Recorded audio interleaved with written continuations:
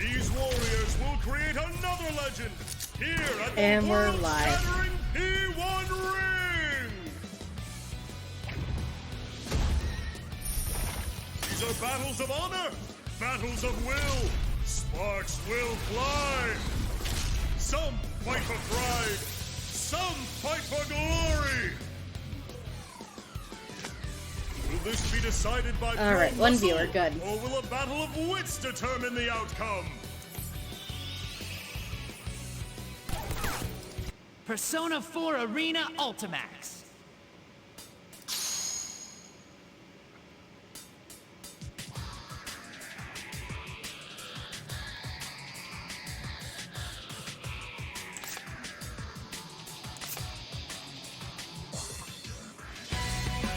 Now then.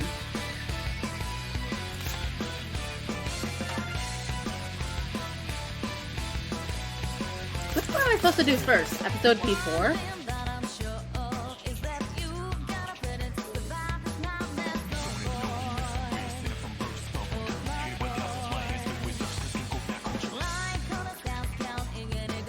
It got some nice music. Not new music though.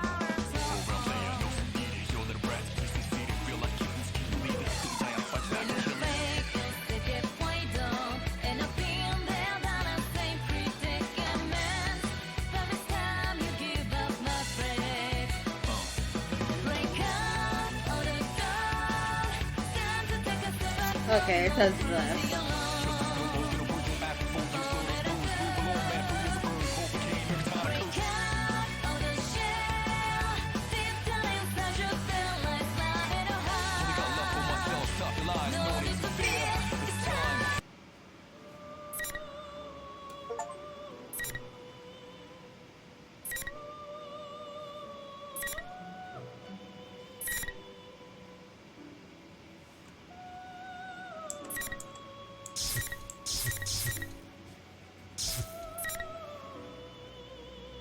We're going for a boy Yosuke. Oh, I'm so tired. What a busy day. Golden Week, huh? The holidays fell on pretty good dates this year. Jeunesse will be open for business during Golden Week 2. Come for our exciting Golden Week events, stay for the low, low prices.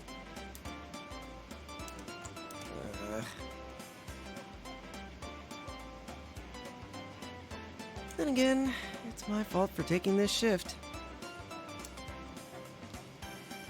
I can yap all I want, but the only reply I'm gonna get is my own echo. I begin to feel lonesome, so I start mopping faster. Such is life for Yosuke Hanamura, a high schooler working at UNES, yet Inaba's only shopping center. I get a lot of crap thrown in my direction because I'm the manager's son, but thanks to dealing with all that stuff, my skills have improved and now I sometimes act as a supervisor. Today's just another day on the job. The city, Yasu Inaba, Inaba City, is a rural country town that doesn't have anything more than rivers and mountains. At least it's got a train running through it. But it isn't useful for commuting to the big city. The place isn't pretty enough to get sightseers either. It's a total dead spot. Really, just coming to UNES to shop is a pastime in itself for the people of this town. Our store carries more than just the groceries and daily commodities. There are specialty shops selling fancy clothes and other stuff, too. There's even a food court with a playground on the roof. We hold events up there sometimes.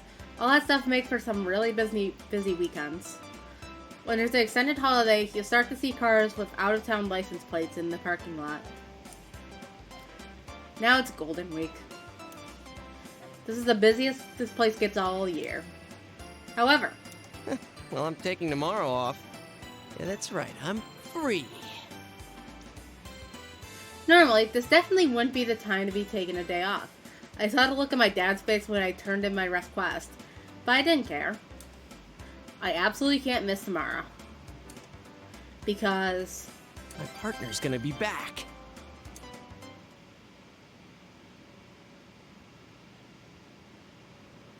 hello, welcome to the Persona stream, definitely.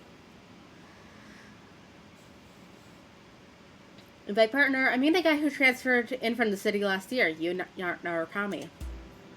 There's a reason I call him my partner, and not just my friend. See, he and I solved a case that happened last year in this tiny little town. And it wasn't some dinky-ass problem like finding a lost cat or anything.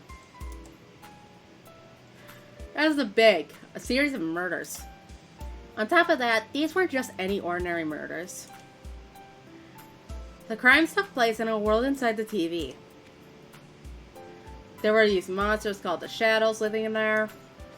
You and I somehow got this power to defeat them, called Personas, and from that point on, we started fighting and investigating. Luckily, we came across allies who also had that same ability, but even then, every day was a fight for survival. Together, we overcame danger after danger. With comrades like these, the word front just doesn't cut it anymore. That goes double for you. I'm indebted to him, and I trust him with all my heart. So partner feels more natural than best friend. Unfortunately, my partner had to return to the city at the end of the school year. But we promised to meet up again during Golden Week. That was 2 months ago. It seemed like an eternity. I couldn't wait. But he'll be back tomorrow.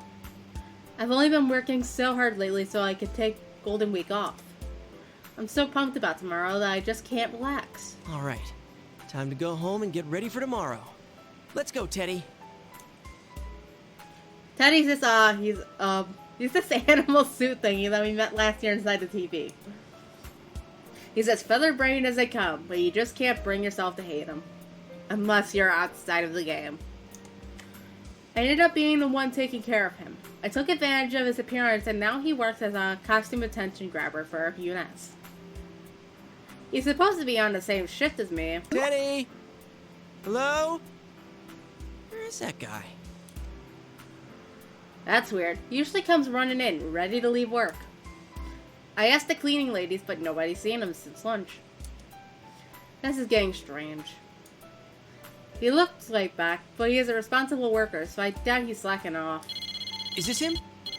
Oh, it's Chie. Yo, Chie, what's up? Oh, I'm glad you picked up. Are you free to talk right now?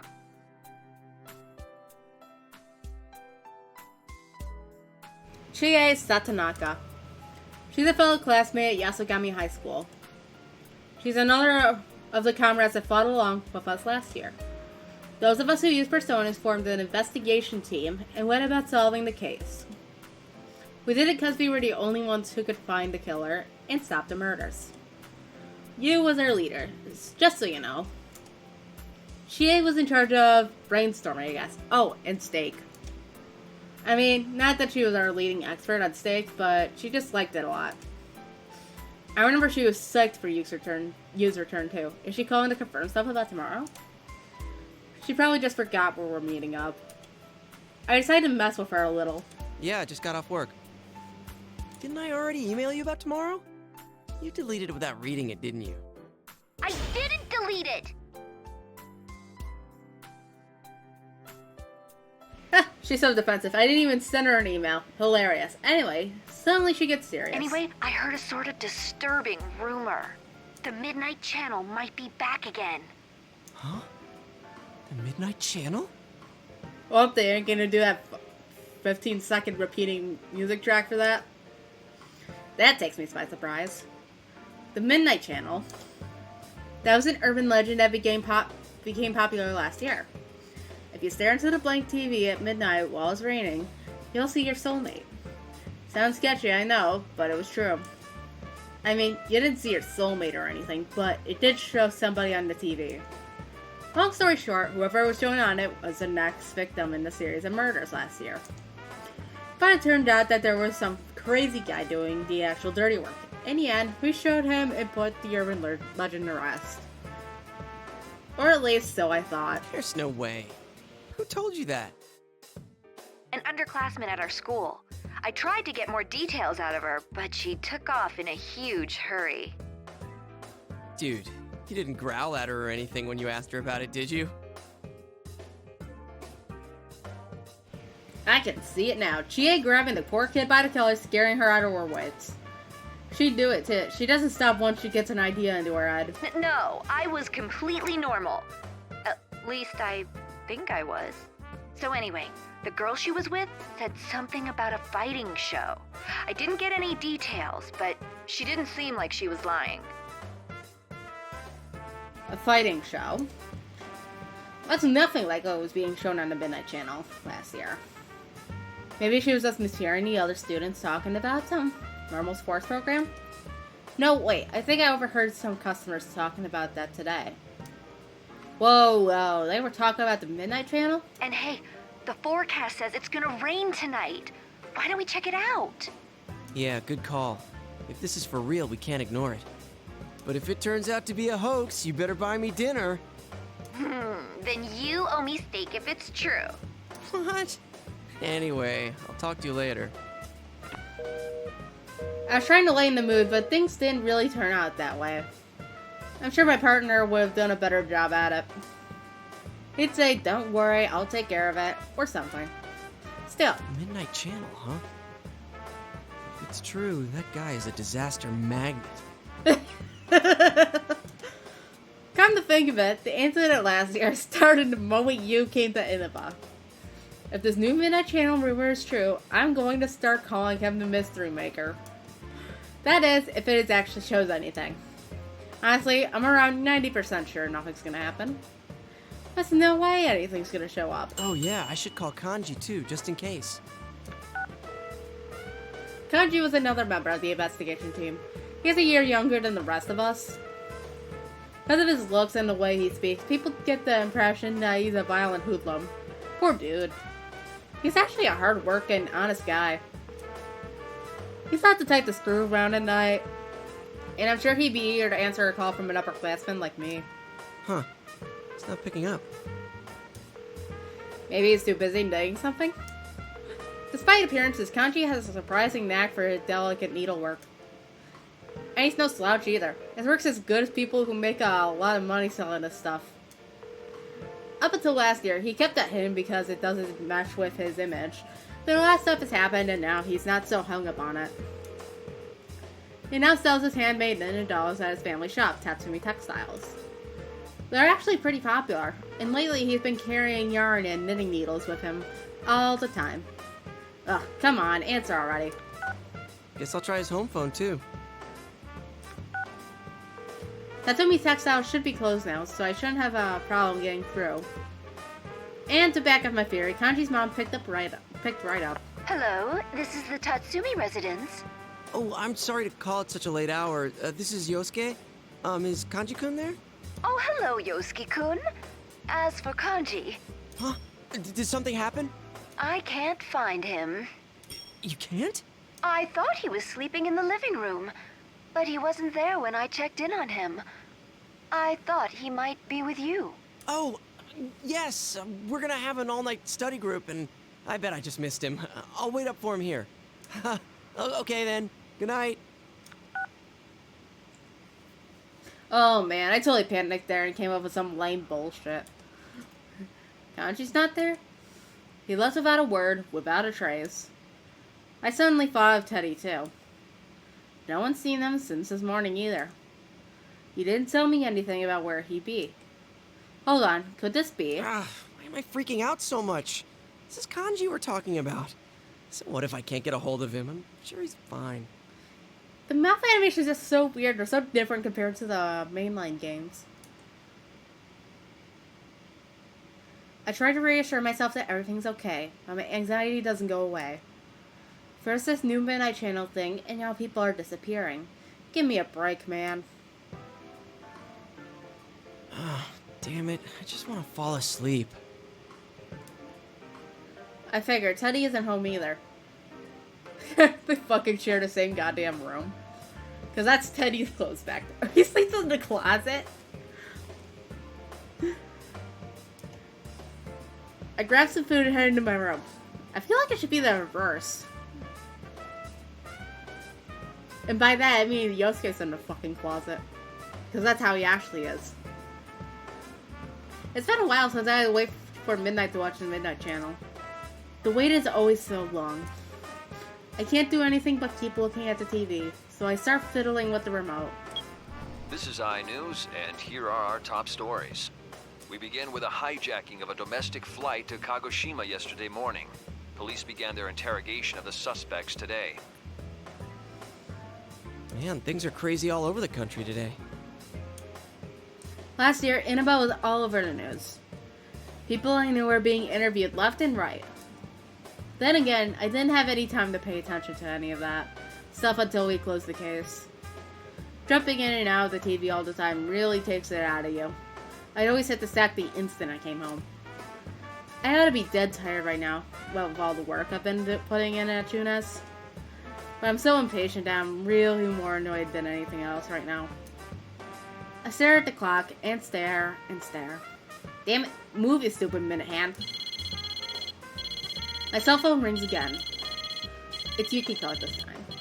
Yukiko Magi, another member of the investigation team, and best friends with Chie. Her perfect poise makes her the center of every guy's attention, but she's definitely not what I consider a ladylike. How can I put it? She's the biggest airhead I know. I mean, if she's what every dude in Japan wants, I think we're all in for some trouble. Ignorance is bliss, and to judge by all the guys who are after her based just on her image, I really think that's true. But you know, I also think that the Yukiko I know now is better than that misplaced ideal. Because her family runs an old high-class hotel, she has pressures that other people can only imagine. But deep down, she's just a normal girl with real feelings. Like I really know what I'm talking about. If Yukiko heard me saying this, she'd kill me. Probably by making me eat her cooking. Her curry tastes like something that I'd have to pass a law to prevent people from never discovering again. Yosuke-kun? Good evening. This is Yukiko. I got an email from Chie a moment ago. Yeah, she told me too. About the Midnight Channel coming back, right? Sheesh. Bet she was half asleep when she emailed you.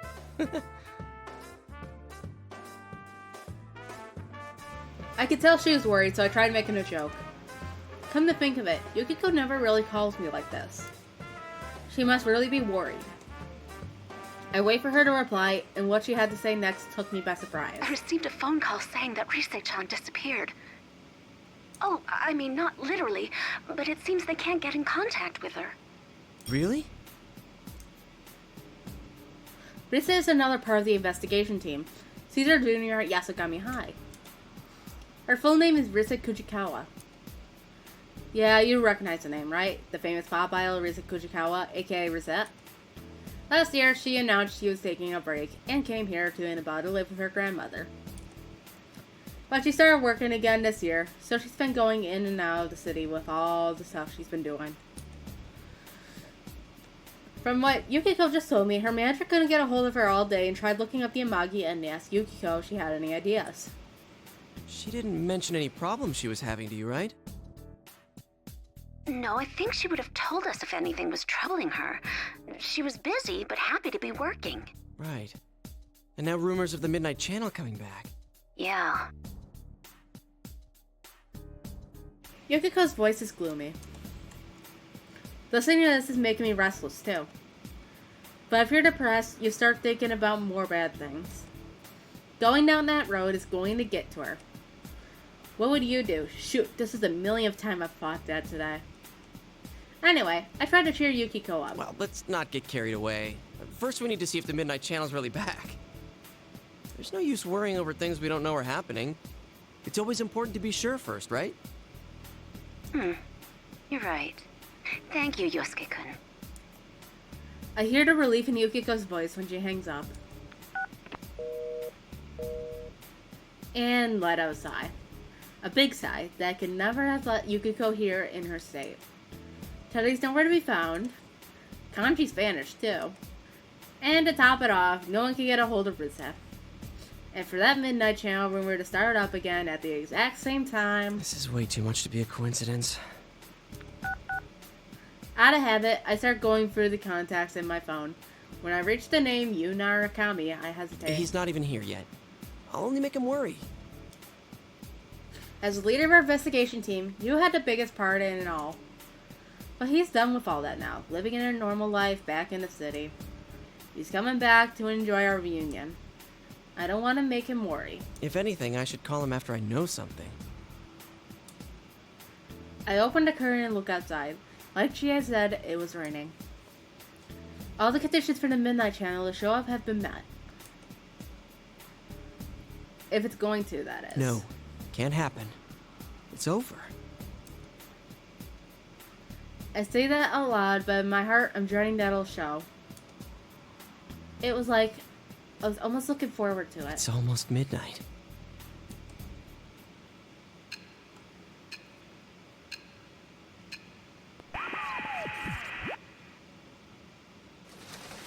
Rivals. They are friends, yet powerful foes. The desperate fighting program amongst high school students. A new legend is about to start.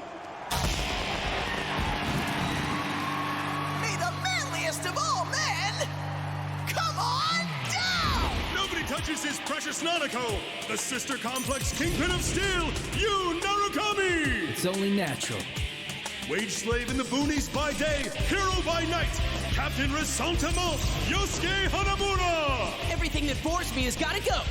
A spunky dragon with deadly legs, the carnivore who's discarded womanhood, Chie Satonaka! You need to eat more meat! Please escort me to the ring, my prince, the unconquerable Snow Black, Yukiko Amagi! I'll finish you in one strike! Blooming roses and bulging muzzles, the blood-curdling beefcake emperor, Kanji Tatsumi! Deep into realms of romance, the body of a child, the brain of a genius, the 2000 IQ killjoy detective, Naoto Shirogane! Is this an army of idiots? Fight and survive towards the one throne waiting at the end! The P1 Grand Prix where fierce fights will be fought! The battle begins tonight!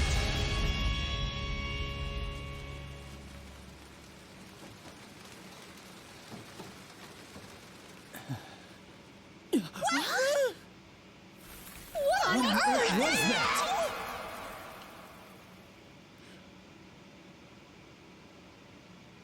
What the hell?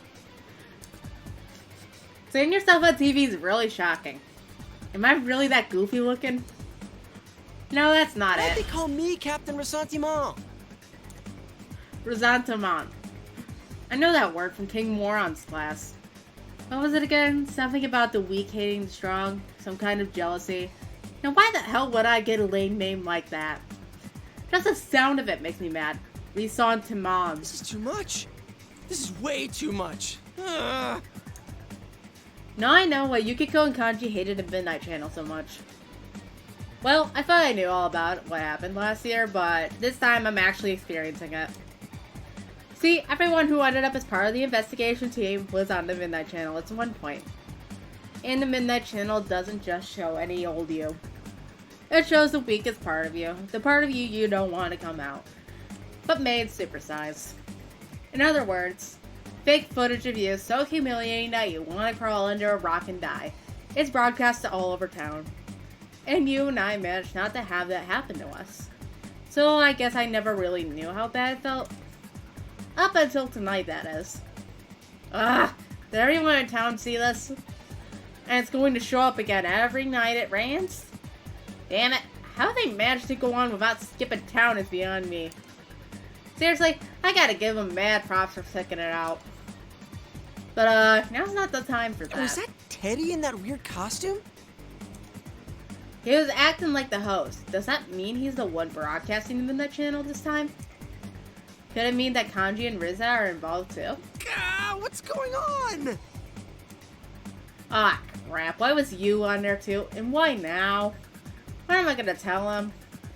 He comes back for the holidays and everyone's gonna be, oh look, it's the sister complex kingpin. That's messed up. Should I tell him not to come? Wait, what can I tell him at all? Knowing me, I'll accidentally call him that myself. I know I'll at least say that he has a sister complex. I won't be able to help myself. Shit! As I wrestle with confusion, the sudden sound scares the living crap out of me as I panic for a second. Get it together, Yosuke. You're third year. Who could be calling me now? Aw, hell nah. Of all people, it had to be you. What should I do? Tell him? Don't tell him? I reflexively hit the answer button before I figured out what to say. Hello, this is Yosuke. Yosuke? He's suspicious of me. Like, really suspicious. I nervously passed the phone from one hand to the other several It's times. nothing. I just freaked out when you called all of a sudden. Yeah, that's it. What's up? Hey, when do you want to meet? That's not why I was calling. I know how it sounded, but Yu's voice was calm. Wait, is he laughing at me? I saw the Midnight Channel. You saw it too, right? Huh? My mind went blank. How do you see it? Isn't it a local thing? Don't tell me it's a nationwide broadcast now. Did Teddy not tell you? Since we're meeting up early tomorrow, I decided to come today. Maybe he sensed how bewildered I was, since he explained everything so calmly. I see, so Teddy disappeared before he could tell me Yu was coming today. I'm still trying to piece things together as Yu continues. I figured you wouldn't think I could have seen it, so I gave you a call. Well, I assumed you weren't here yet, so I didn't want to rely on you. You haven't changed. Oh, I could tell he's a little angry now. I can just see him shaking his head. I bet he could tell why I'm acting nervous right now. Damn, this is embarrassing. So how about it? You're not gonna leave this be, are you, Captain Resentiment? Why'd you zero in on that part? Did you see how they called you a sister complex kingpin? Mine's not that bad. You think? Jeez, he's so forgiving. That's just like him. Man, I really feel like an ass now. Oh, I ought to tell you, that program's not the only strange thing lately. Teddy, Rise, and Kanji aren't here either. They disappeared. When I put it all in the words like this, it sounds a lot worse than it had when I was thinking about it. I can hear a hint of tension in Yu's voice. All right, we should get together tomorrow like we planned. Yeah, at the Jeunesse food court. Welcome back, partner. It's good to be here. Talking of Yu takes me back. Calling him partner was kind of sappy, I guess, but he takes it in stride. I suddenly feel a lot less confused now. He's someone. Decisiveness, confidence, he's got strength that I don't. My wandering eyes happen to stop on my desk drawer. My career choice application is in there. It's well past its due date. Oh, right. Sorry to say, I forgot to pick up your souvenir. A souvenir? Don't even worry about it, man. You sure? I thought you were really looking forward to it. Those nurses. Nurses? I have a bad feeling about this. Warning bells go off my head before I can figure out what's going on. Yu had sounded so calm because he was trying to hold back laughter all this time. Yeah, Teddy asked me to get it for you. He said you were crushed that they got burned. Oh, wait, this is all... I didn't know you were into nurses. Shut up! That's enough! Damn it, you're trying to wind me up, aren't you? Stay home, you jerk. But I'm already here. Well, I'll see you tomorrow. I hang up, barely resisting the urge to throw the phone across the room. Okay, no panic. I need to call Chie and tell her about the plan. How am I supposed to look everyone in the face tomorrow? As if it was reading my mind, my phone goes off again. Lo and behold, it's Chie calling. Anyone can see what's coming next. Hello? What the hell was that carnivore who's discarded womanhood crap? Chie's raging at the top of her lungs. Ow! You almost blew out my eardrum. I haven't discarded it! I haven't! You hear me? I let her blow steam for a bit. Once in a while, I have to check to make sure I haven't actually turned on the speakerphone. She's that loud. I mean, I know the feeling, but can you please calm down? Once Chie gets tired of complaining and hangs up, my fears and exhaustion are blown away. I don't know what's going on yet, but I'm gonna find out. Then I'll crush whoever's behind us.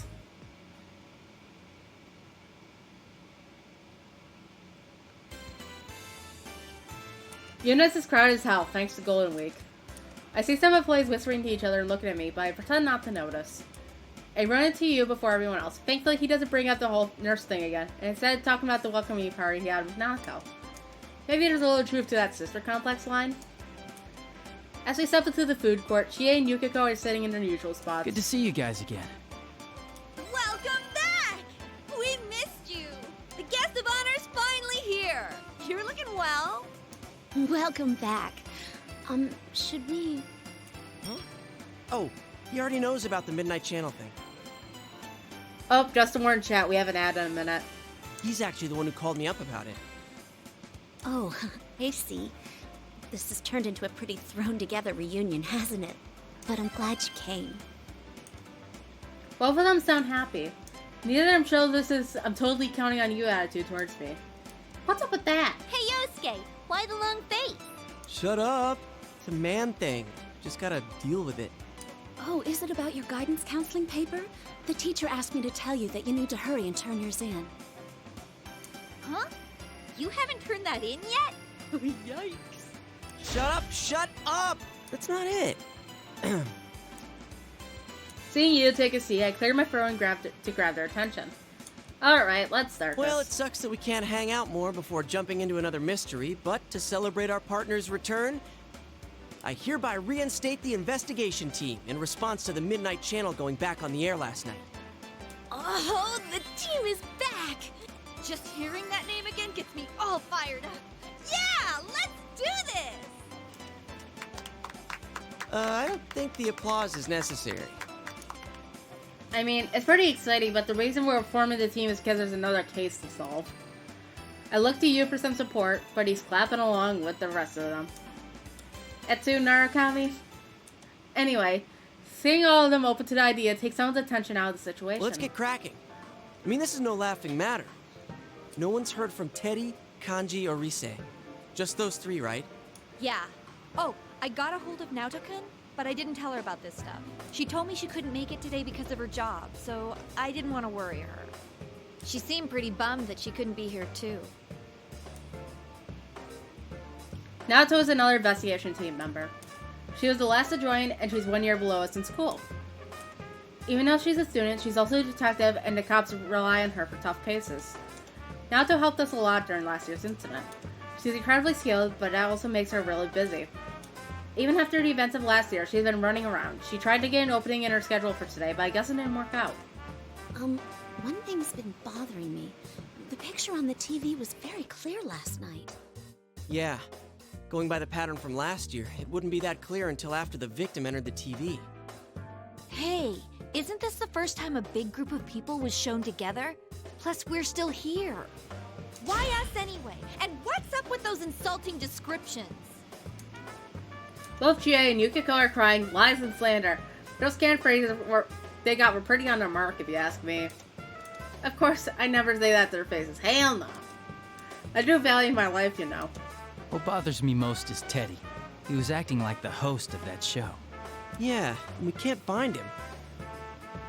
This smells fishy. Then again, I doubt he would play a prank like this for no reason. I agree there. We don't have much choice except to ask Teddy what he's doing. I guess we'll just have to go inside the TV and find out what's going on.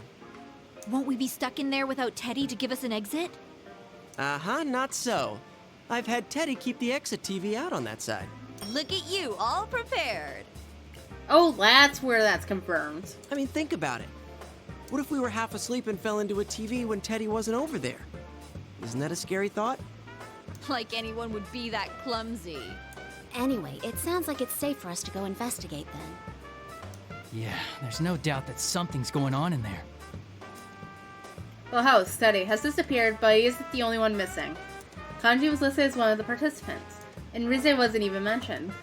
We're just gonna have to jump into TV and investigate. You gives the order. Is everyone ready? We're all good to go.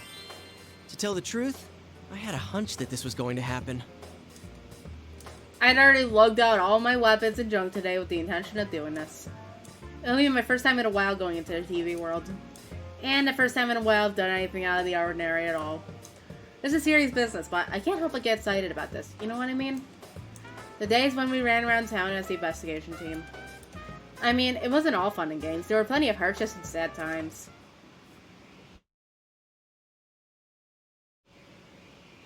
But I learned a lot of important stuff because of them. It changed me. I've never felt so fulfilled in my life. So it makes me wonder, what about this time? Is something like that waiting for me? Something that's gonna change me. Man, what am I thinking? I shake my head and focus on the task at hand. We don't know what lurks inside the TV. Negligence could be theft. I leave the food court with the rest of the investigation team.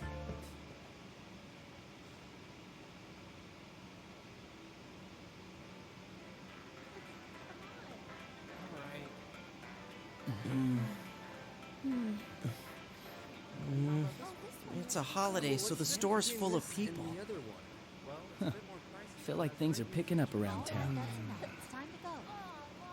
Hello. All the models are on sale right now. You know, it's been a while since last time. I'm a little nervous.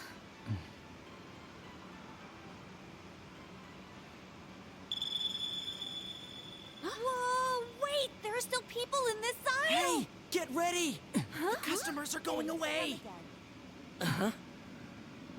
Mm-hmm.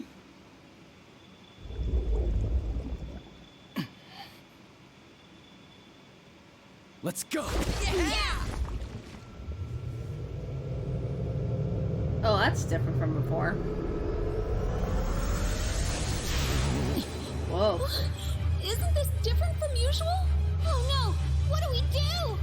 What can we do? We can't stop now!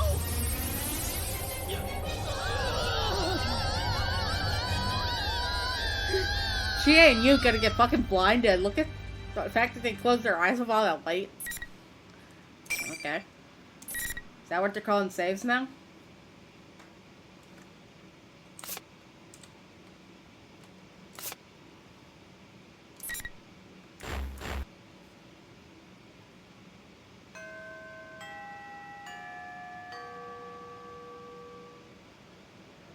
I could hear a lot of people talking from far away. Where am I? I'm at a desk? I raise my head slowly to find myself at the same old desk with the sunset filling the room. Man, my mind is thinking straight. Wait, what was I doing? Shoot, did I doze off? I should hurry home and get to work. What the? Welcome to the chat, Alias. All of a sudden, I hear sound of cheering echoes from outside. The students in the classroom all join in the cheering and rush out the door. The hell? Seriously, what is going on? I run to the window and look down into the schoolyard. The area in front of the school gate is swarming with students. What's going on? I look around, but there isn't anyone left under a mask. I don't want to be the rubbernecker just because everyone else is.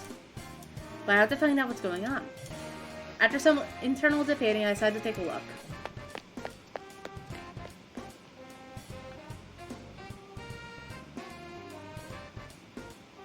There's a giant crowd at the school gate. The gate itself has some funky decorations and a big-ass sign. He won Grand Prix? I've seen those words somewhere before. But where was it? Where did I see it? My mind's a little hazy, I can't think. Isn't that Gekko-kan? Because Yasogami looks like shit compared to Gekko-kan. And that's a lot more fancy than I remember Yasogami being. Whoa, now what? Do you think it's funny, causing a commotion like this at school? I better see everyone involved in this heading home right now! I turn around and look at where the whistle came from and see a female student standing there holding a megaphone. She has a long ponytail and strong-willed eyes. Damn, she's real hot. When did a girl like this end up at our school? And how did I not know about it until now? She really stands out, but I don't think I've ever seen her. Where did they get this huge set? Some people are always up to shenanigans. I can almost see the anger baking off her. She definitely has a lot of spirit. And yet, none of the other students have so much as turned around. She gets ready to blow her whistle again when our eyes meet. Hello. Oh, it's you. That Grand Prix contestant, Yosuke-kun. I mean, Captain Ressentiment. Oh, right. I remember now. That P1 Grand Prix that showed up on the Midnight Channel. Used the Sister Complex Kingpin, and she is the Carnivore. Now I'm Captain Ressentiment. What a fantastic nickname. I just want to go kill myself. Who the hell came up with this crap? What the heck is a P1 Grand Prix anyway? Don't tell me it's being held at school. You're fessing up to being part of it, huh? Well, listen up. You better cut this crap out quick. The student council didn't approve this. She has such a country bumpkin accent, I love it. Huh? The student council? Come on. Don't tell me you don't remember who your student council president is. Student council president? But in a prominent position like that, there's no way I wouldn't remember her.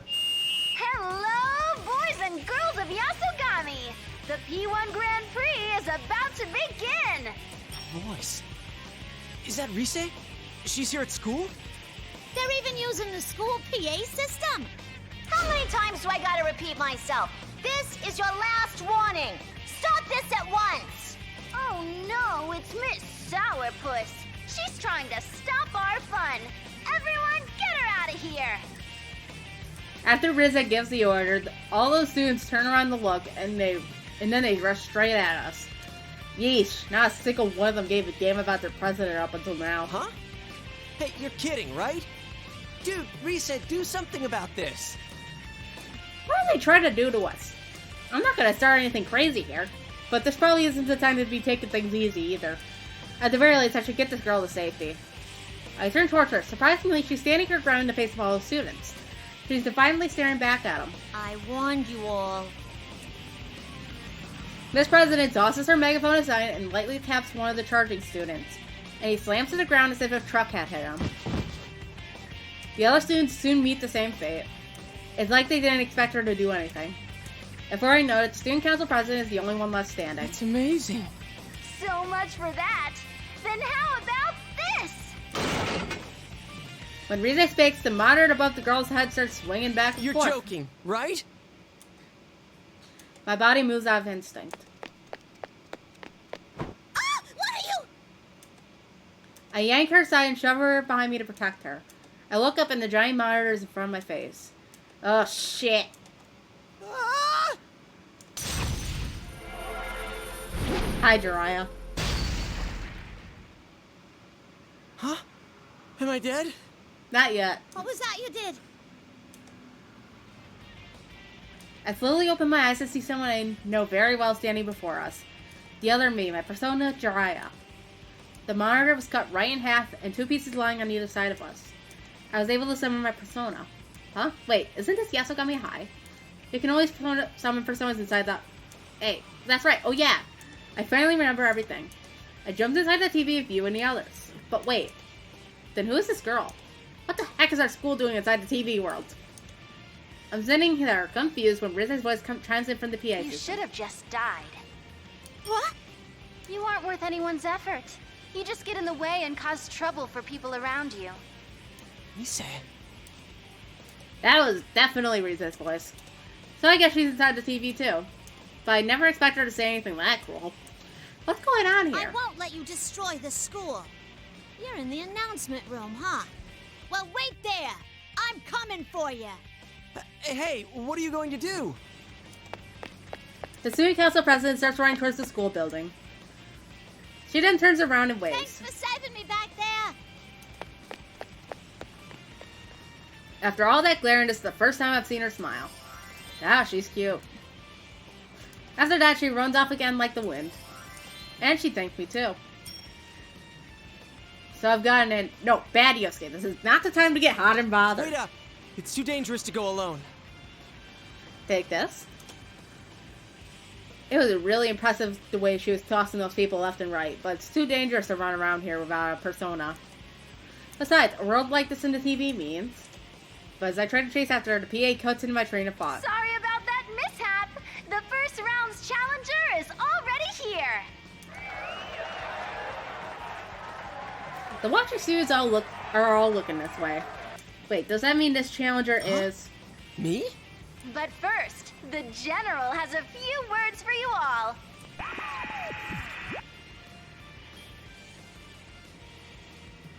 Ah, shit, it's Monokuma. A nearby monitor turns on. Teddy is on. This day has finally come! I'm proud to announce the opening of our very own P1 Grand Prix! Teddy, you bastard! What are you doing? You disappeared and we... Bring out his opponent! Hey, listen to me!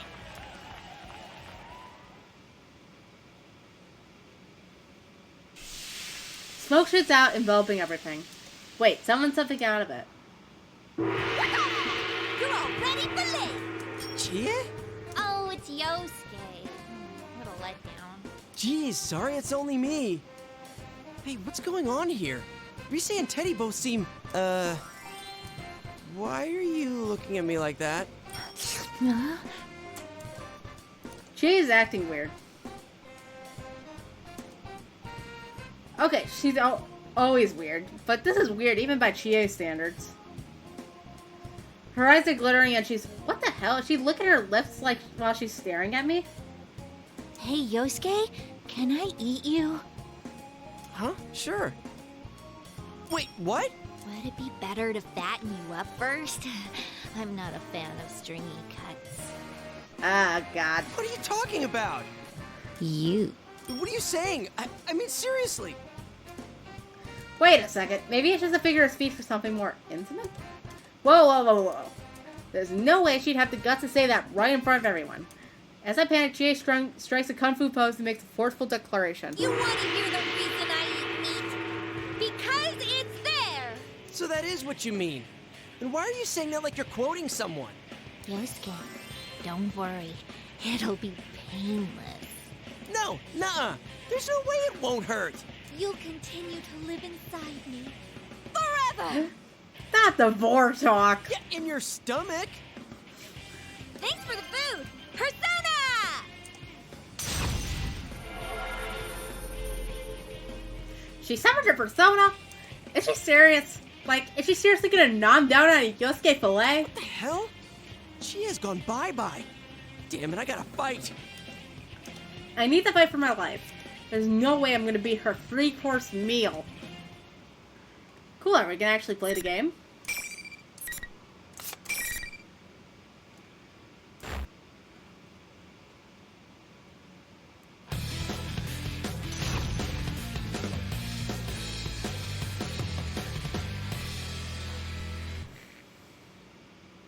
Finally. Fight! I don't even know how to... How do I play this game? Throw it in here, me in here with no instructions. My game's breaking. It's breaking. Come on. Come on. I don't know how to play this game. Why is it? Do I? Good night. Good night. Good night. How do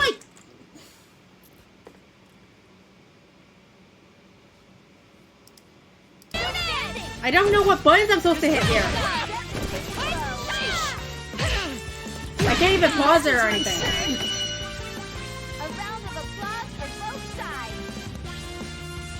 I literally had no idea what I was doing.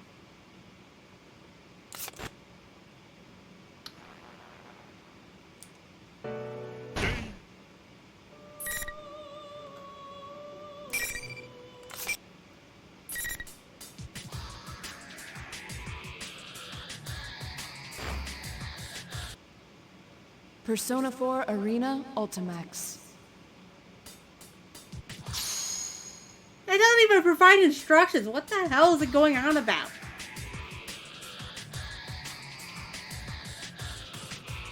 It shows a game controller in the corner. Should I just use a game controller?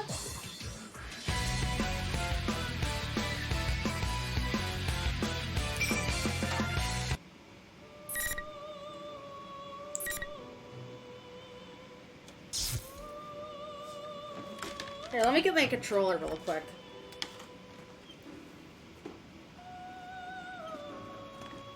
Also,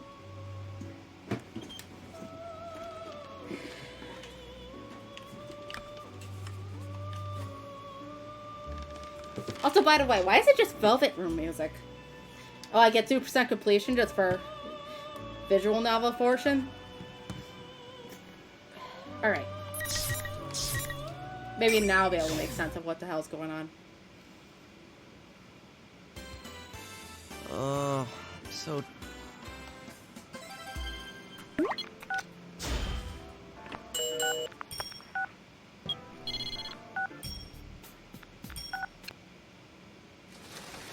Rivals. They are... We can't skip this at all. Oh, there we go. Oh wait, I can just...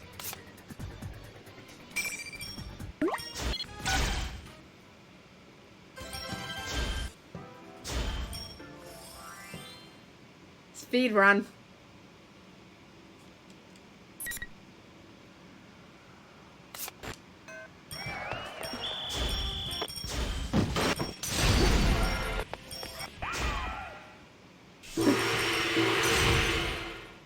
Skip the 4 cutscene. Alright. Let's try this again.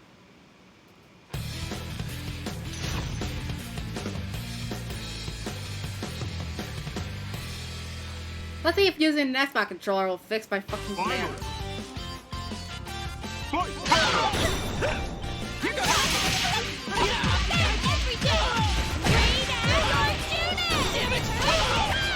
Damage, go, Jiraiya! Come on.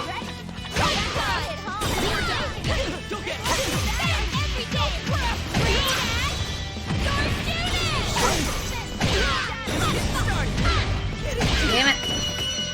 Okay. What the hell is that pose? Victory is theirs.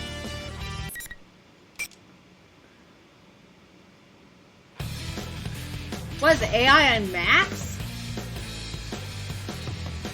I don't know how to do fighting games. What the fuck? Finally.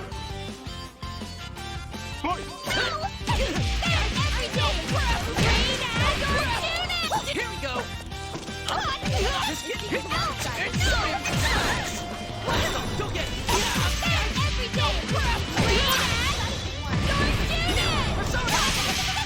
Go get it! Sorry!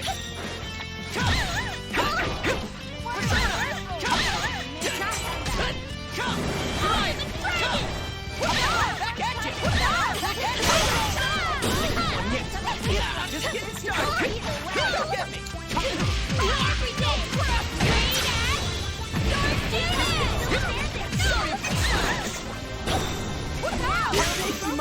I tried. I almost got her that time. His fucking pose when he fucking dies.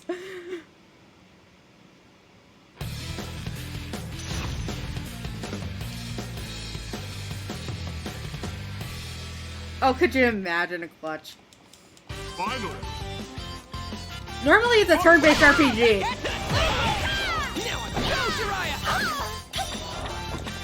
Still up!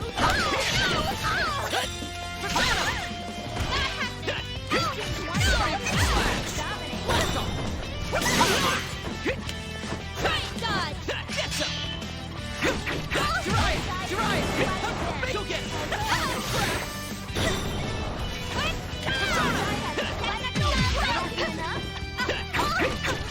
Persona! Go get it! Sorry about that! Go get it! Here we go! Go, Jiraiya! Sorry about this! Here we go! What am I even looking at? Go, Jiraiya! Just getting started!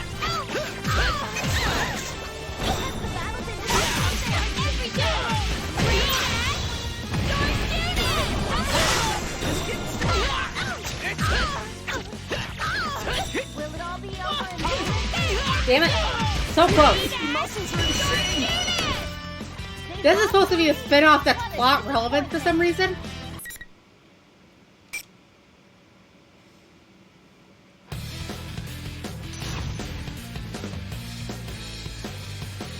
I don't know how to play fighting games. I don't fucking play fighting games. Yeah, plot relevant.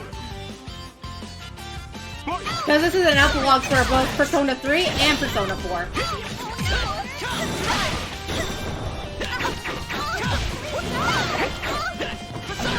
Crap, go get it! Sorry about this, kid! Sorry about this! What the fuck am I doing?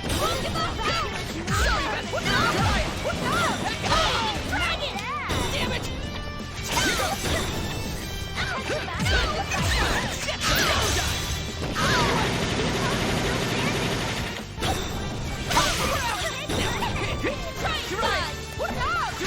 such a wood?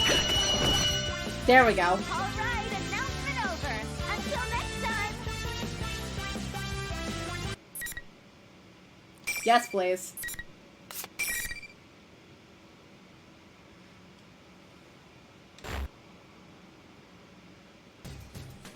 Ugh, I beat her. What the hell was with her? Not even Shadow Chie was that cracked up. I know, right? What's the matter with Chie? Does she go bonkers when her state gauge reaches 0 or something?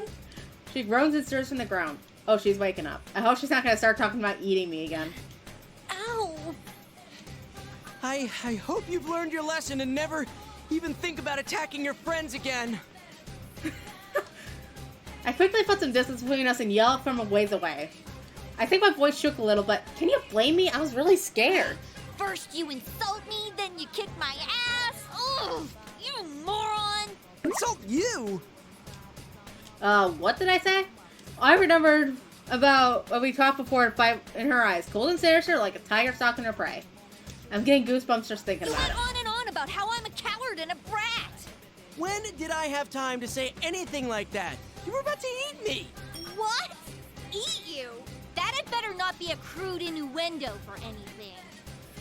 He thought it was for like half a second. I meant it exactly how it sounded. I was scared to death of you, stupid Chie. What? You're stupid for calling me stupid, stupid Yosuke. See, that's something a brat would say. There you go again. You're the brat for calling me that. Aren't you done fighting yet? The monitor turns on. Teddy looks annoyed. Hey, we're the ones should be annoyed with you. We're done. Sheesh, what's up with this? Come on, head over to the school building. Your next opponent's waiting. I'm not doing this anymore. You're obviously fine, so I'm going home. But you can't. Chie-chan lost, so she can't even move from that spot. Huh? Ow! There's something here. Chie ignores Teddy and starts walking away, but suddenly sits down and clutches her head. Huh? No one gets to leave until the tournament's over. Only the one who fights to the bitter end and is crowned victor can earn freedom! Good luck! He sounds so much like fucking Monokuma with that good luck. The camera randomly zooms in on Teddy giving a thumbs up, and then the monitor turns off. Damn that Teddy. You have to actually do stuff before you can start with the fancy camera work. Stuff like, oh, I don't know, explaining what the hell's going on here. While I'm staring at the monitor, I can hear Chie yelling in the background. What's she doing? Yeah! Chie is doing jump kicks, but every time she does it, she stops before she lands. What the? That's a neat trick. Is it like pulling punches but in midair? Whatever it is, she's pretty good at it. She notices that I'm staring at her and turns towards me. There really is a wall. A wall? I try walking through the spot where Chie keeps getting stuck. Nothing. Chie looks surprised and tries to follow me, but... Wow, it looks like she really can't pass through. Is this what Teddy was talking about? Only the victor can go on or something? Since when could he do fancy stuff like this? And he said that nobody gets to leave until this tournament is over, huh? So we don't have a choice but to go along with this? Well, guess I'll be going then. There were 4 of us who came in here, so at most I need to fight 2 more battles, right? Are you gonna fight Yukiko and Yukon then? Of course not. The only reason I fought you just now is because you attacked me first. If there has to be a winner and loser, I'll just forfeit as soon as the battle starts. If I find Teddy along the way, I'll deal with him too. Oh, good idea. In that case, don't be so harsh on your next opponent before the match, okay? You're the one who was doing that. I hope you don't start eating things off the floor when you get hungry.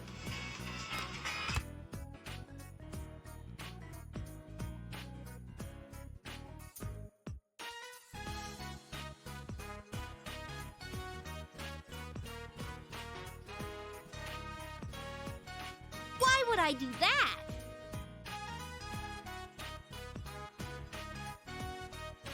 I'll be waiting, so be careful.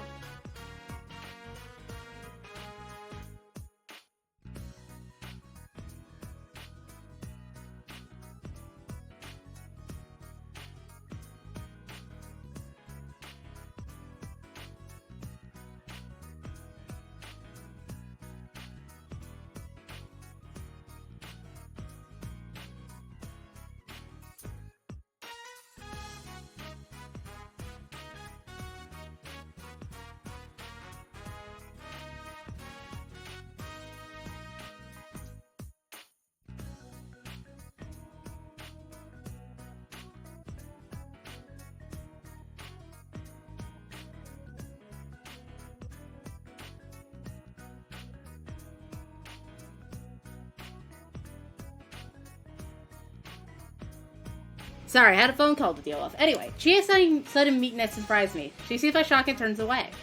Ah, she feels helpless. It's like that one time you and I left for a buying while we went to the TV. There's no guarantee that we make it back, and she's still waiting for us. When we finally returned, she was so relieved she started crying. The same thing's happening here. Chia.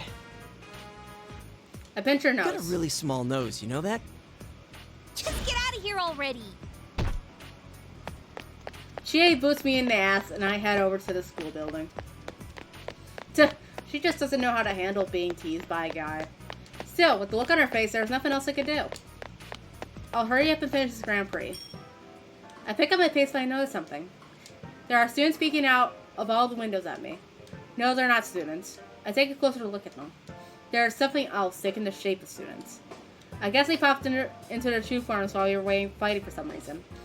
They're like silhouettes, or are they shadows? But they don't really look like monsters. And I don't really feel like they're hostile. I mean, they're not particularly doing anything either, they're just standing there. Are they just extras Teddy made for this drama of his? If they're not any danger, then I guess I don't have to figure them out. Still, Fred or not, they're still pretty damn creepy. And if there are things like shadows around here... This is definitely inside the TV. What's going on? Why is it a school? Damn it, I don't get this at all. I have doubts, but I keep on running.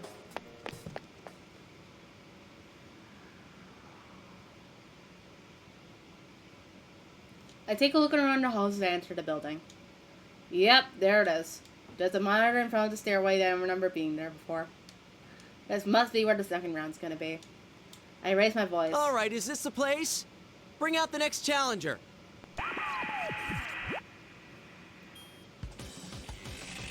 As if in response, the monitor turns on and Teddy's stupid costume fades in. Hey, that's my line. Jeez, stop throwing me off like that. If you don't stop this prank soon, I'm going to make your next shift a living hell.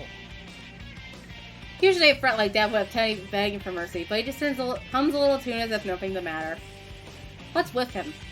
Not just Teddy, Riz is helping him out too. Wait. This all be a surprise for you? Sensei's coming back, so I thought this cool surprise party started by I forgot to tell you. That sounds like him. That sounds so like him. After we solved the case last year, the TV world turned into a safe place, so... I guess I could see that, but why would Teddy really make us Bring fight? up the next challenger!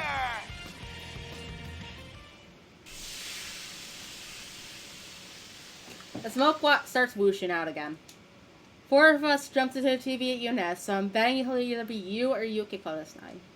But if this is a surprise party for you, then it should be... Yosuke-kun! Alright! Hey Yukiko, I want to ask you something. Is this some kind of surprise party? You guys didn't tell me anything about...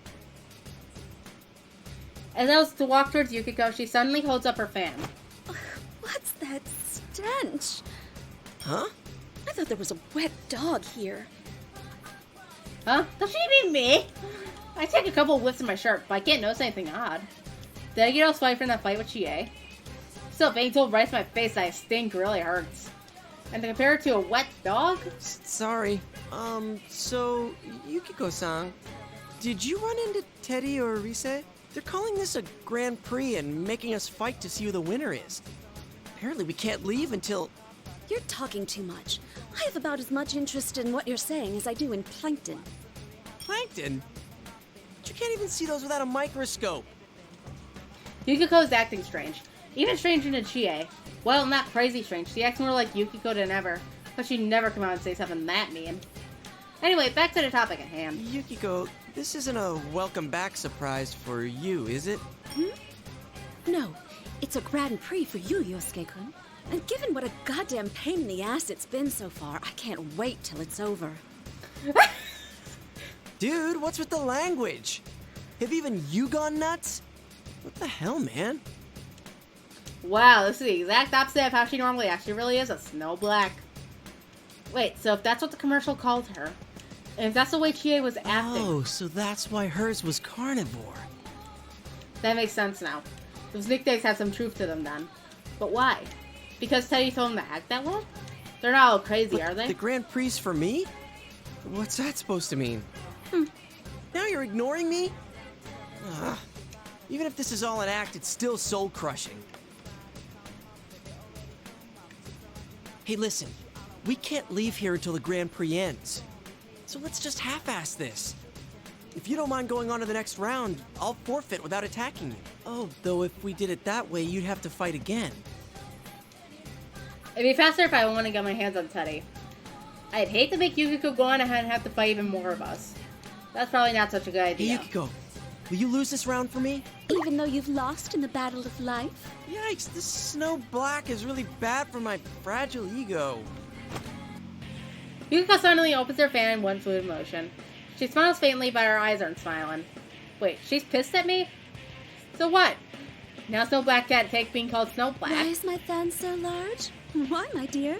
The better to shut up that filthy mouth of yours. That's the wrong fairy tale. Oh, fine. I'll end this as quick as I can, so bear with me for a bit. Wow, things are starting to heat up. Let's get this battle started. And with the pigtails too? Fucking Juko-ass Rise? Dang it, Rise, quit goading her on.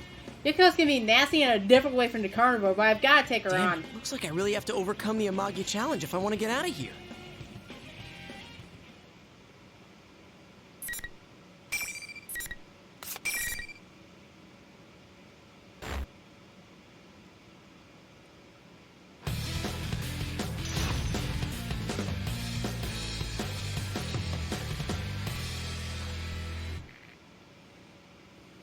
Finals. Fight! Here we go! You're mine!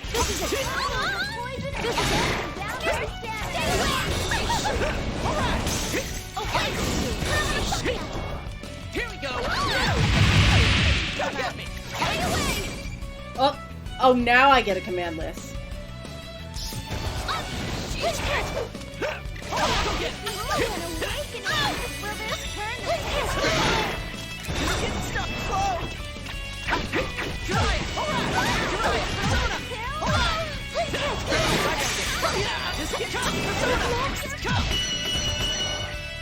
A round of applause for both sides. Awesome.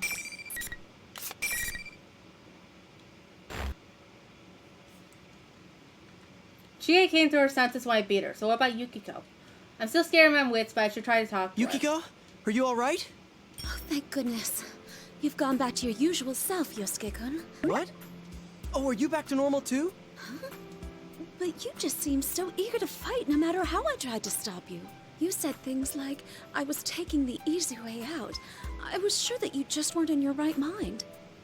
You noticed that Tere and Rise-chan are acting strange too, right? I think maybe they're under the enemy's control. That doesn't sound good. Crap, so this is internet? They're being mind controlled or something? That explains a lot, actually. Damn it, some surprise party. Still, Teddy's controlling people? Or is it Teddy being controlled by someone else? Control? Who could make them act that weird? No ordinary person could pull that off. And why would they do it to start a stupid tournament like this?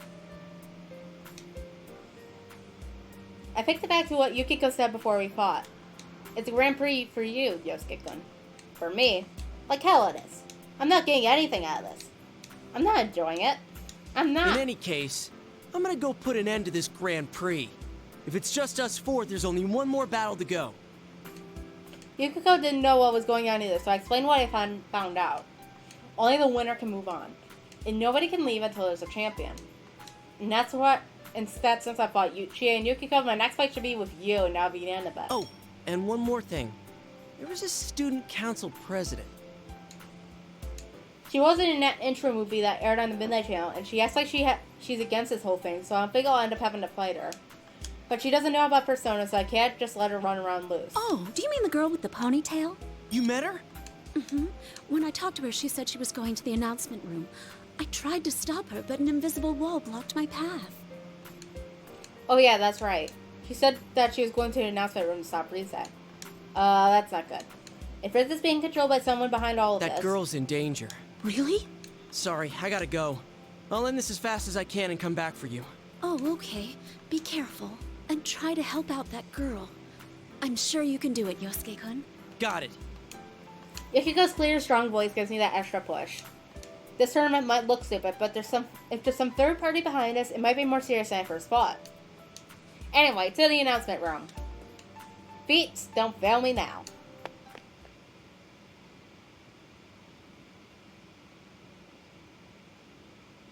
Damn it. It's supposed to be pretty easy to get to the announcement room, but thanks to all these stupid invisible walls, I have to take the scenic route. I finally managed to make it to the second floor. If I keep going straight, I'll get to the stairs and I'll be right there. Miss President! I found her. I could see her running up ahead, her long ponytail trailing out behind her. But there's another shape door next to her, a round familiar one. Over here! Teddy! Damn it, was I too late? I tried to catch up, but I end up slamming into an invisible wall and falling to the ground. Ow, it felt like my butt cracked. As opposed to it being uncracked? Come on! Don't pull me like that! Miss President, are you okay? Let go of his hand! That bear's not in his right mind! I shouted out, hoping that I could at least get my voice to reach her, but the two of them disappeared for the emergency exit at the end of the hall. I knew it. She might be strong, but Miss President isn't a match for Persona-toting Teddy. She has to have been captured. He's definitely being controlled. Teddy's not the type to kidnap a girl like that. Or, I think. I mean, he wouldn't do anything if she didn't want him to, at least. Where's he taking her? Is he up to something? Then it dawns on me. Huh? If that girl doesn't have a persona, how did she get in the TV world?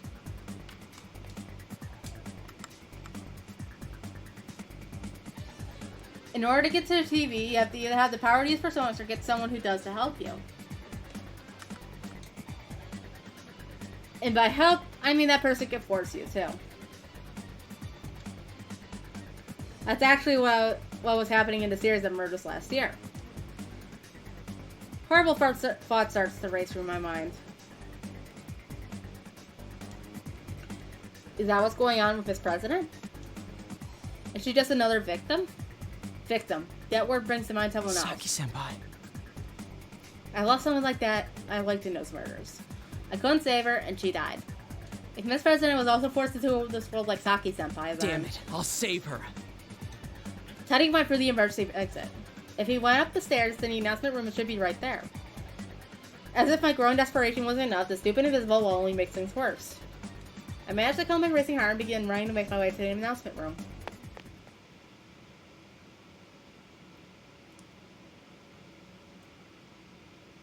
While avoiding the walls, the next spot I managed to make it to was the music room.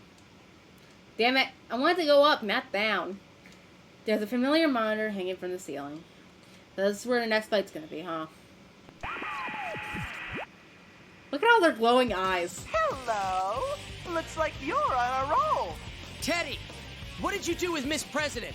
Aw, how nice of you to worry about someone else! Can't let your guard down in this battle. Come on, bring out the next challenger!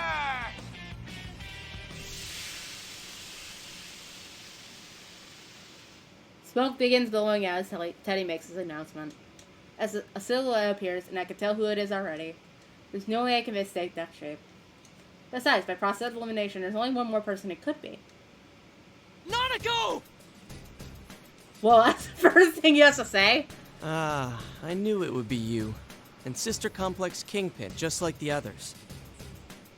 Yep, good old you, my partner. And his embarrassing nickname. Then again, Nanako-chan always was precious to you, so... Yosuke, it's true that this is a battle you have long desired. But I have something I want to say first. A battle I long desired? I thought that there would be no reason for us to fight. Until now. Huh? How dare you? Calling her Nanako-chan in that intimate way! Oh no. Yes, sir! I'm sorry, sir! He looks ready to kill me. If I was deep as I can, so I don't have to see his bloodshot eyes. Oh god, it's horrible. If only I had a camera so I could show him this later. Forgetting Nanako-san for the moment, it seems like there's someone here besides us. She can't use a persona, so I thought maybe she was dropped in here. You? Yu's eyes turn dead and he raises his sword. Why would you forget Nanako? That's ridiculous! I mean, come on, Nanako-chan. San really likes you no matter what. She's always telling me how you're such a nice big brother and how you're so cool. I just want him to calm down so he can talk. Maybe I'll avoid talking about Nanako. I can steer this conversation in some other direction. Yosuke, enough. You always talk to Nanako? Why? Where? What do you mean by always? What was the precise date and time when you spoke to her? Oh crap, I was lying. I'm sorry. What? You were lying? Are you saying that Nanako doesn't like me? That she doesn't think I'm nice or cool at all? Why are you so hung up on that? For heaven's sake, I'm getting really sick of this crap. So let's just fight. We'll get this over with, okay? And then we can both calm down and talk like rational people. I'm not gonna hold back at all. I know you can take it. Anyway, here goes! If he's not gonna listen, I've got no choice. I'll get him to fight me and bring him back to his senses. It's a better use of my time than trying to talk him down anyway. Sorry, Nanako-chan. Ha! That Nanako-chan! What a dummy, right? That's it! Your life is forfeit! Alright, just as planned. I'll fix you up, partner. But damn, his eyes are scary. I'm more concerned about the eyes in the background. What the fuck is going on back there? They're all glowing.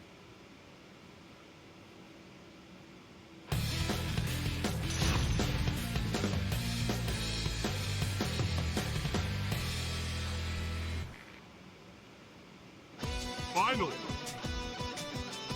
Fight! You're mine! Crap! Easy enough! You're mine! Go get it! I can do it too! Here we go! Here I come! You're mine!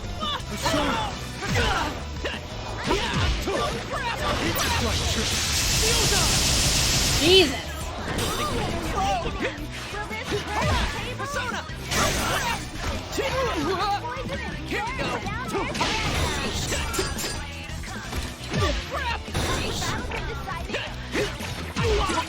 I'll show you, man.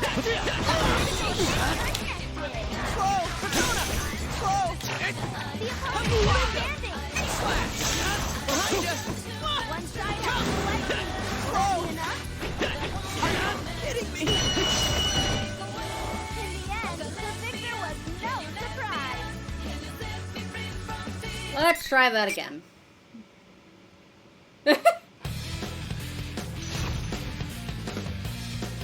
I like how his date of birth is fucking anonymous. Like, he has no fucking date of birth. Like, when was this fucker born? We have no idea. He just showed up and out of thin air one day with a wild card toe. I can do it too! Here we go!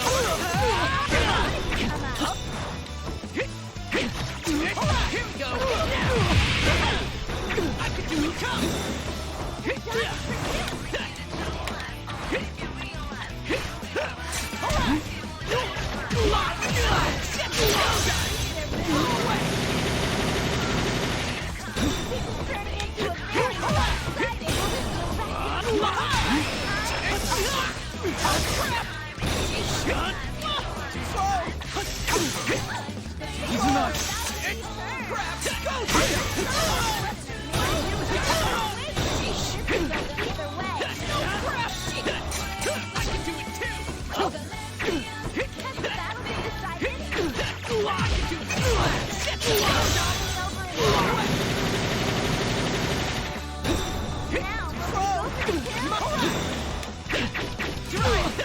Still no match for you. Man, so close too.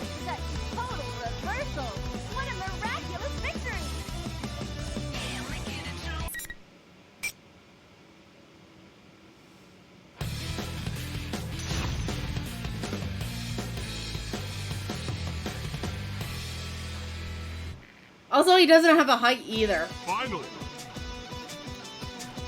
Nope, they can't tell big about this man.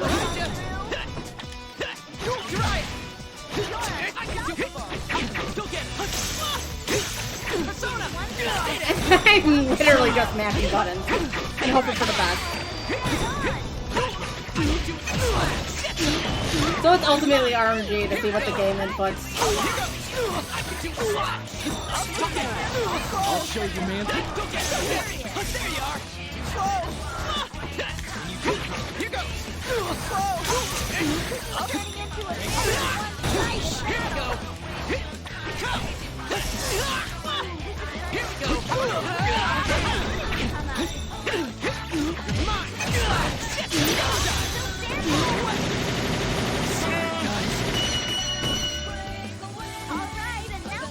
He's fucking dead.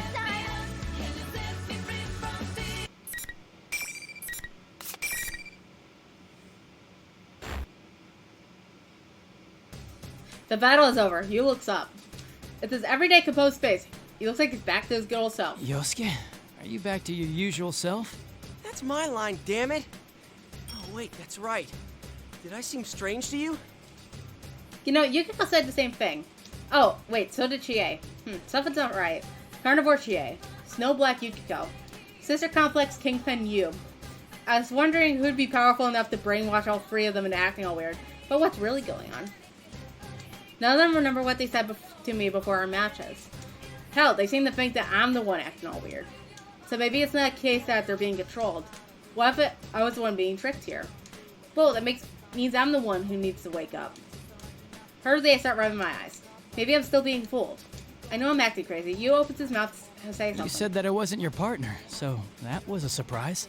Think I'd ever say that. Yeah. Oh good, he's relieved. It doesn't show on his face, I can tell. I guess we're okay now. The Yu and Narukami I know is the one sitting right in front of me.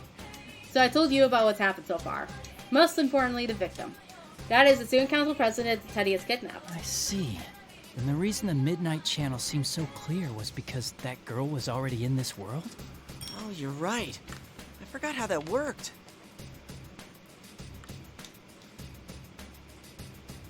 He's right, there are two ways that the Midnight Channel appears.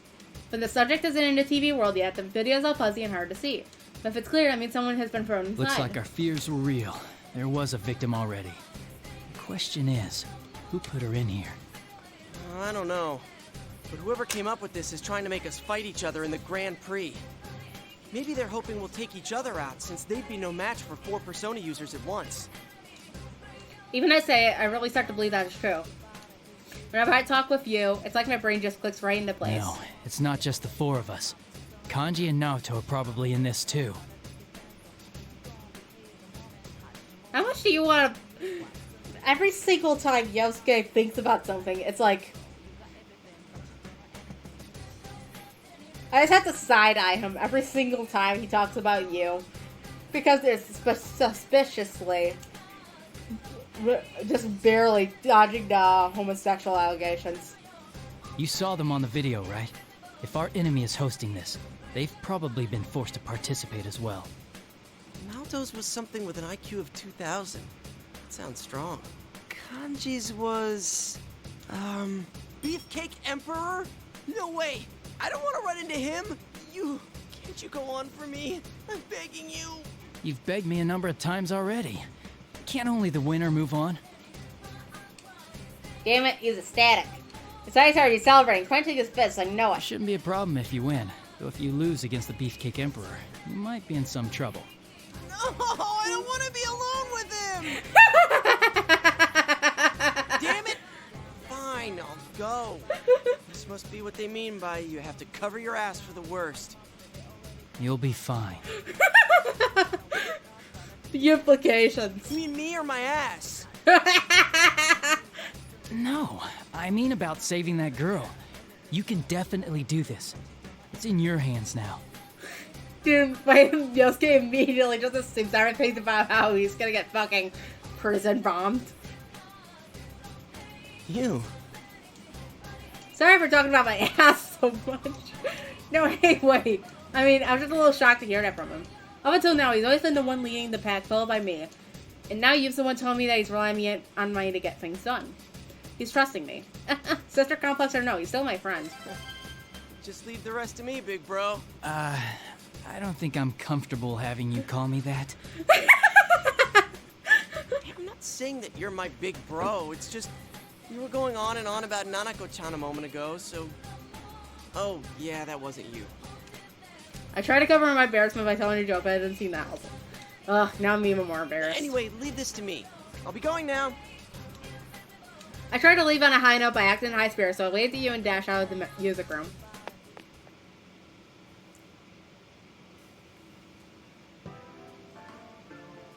Every time I think I'm getting closer to the announcement room, I hit another wall and have to take a detour. I finally make it to the 3rd floor, though. And there's another wall right next to the door to a classroom. More or less an invitation to go inside, right? And to judge from my past experiences, I'm in for another battle. Who's my next opponent? The Emperor? His Imperial Highness? No use dreading it.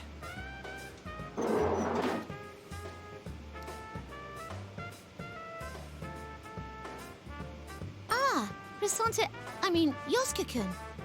Miss President! Booyah! My ass is safe! That's the first thing to say. As expecting Chachi, but Student Council President and Teddy are waiting for me inside. It looks like I caught up with them. There's a ton of stuff I need to get straight. Like why you were talking about your ass. I start by throwing Teddy a single question. Hey, Teddy. What do you love most? A passionate battle with one's life at risk, of course!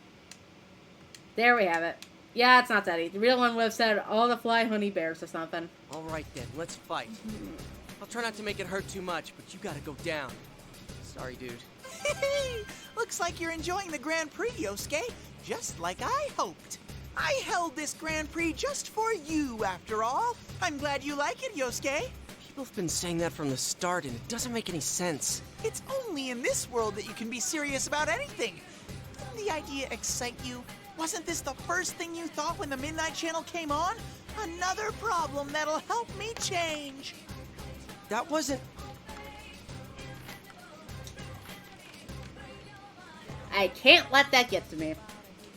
Teddy's being controlled. Those are the words from whoever's making us fight. But as he continues speaking, it's like he's reading my mind. There is no enemy. You know that, don't you? That case is over and done with. But we have a new one here.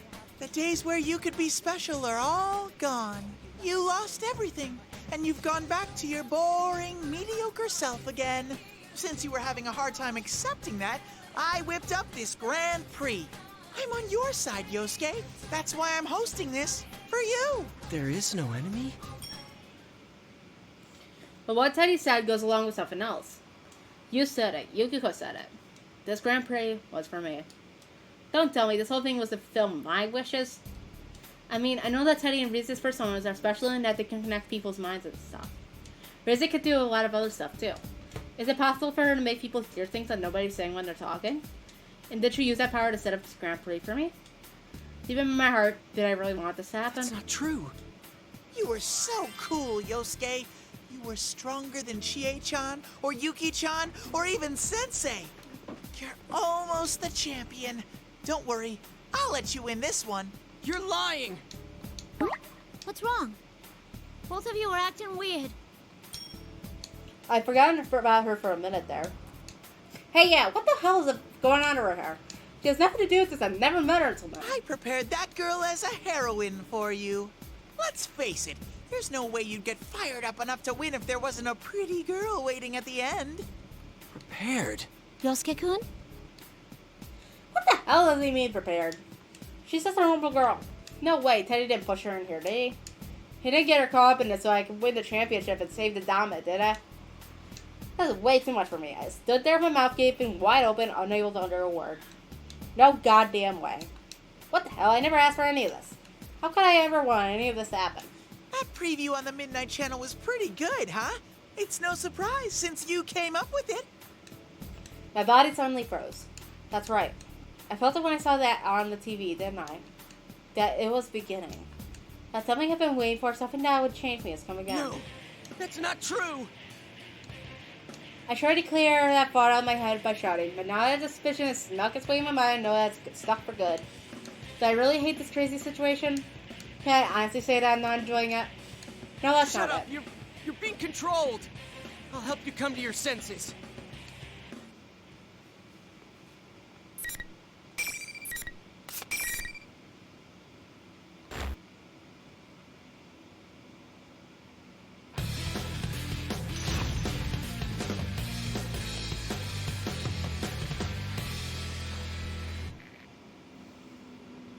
Final. Oh, ad starts in a minute for chat. Fight! Try it, Mama. No more! Shit, no more! Go get me! Go get me! Stay down! Up! Whoa, what'll come out? Come on! Behind you! Whoa! Up! No more! Shit, no die!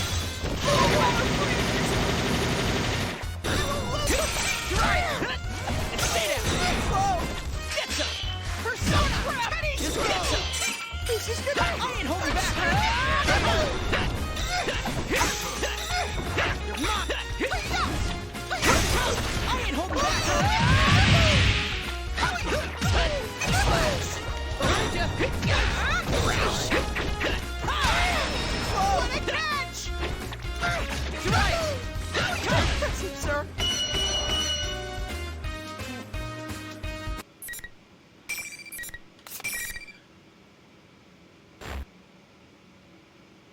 Teddy? Miss President?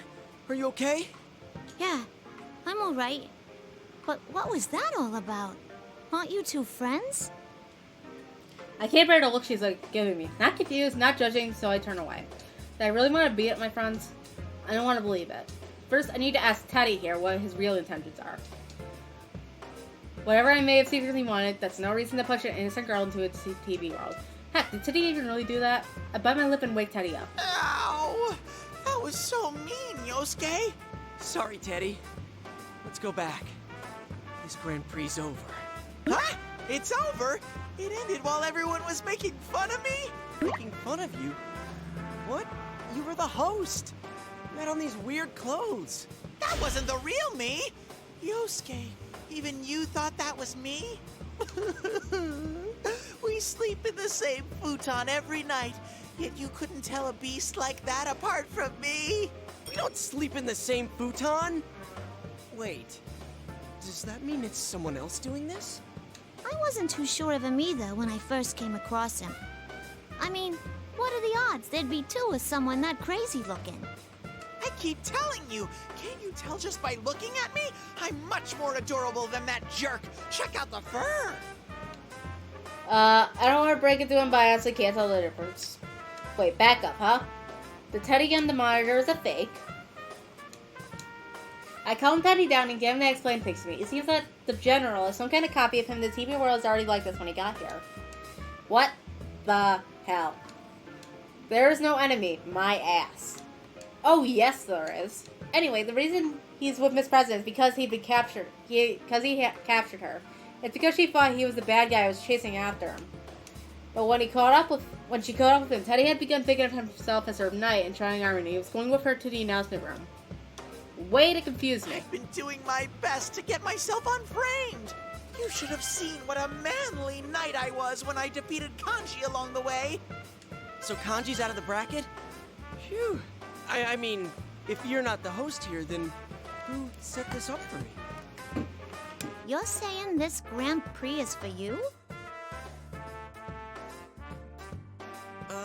About that,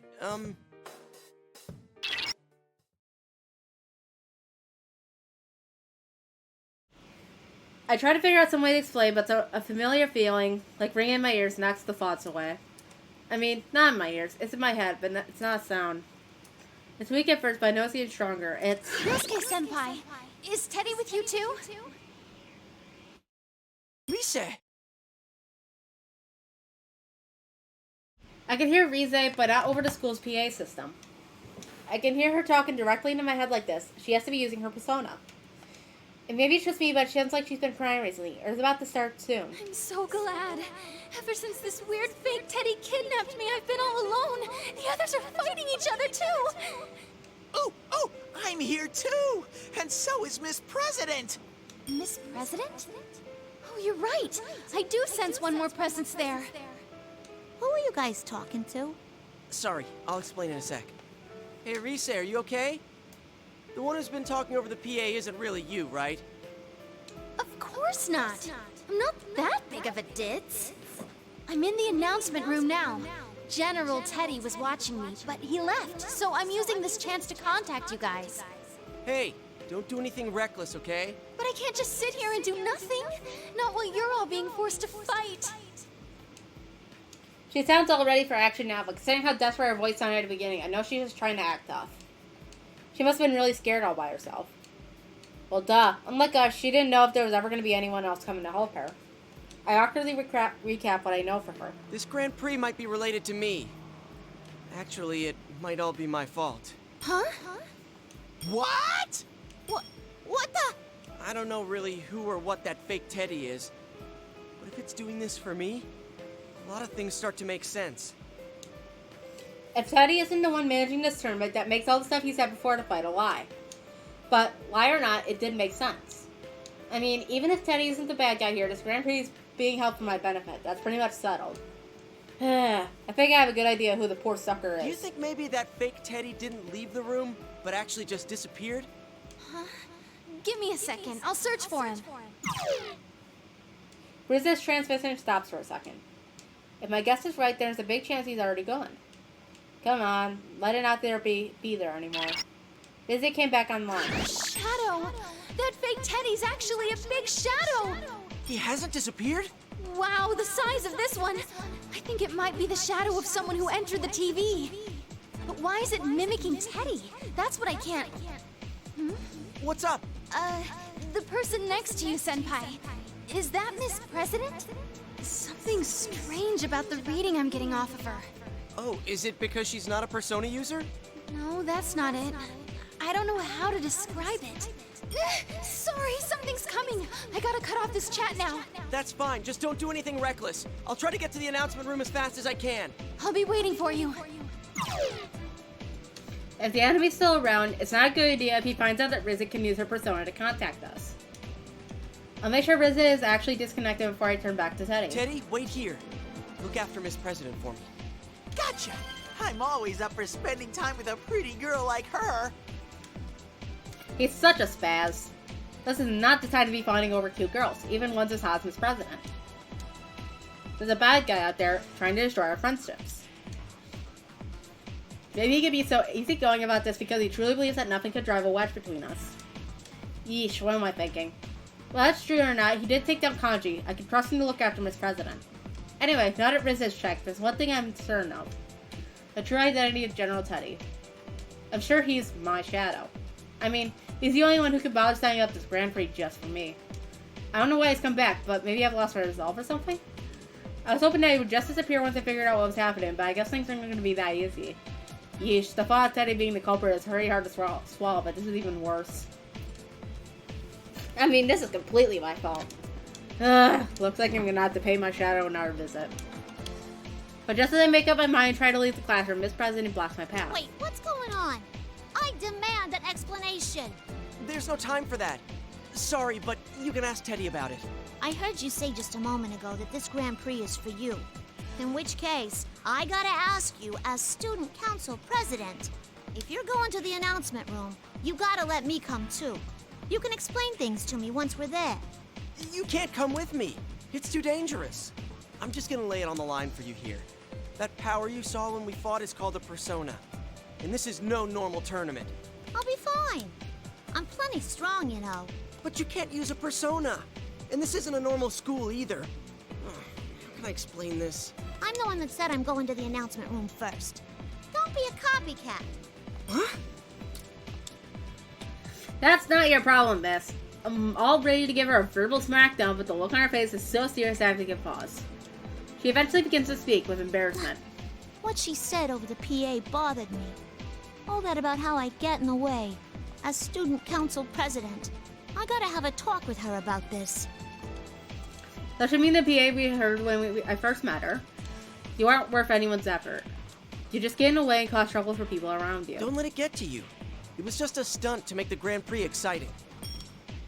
Wait, huh? If this Grand Prix is all for me and she just got caught up in it, what's the point of belittling her like that? Of course it bothers me. I like this school. She whimpered slightly. Dude, she's like a different person from the confident girl I met before. Fine, I guess it can't be helped. I am to blame for all this happening to her. I just can't admit it like that. So I smile jokingly and hold out my hand. Then how about going on a date with me? A romantic getaway in the announcement room. Yosuke-kun? Alright. You're on. Well, even if she's only going along with the joke, I asked her out, and she said yes. Awesome. Wait! What about me? I want to go on a date too. You can't leave me out. Oh, sorry. You lost, so you can't leave. Don't worry, though. We'll be back soon. No! The date slipped through my claws.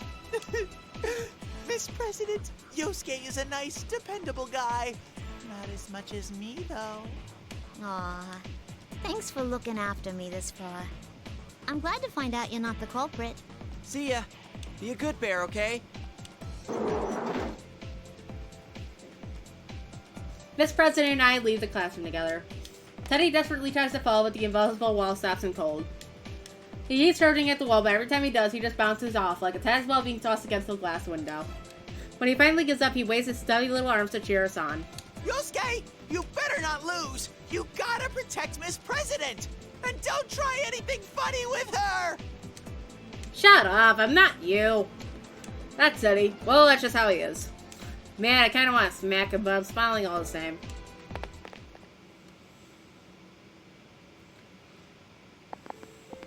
The invisible walls blocked the way as usual. I'm starting to feel really anxious, but I can't let it show. I know that it would make Miss President here worry. We're making progress slowly but surely. I have to keep trusting that we'll get there. I really like this school. That was unexpected. Well, I'm not surprised, since you ran for student council president. Good job winning that, by the way. Oh yeah, what's your name? My name? I mean, I can't call you Miss President forever, right? I guess your name was on the posters around school during elections, but I tend to ignore those. No offense. She clams out, so I try to get her to open up a little bit more. But what she says next takes me by surprise. My name? I don't know. Huh? I can't remember it at all. I've been trying all this time. But I can't even remember what I was doing before now. Same goes for my name. I completely forgot that I must have a real name too. Until you asked me about it. That ain't normal, is it? I wonder why that's happening to me. It's probably because you've been in here for a long time. You've seen a bunch of other weird things in here, right? Well, now that I think about it, the victims who were dropped in this world have scrambled memories, but bits and chunks missing. So it's definitely possible that she can't remember her name. Oh. You mean like those persona and shadow things? What are those? Okay, thank you for joining in, Deathly. And not really. I just sort of post on my Twitter and Discord when I'm gonna go live. Like, half an hour before I actually go live. Usually when it happens, it's on nights that I don't have work. It's usually pretty late at night. Because my motto here is just to stream when I feel like streaming, as opposed to having to dedicate myself to a schedule. Because that's the vibe I'm trying to go for. So I make it go live, 30 minutes later, I'm live. Usually I end up working on weekends, so probably your best bet would be to check weekdays or whatever, or just to look at my Twitter or something like that, or Discord. But anyway, thanks for joining. Hopefully see you later. She seems really upset about this. I bet that's only putting more pressure on her. She's seen a lot. Maybe an explanation will help her calm down a little. I decide to answer every question she has, one at a time. Well, a shadow is another side of you. It's what you're not conscious of. Or more like the feelings you didn't want to admit you had.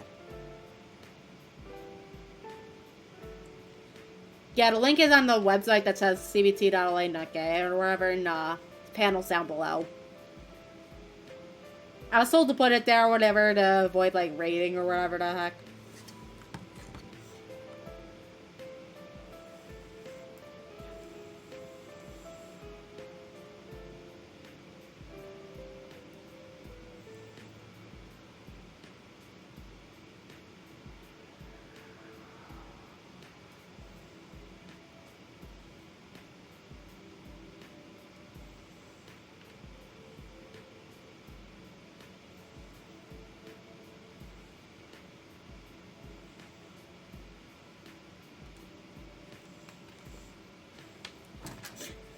Everyone has a side like that. An ugly part of themselves. And most people hate to admit it exists. But if you accept it, it becomes a persona. A power that can protect you. So you have to accept yourself. I went through that once. But it seems like my shadow's back. Well, I'll just have to accept it again. I sure hope that's all I have to do. Of course, I can't say that part out loud. I talked like I was confident, but in reality, I'm really nervous. How can I be smiling when I'm so worried? It's crazy, right? I look at her and try to gauge how she's feeling. It sounds rough. You think since I can't remember anything, the same's happening to me? Don't worry, I'm sure you're just in a little bit of shock right now. Oh, great. Now I've got her all nervous, too. Trying to cheer her up. I try to play the good parts. You remember that you're the student council president, right? I'm sure you just need a little help to remember everything else. You think so? You've been a real big help, Yosuke-kun. Huh? Me? Did I do something? Mm-hmm. You sure have.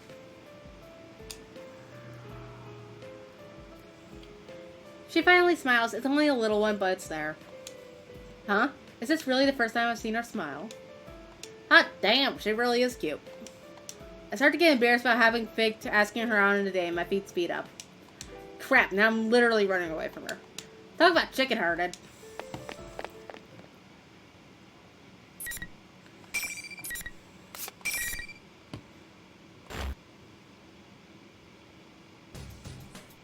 Finally. Oh, we get the backside of the TV track.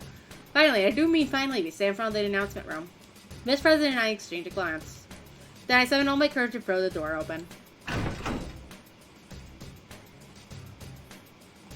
I'm expecting to see the fake teddy, or should I say my shadow in the room. Huh? But this is the only one in here. Yosuke-senpai! Are you alright? Where's the shadow? You mean the fake Teddy? He hasn't come back at all. I sense this weird presence, but I don't know what it is. Missy looks around nervously. I look around too. I haven't been in the announcement room that often, but I can tell this isn't anything like the real one. Her room is huge with monitors everywhere. Not to mention that giant window taking up an entire wall with a crazy view outside. Yeah, this is crazy town, alright. But what's this weird presence that Rizer's talking about? What are you freaking out about? This is your chance to save a pretty girl and become a hero, right, Yosuke? Huh? That's Yosuke-kun's voice. I slowly turn in the voice's direction. There was no one there a second ago, but then now there suddenly is, and he has my face. His inhuman gold eyes narrow in a taunting way. Ah, looks like I was right. Hey there, Yosuke. Yosuke-senpai's shadow? Man, this isn't getting any easier. But at least I can confront him without freaking out like I did last year. How? I thought you merged back with me. I'll come out anytime you start ignoring me. I'm always watching you. I am you, after all. This is a shadow? Yeah, that's right. You're me.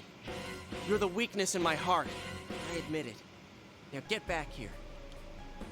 I blurted out before I have time to get second thoughts. This should do it. Then the shadow starts laughing instead. Not bad, but that's exactly what I mean by ignoring me. You haven't changed at all since then. You just cover up whatever you don't want to see and paper over it. That's why I've returned. I'm not your persona anymore. Don't tell me. Hold on a second. Doesn't that mean? Forget logic. It's faster just to try Jiraiya! it. My nervous voice fills the announcement room, and that's it. My persona, Jiraiya, doesn't appear. Instead, the shadow begins laughing even harder. No way. So you really are? To be honest, I was still doubtful. I had hoped that he wasn't my shadow. I mean, of course I didn't want to believe that it was because of this Grand Prix, let alone admit that I was actually enjoying it. My shadow's right. All I was doing is ignoring the problem. My fists clench, my legs lock, and my entire body shakes. Is this because I was weak? Is that why everyone got dragged into it? Yep. Because I wanted a crisis to solve again. Because the case ended and I was bored? You got it. I'm sure you understand without me having to tell you. I couldn't save Saki-senpai. I didn't want to ever lose someone again, but I still wished for this. I was proud that Inaba was peaceful. And I thought I could finally be proud of putting Saki-senpai's death behind me. And yet, was I really faking all that? In the end, am I just a loser who puts down his own boredom over the death of a loved one? Senpai. I could hear the quivering in Rizai's voice. No, this isn't true. Don't look at me. This isn't me. It was all your desire. Trust me, I know. I am you after all. I can feel myself ready to fall on my knees. I can't use my persona anymore. I thought I had changed, but now I've literally lost everything. Sure. I have to accept it. My mind knew what to do, but my heart still raged against it. Even before I knew what I was saying, the words were flying out of my mouth. You're not. No, Senpai, look at me. I left my eyes to look at Rizai. There she was, with Miss President standing next to her. It was tough seeing the looks on their faces. I looked away quickly, but Rizzy scolds me. No matter what weaknesses you might have, we'll never stop liking you. So please, don't deny who you are. Why'd you have to get in the way? Here, I finally got in touch with the others. Listen to them. Rizzy closes her eyes and folds her hands as if in prayer. I see the elegant shape of her persona appear behind her. At that instant, voices pour in my head. These are... Moron, what are you saying? Who do you think we are? Yosuke-kun, we heard everything. But there's nothing for you to be afraid of. I don't really get what's going on, but if it's gonna keep showing up, you just gotta beat the crap out of it every time. We're all with you, Yosuke. You can rely on me too, you know. Anyone can fall prey to the same troubles and insecurities. It's not just you, Senpai. It's true for all of us. When the fuck did Naoto get here? Kanji fell in because he got fucking abducted into the damn program. Naoto was out of town. What the fuck did she come in? Everyone, my vision suddenly clears. I haven't realized I was squeezing my eyes shut. Huh? Naoto? How come you're here? Exactly. That's well... Who cares why? There's more important stuff at stake here. She smelled trouble and came running. And after Chie, the clearest voice of all. You won the battle against yourself back then, but you can't do it this time? Yosuke, believe in us. When I hear my partner's voice, I draw a ragged breath. I catch myself and inhale deeply, not noticing until now just how much I had touched up in the last few moments. Rizzy, the bringer of these voices, turns to me. From the smile on her face, I know that she expects me to feel better now. And even though she has to be scared right now, she cares enough to smile for me when I'm feeling down. That's right. I finally realized the simplest truth. The biggest difference between the person I was last year and the person I am now. Now I have friends that accept me, even when I doubt myself. How could I not believe in myself? How could I be too weak to stand up? They're all believing in me. I'm not alone, not anymore. I'm such an idiot, aren't I? A grade A moron. I raised my head and looked straight at my shadow. Any trace of fear I had is completely gone. I thought I overcame my weakness and I was done with it for good. Dude, how naive was that, right? What? I'm weak. I'll probably always be weak. But that doesn't mean I need to run away. I'll keep fighting my weakness. And I'll do it as many times as it takes, even if that never stops. My heart is calm. I was conflicted just a moment ago, but now everything has been made clear. They believe in me. And knowing that, I feel their faith in me pushing me forward. I can feel the power surging in me. The force filling my spirit causing me to shout out. Come, Persona! Oh, Jiraiya's back.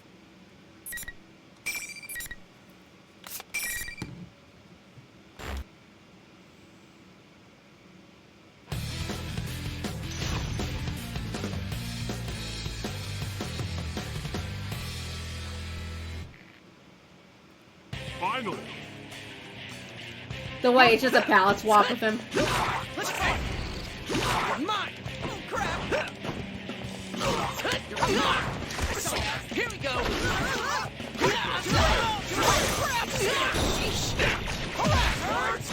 Here we go! Behind ya!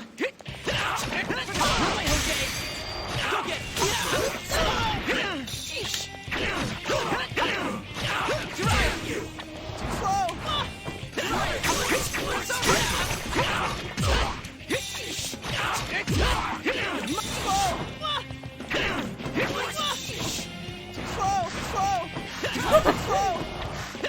You're too slow. Here we go. Go get fight.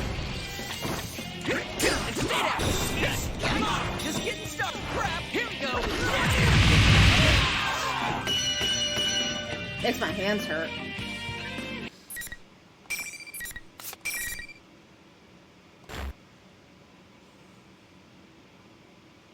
You did it, Senpai! That was awesome! I let Riz's adulation rush over me. But there's something bugging me. Something that could be really bad for me. About my conversation with my shadow. Did you? I hijacked the school PA system. I knew it. everyone to have it backing me up because I've been hearing everything I said leading up to it. Only you saw my shadow last time. Now everyone got to listen in? Ah, so lame. That's not true. You were really cool, Senpai. Thanks. Ugh, Miss President, looks like she's having trouble finding words for this. Damn, she's horrified by me. I can't blame her. She was left out of the picture. But, well, explaining to her can wait. I need to do something about my shadow. When I turned around, my shadow was there. Where did he go? If he disappears, won't my persona... Wait. Something's not right. I used my persona during that fight. But my persona is my shadow, so if my shadow left me, how can I use my persona? And I'm struggling with that, Riza speaks up. Something's not right. Her voice is stiff. Did she just think the same conundrum that I had? No, that's not all. There's an eerie presence all around. Even I can feel it. It must be hitting Riza like a jolt of electricity. I can't let my guard down yet. Yeah. Rise, Miss President, stay close to... Right at that moment, the lights go out and darkness covers the room. What the hell? I can't believe you've made it this far. They repeatedly suffered the pain of fighting their friends, but they still didn't lose heart. The lights come back on. When they do, the fake Teddy is standing there. Why is it looking like that now? Wait, was it the one talking in that weird voice? Fake Teddy ignores me and looks at Miss President. No one can understand you after all. What a shame. Who are you? Then you weren't my shadow? I want to make people fight. I especially want friends to fight against each other. Then maybe they'll understand how I feel. That was your wish, wasn't it? What are you saying? What does it mean this was my wish? And what's with that voice? Wait a minute. It's not talking to me. Then you mean... Senpai, get back! The shadow's reacting to Miss President! It was really her shadow! What? I can feel my back cracking open like a dropped watermelon. My brain cracking open like a dropped watermelon. That's Miss President's shadow. But I just said it was my shadow. But now that I think about it, this General Teddy has always been hostile to her, ever since we met outside of the school. That would explain Riza's voice on the PA system, too. Well, duh. If a normal person's in here long enough, of course the shadow's gonna split away from her. I should have known that. After all, it's exactly what kept happening last year. This president just looks so healthy that had never occurred to me. This is just... As if to mock my astonishment, the shadow keeps it talking in General Teddy's shape. I did exactly what you wished. So, how did that work out for you? They still couldn't understand you. No one can really understand how we feel, can they? Come on. How much longer are you going to keep deceiving yourself? Didn't you hear them say you shouldn't ignore who you are? Here, I'll show you your reality. With that song, the enemy finally shows its real form. Oh, anime cutscene.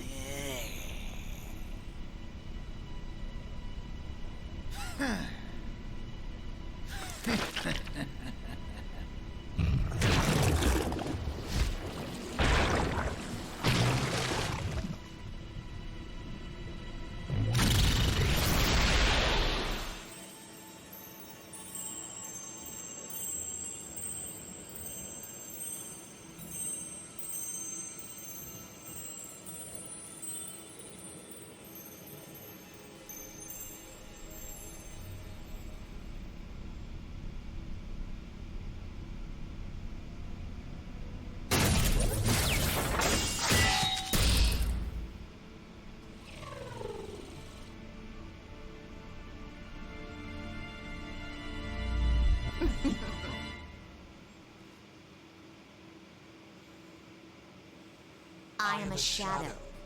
The true self. That's my face.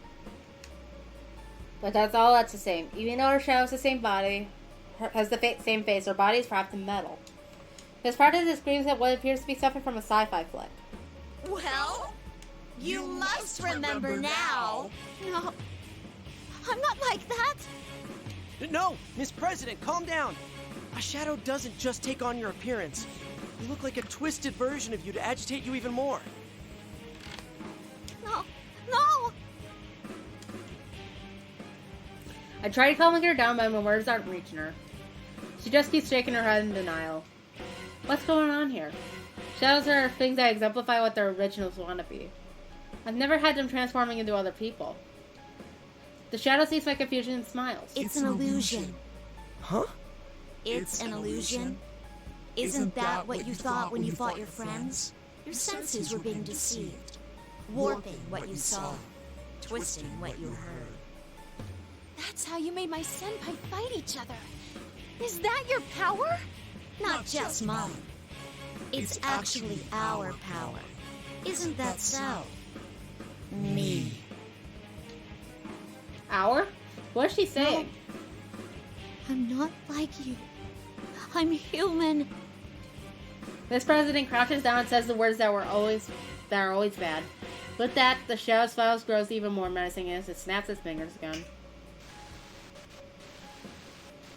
In that moment, something like TV static flashes across my eyes. I rub my eyes. The static doesn't cover my entire field of view, but it slowly begins to focus around Miss President. When it clears, she's changed. Metallic gleam struts from her uniform. Something metallic like wings unfurl from her back. There's no doubt, she's the same as the shadow standing in front of us. She crouches down and tries to cover her ears. But when she does, the sound of metal grinding against metal accompanies her movements. I see myself reflected in the shiny metal of her fingers. Robot? So that means the shadow is in some fancy fantasy version. That's her true self. So Miss Presley wasn't the one trying to look like a human? No! I'm human! You still believe that about yourself? No human can do that. And you know it. The shadow points at me and I'm at a loss for words. I look around, but in the end, my eyes meet hers. We both fell silent. In no few seconds, I can feel a deep rift growing between us. Yosuke-kun? No, don't get me wrong. I was just a little surprised. I'm human! Wait, I'm sorry, Suddenly, there's an explosion so loud that I think my eardrums are blown out. The smoke makes me cough and my eyes tear up. I manage to focus and see a hole in the wall. I can barely see through the smoke, but I can see the hallway on the other side. Eventually, the smoke clears and a shape steps through the hole. What the? I didn't sense anything until now! It's her girl! It's Agus! Blonde hair, blue crystal-like eyes, but there are metallic sounds as she walks. So this is where you were. Another robot girl? It's another girl with a mechanical body just like the Shadow and Miss President. She looks at the trembling president and calls out. You must remember, that is the only way the future will open up to you. You must accept it, no matter how painful it may be. Your true name is 5th generation anti-shadow suppression weapon, Labrys. Labrys? Weapon? What? What is going on here?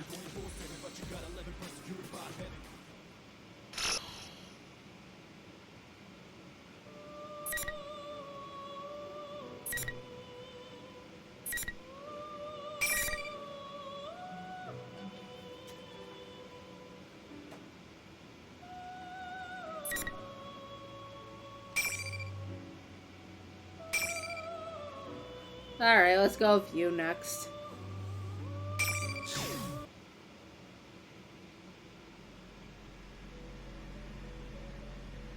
Blue.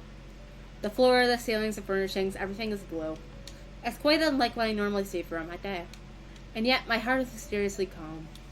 I recognize the slight rumbling as an engine and realize that I'm in a car. Or rather, someplace else I recognize. Welcome to the Velvet Room. The old man with a bizarre face sitting before me makes an expression that appears to be a smile. Sitting quietly next to the old man is a woman with a beautiful and delicate as beautiful and delicate as an ice sculpture. Ah, It seems we have a guest with an intriguing destiny. My name is Igor. I am delighted to make your acquaintance. The Velvet Room. Igor. Even though I'm barely conscious, I remember that not the first time I heard those names. I see, this was a dream. This has happened in the past. I've been in this room before. If my memory's correct, this is what he says next is. This place exists between dream and reality, mind and matter. It is a room that only those who are bound by a contract may enter. It may be that such a fate awaits you in the near future. The words I expect to hear fall from the old man's mouth. I'm surprised I still remember them. Another me, not one not in the dream, can't help but smile at that. Now then, why don't you introduce yourself? I remember this too. When I said my name here, it forged a contract with them. And so I answer. You, Narukami.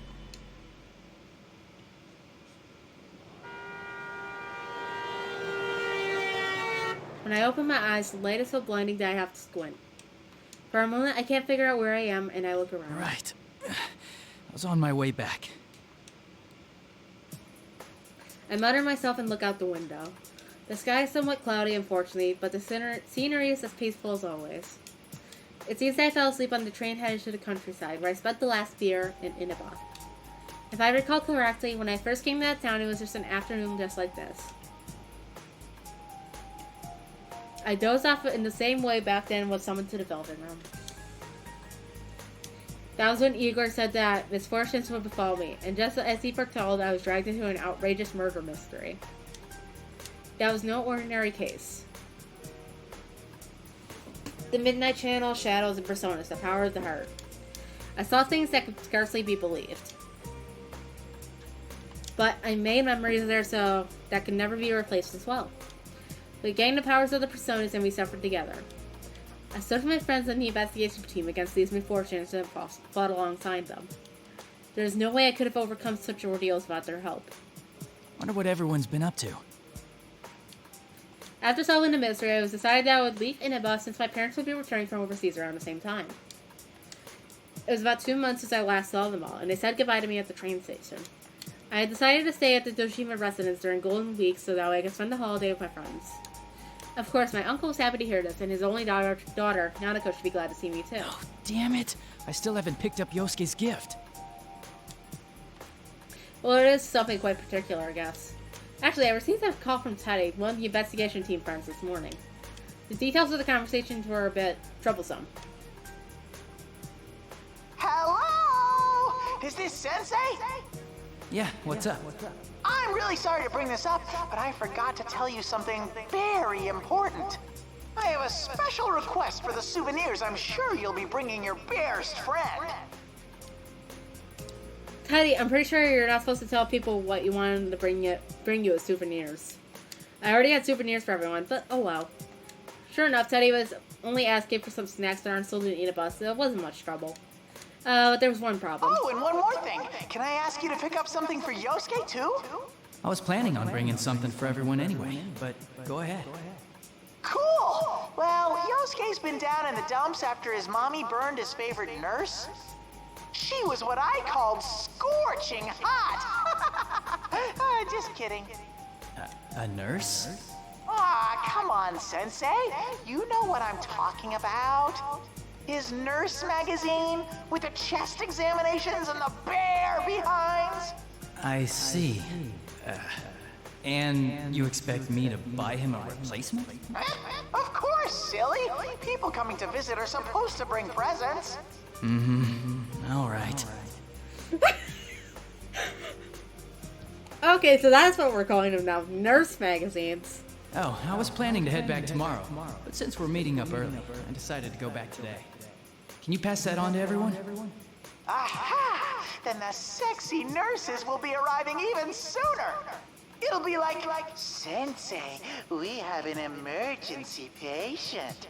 Yosuke will be so happy. Okay then, we'll be waiting for you. I'm a little worried now. I hope he isn't telling everybody that something would give them the wrong idea. Well, I should just call again once I get there.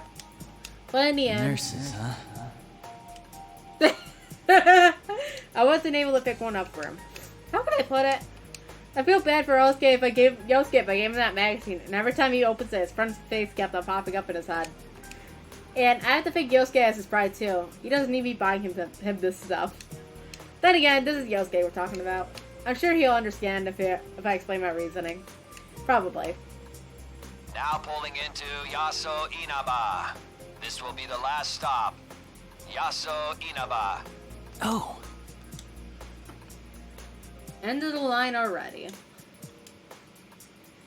Looks like I've been asleep for a lot longer than I thought.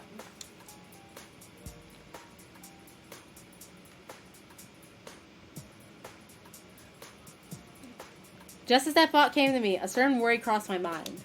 If I had a dream of the Velvet Room, doesn't that mean I'm going to be dragged into another adventure? No, I shouldn't think such things. I'm overthinking it. Igor has said I'm delighted to make your acquaintance after all, so it's nothing but a dream. It's quite misleading, since I've had dreams of being summoned into that room ever since. The train begins to slow, and I take that as my cue to gather my belongings from the luggage rack above me. When the train comes to a complete stop and the doors open, even the smell of the wood evokes a sense of nostalgia. I think I'm getting a little too sentimental. I step out of the platform with a wry smile.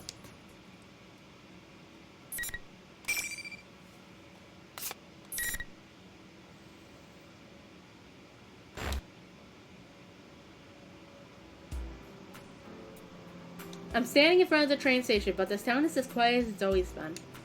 I realize that the sun has started to set, and the orange sky envelops the world. Now, what should I do? Today is May 2nd. According to the calendar, the latter half of the holidays will begin tomorrow. I told Toshima-san that I'd be going to arrive today, but it seems he's been too busy before to come get me. Ryo Toshima, he is my uncle. I stayed with him last year. He's a detective with the Inaba police, and he's raising his elementary school-age daughter, Nanako, by himself. It seemed that he was suddenly contacted by a detective from the Metropolitan Police Department regarding last year's case and will have to work late. What happened last year was very serious, so I guess it's not too surprising he's so busy. He shouldn't have worried about it. I can recall how apologetic he sounded over the phone, and I can't help smiling. I told him that I knew the way over from the station, but a bag packed with necessities and souvenirs for everyone turns out to be quite a load. Nanako must be waiting for me alone at the house, so I want to get there as soon as possible, too. To be honest, I don't know when the bus will come. Maybe I should just call for a taxi? Just as I'm thinking this. Huh? Nanako? Big bro! It is Nanako. There's no way I'd mistake her. You came to meet me all on your own? Why'd she come to the station all by herself? True, the Dojima residence is within walking distance, but I don't think it could have been easy for her.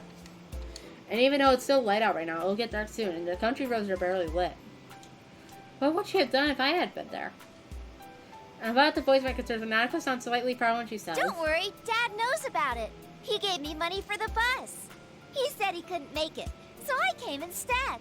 Welcome back, big bro. I wanted to see you so much. Thanks. I'm happy to see you again, too. I see, she must have wanted to show me that she's grown up, too. She is around that age, after all. For a moment, it's impressive Toshima-san let her do this. But I can kind of imagine what kind of conversation took place. Nanako had always been a capable girl, but over the past year, her housekeeping skills have improved greatly. She's proven to herself to be very reliable. She takes the lead in many things within the house, even though Toshima-san can't compete with her sometimes. I can easily imagine that scene in my mind. And it's true that I'm glad someone came to welcome me. I take Nanako's hand and we begin walking side by side. Well, no sense standing around here. What's in the fridge at home? Lots.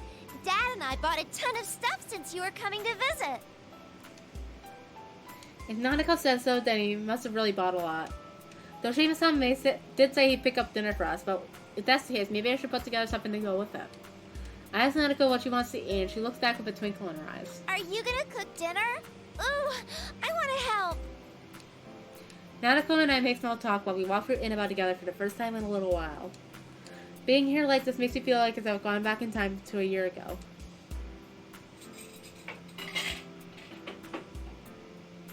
After we get back to the Dojima home, I hurry and unpack my belongings before I head into the kitchen.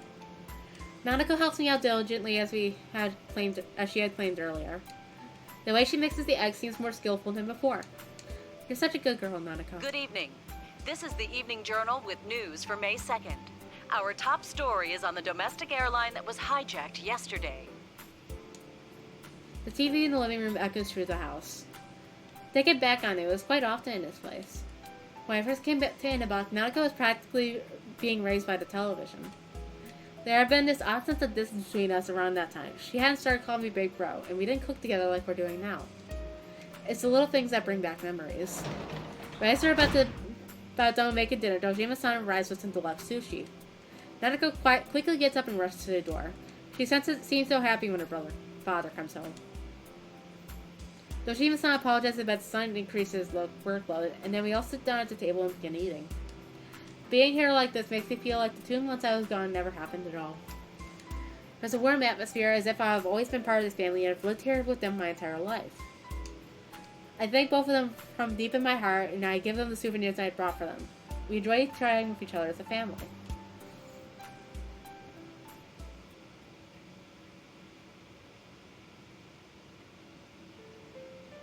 Phew. What's the calendar on the wall this time? Is that supposed to be Catherine? I know people bring up Catherine full body a lot in reference to the Persona games, but is that Catherine? I think it might be. Another familiar room. This is the room that was prepared for me on the second floor of the Dojima residence. Nanako had fallen asleep after all the excitement. After carrying her to her room, I told my uncle that I'm going to be going to bed early as well, since I have plans. All I said was okay, gesturing towards the second floor. I'm a little perplexed by this, but I have my suspicions, and I opened the door to my old room. It seems I was right. The room is no different than it had been when I was living here. It's exactly the same as it was when I left Inaba. I closed the door with a feeling of wistfulness. As I sit down on myself and consider my uncle's thoughtfulness, I sigh in exhaustion from the long journey. I'll be able to see my friends tomorrow. Consider that there are still several days left in this holiday. It might be nice to leave early tomorrow and go visit the shopping district. It's raining. The time is just before midnight. In mere moments, it'll be a new day. Whenever it rains at night, I end up checking the time. When I spent the last year in Inaba, I was always checking for the Midnight Channel, which is a popular urban legend here in Inaba. It's a bad habit of mine, even when I'm not here. If you look at a turned-off TV at midnight on a rainy night, you'll see your soulmate. Discovering that this rumor was actually true was the first reason why I became involved in the murder investigation a year ago. But the person who actually appears on the Midnight Channel isn't your soulmate. Is the next victim. After discovering this, we all nervously sat before our TVs on rainy nights in order to solve the case. That brings back some memories. Nothing will show anymore, though. Well, nothing really appeared, though. I suddenly have doubts. Why would I think that? After we solved the case, we all confirmed that the Midnight Channel wasn't appearing anymore. The empty screen stays silent. So why... Just in case. It's not going to turn on. There's no way. The more I think about it, the more I feel my resolve fading. I peer into the TV screen as if something is drawing me into it. The only thing I see is my reflection in the dark glass of the CRT television. Or so I thought. Rivals. They are friends, yet powerful foes. The desperate fighting program amongst high school students. A new legend is about to start. May the manliest of all men come on down! Nobody touches his precious Nanako, the sister complex kingpin of steel, Yu Narukami! It's only natural. Wage slave in the boonies by day, hero by night, Captain Resentiment, Yosuke Hanamura! Everything that bores me has gotta go! A spunky dragon with deadly legs, the carnivore who's discarded womanhood, Chie Satonaka! You need to eat more meat! Please escort me to the ring, my prince! The unconquerable Snow Black, Yukiko Amagi! I'll finish you in one strike! Blooming roses and bulging muzzles, the blood-curdling beefcake emperor, Kanji Tatsumi! Deep into realms of romance, the body of a child, the brain of a genius, the 2,000 IQ killjoy detective, Naoto Shirogane! Is this an army of idiots? Fight and survive towards the one throne waiting at the end. The P1 Grand Prix where fierce fights will be fought. The battle begins tonight.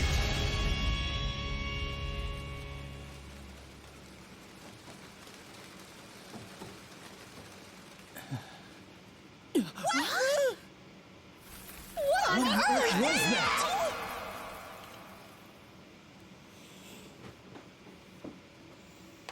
What?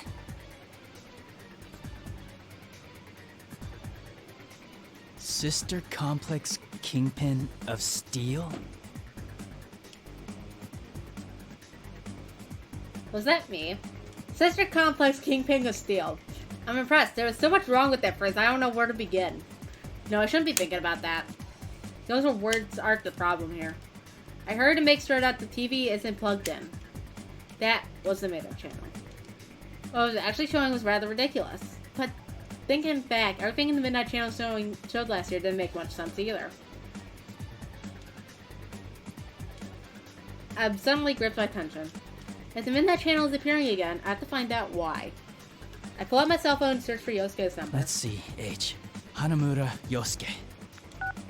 I quickly hit the call button. Does everyone already know about this? Is everyone aware that the Midnight Channel is still being broadcast?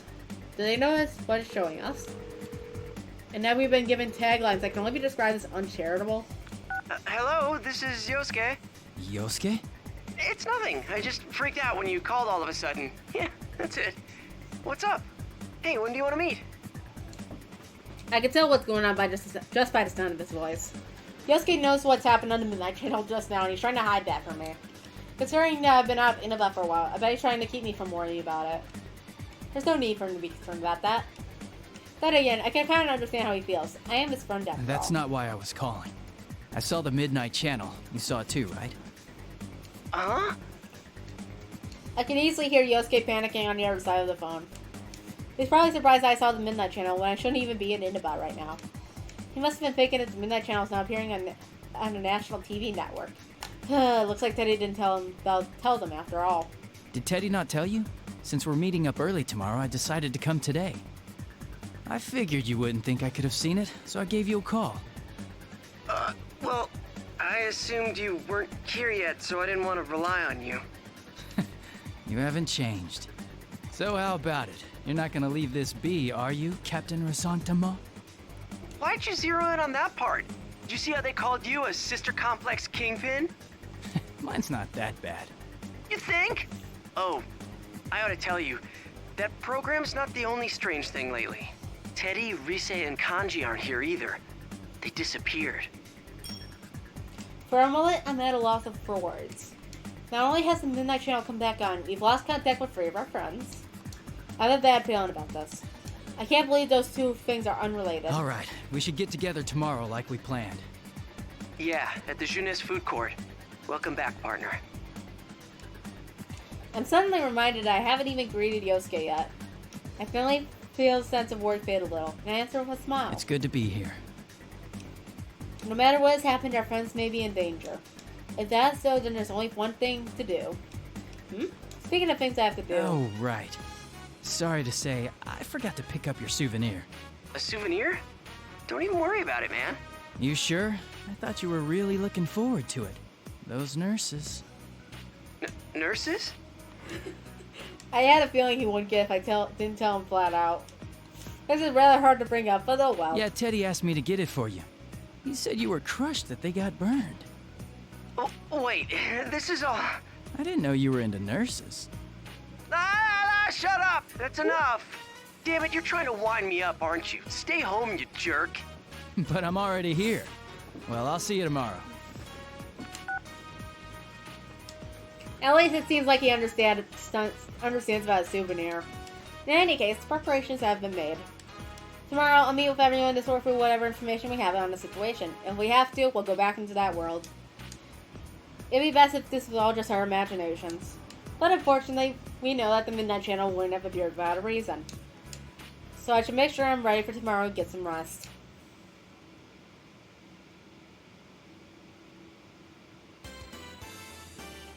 This place is lively as always. I look across the food court and units for the first time in a while. Even though there aren't many people in Nineveh, this place is exceptionally crowded. Plus, it's Golden Week as well. I feel like it's busier than usual. I happen to run Yosuke at the elevators. We briefly greet each other. Guys are weird like that. The closer we are, the more simpler our interactions when we meet each other face to face. The two of us step out to the food court. We immediately find Yukiko and Chie. They wave at us past the playground area from the bench we're sitting on. Good to see you guys again. Welcome back! We missed you! The guest of honor's finally here! You're looking well. Welcome back. Should we... Huh? Oh, he already knows about the Midnight Channel thing. He's actually the one who called me up about it. Oh, I see. This has turned into a pretty thrown-together reunion, hasn't it? But I'm glad you came. We chat some more while we all sit down. Then Yosuke stands up and clears his throat loudly. He's probably been waiting for the right moment to say something.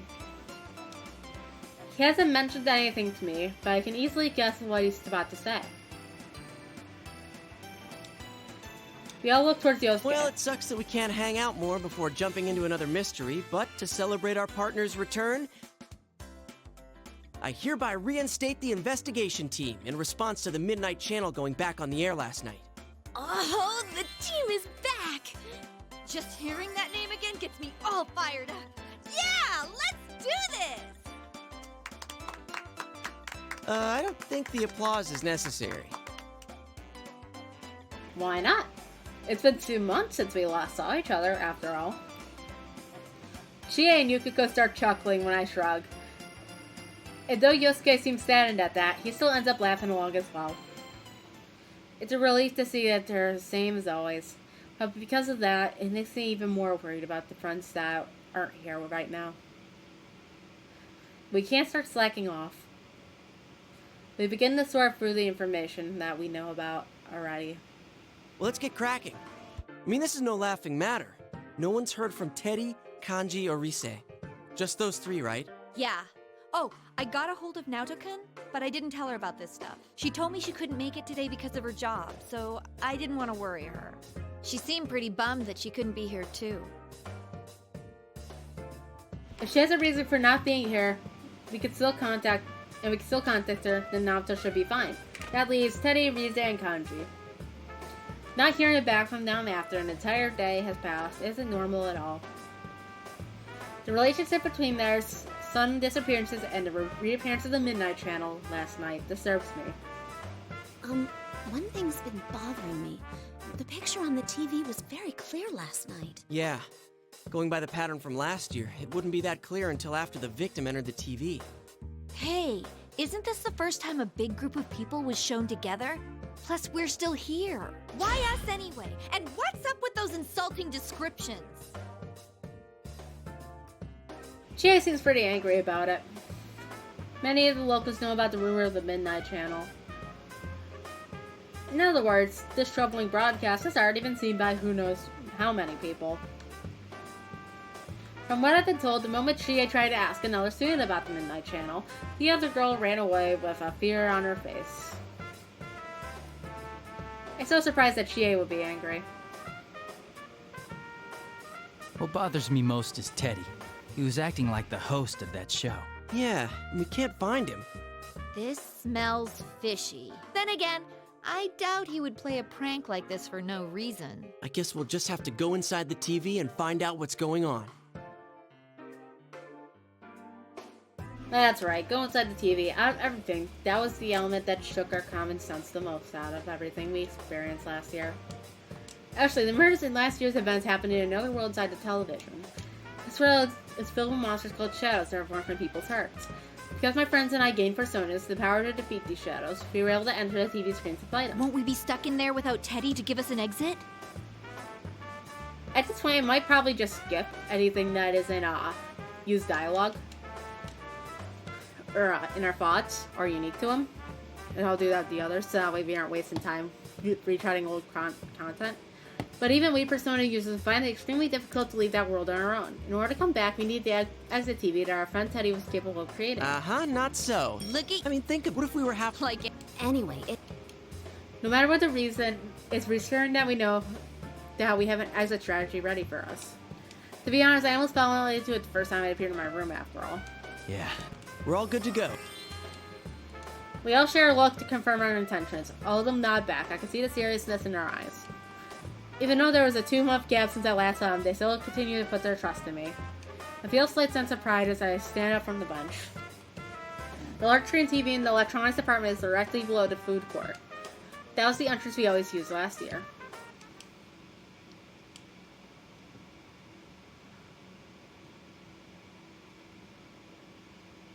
I hear a voice. It's a woman's voice. It sounds familiar to me. This voice is... Welcome to the Velvet Room. I don't sense that distinctive flowing feeling that I usually have when I enter the TV world. When I concentrate, I realize that I must be sitting in a chair. The moment I open my eyes, I see a vibrant blue. The Velvet Room. I visited this place an untold number of times last year. In once more of my dreams yesterday. I never thought I would return to this place. Huh? It's not a dream this time? What's going on? Didn't my contract end already? Igor, who usually sits front and center, is nowhere to be seen. The one that greeted me is the woman with silver hair, Margaret. Could it be a personal summoning then? That happened a few times last year, too. Margaret smiles as if she senses my suspicions. This room is tied to your fate. Nothing that occurs here is meaningless. Though you reached an end to one journey, you now find yourself here again. This shows that you will once again be faced with a question. A question? And something really is going on? Another mystery has appeared, and we are about to be dragged into it again. Could that be what she means? From here on, what befalls you will upset your status quo. It is true that you've opened the door once already, but all things change. Nothing ever remains the same. What you gained before will change over time as well. You will have to face them once again. Face them? Again? The first thing that Margaret's words stir up in my mind is the sight of my friends' smiling faces. Is that going to change? No, that can't be true. And face them again? That's impossible. Once I wake up and leave this room, I should still be with my friends. There's no need to jump to conclusions. But Margaret appears to have anticipated my thoughts as possible, narrowing her eyes. Show me how you will proceed down the path that awaits beyond the door you've opened. My vision wavers and the blue light before me vanishes quickly. Wait, I still need to know what you mean by those words.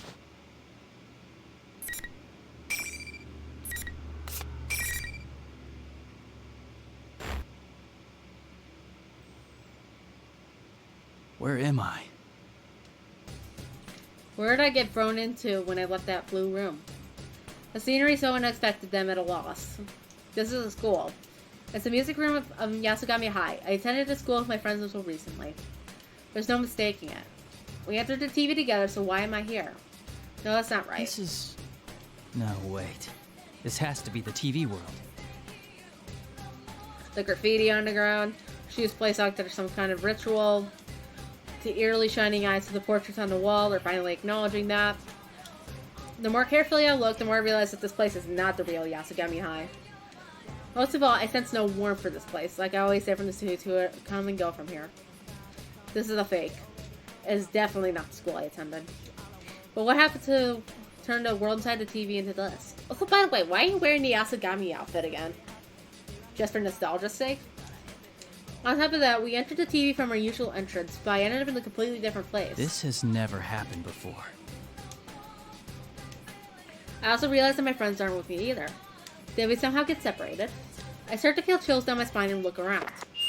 Hello! Sorry for the wait! Greetings, boys and girls of Yasugami! The P1 Grand Prix is about to begin!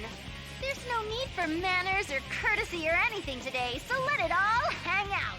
Tell us how you really feel. What the?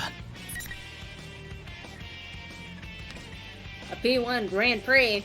Oh, now we get options? Because we're playing the protagonist? I shout out questions, but she doesn't answer. This is Rize Kujikawa, one of our friends on the investigation team that we couldn't contact. Does she not hear me, or is she choosing not to respond? As I ask myself this, I hear different voices echoing as well. I look around in surprise. These voices, it's not just from one or two people. I see countless students staring at me from the hallways, the entrance everywhere I turn. Huh? May I have your attention, please? I, Rosette, will be your commentator. But first, the General has a few words for you all. What's going on? Why are there so many people inside the TV world? Before I could think of any answers, Visit made an announcement. And as if on cue, the monitor in the music room turns on. What appeared on it was Teddy. He was wearing a strange hat and cape, like he did on the Midnight Channel last night. First Visit, now Teddy. What are they doing?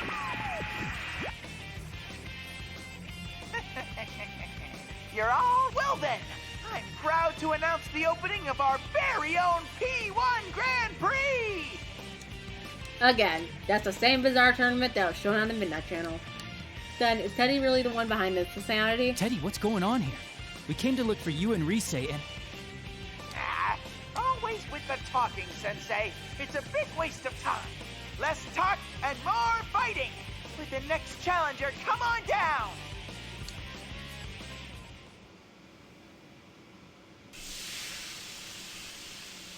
Teddy looks away and makes a dismissive gesture. Smoke suddenly spurts out from underneath me and robs me of any visibility. Is there someone beyond that white curtain? Eventually my field of vision begins to clear. I keep my guard up, expecting anything. But who should appear but Yosuke? So I hadn't expected to run into him like this and believe to see that he's safe. Teddy did say something about a challenger just a moment ago. I recall that the P1 Grand Prix that appeared on the Midnight Channel looked a lot like some kind of fighting competition. Wait, am I supposed to fight Yosuke now? That's not funny at all. Right. They're expecting you and me to fight. Looks like. Sheesh, what's Teddy thinking?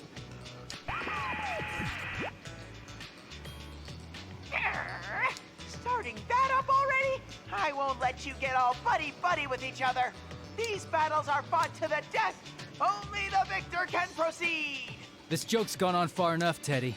We're not gonna play along with that. I look over at Yosuke, hoping he would agree with me. But he doesn't appear interested in what I have to say. Oh, really? I guess he should declare me the winner then. Yosuke? What? You don't plan on fighting, right? That means I win by default. That was not what I was expecting to hear. What's gotten into you, Yosuke? Do you have some reason to be talking like this? I can't figure out what's going on. Yosuke continued to speak in a carefree manner, and said something I simply couldn't believe. Oh, but is that okay with you?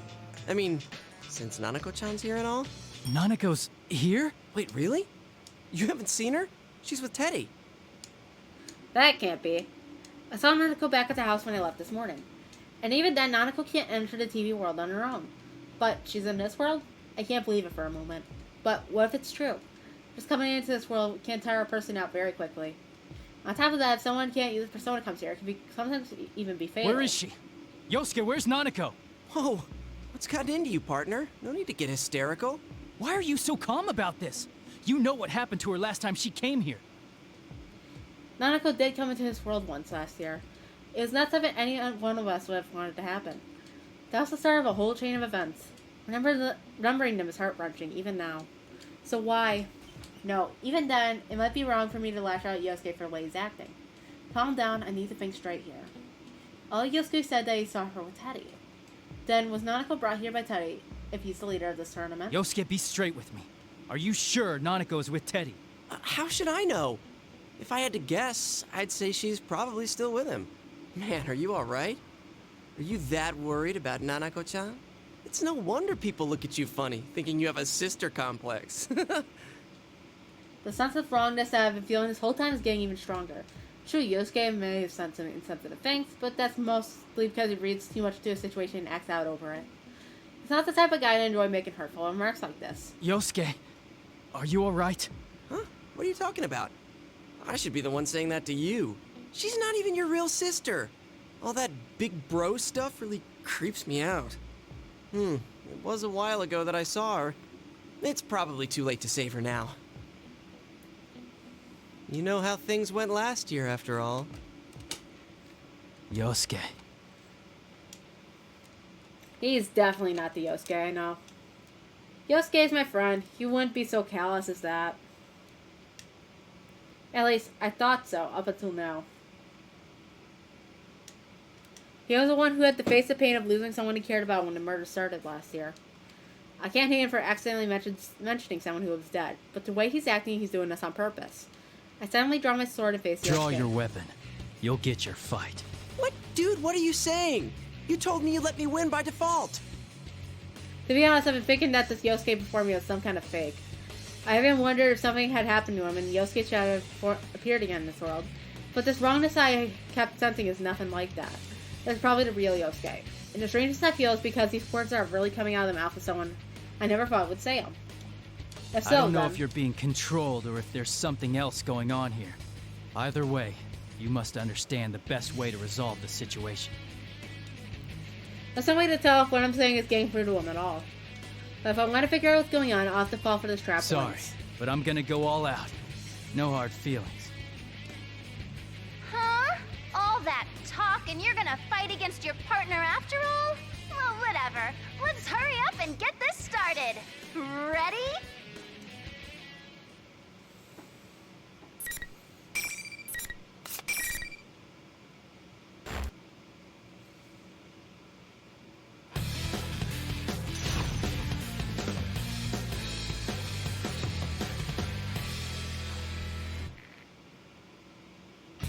Final. Fight! Like an opportunity's come up.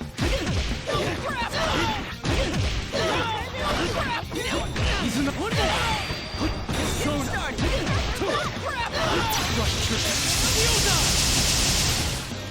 Damn it! You got me fired up! Just getting started! Over here! Just getting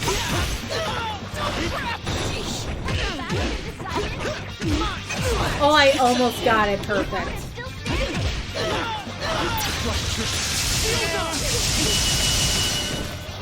In the end, the victor was no surprise.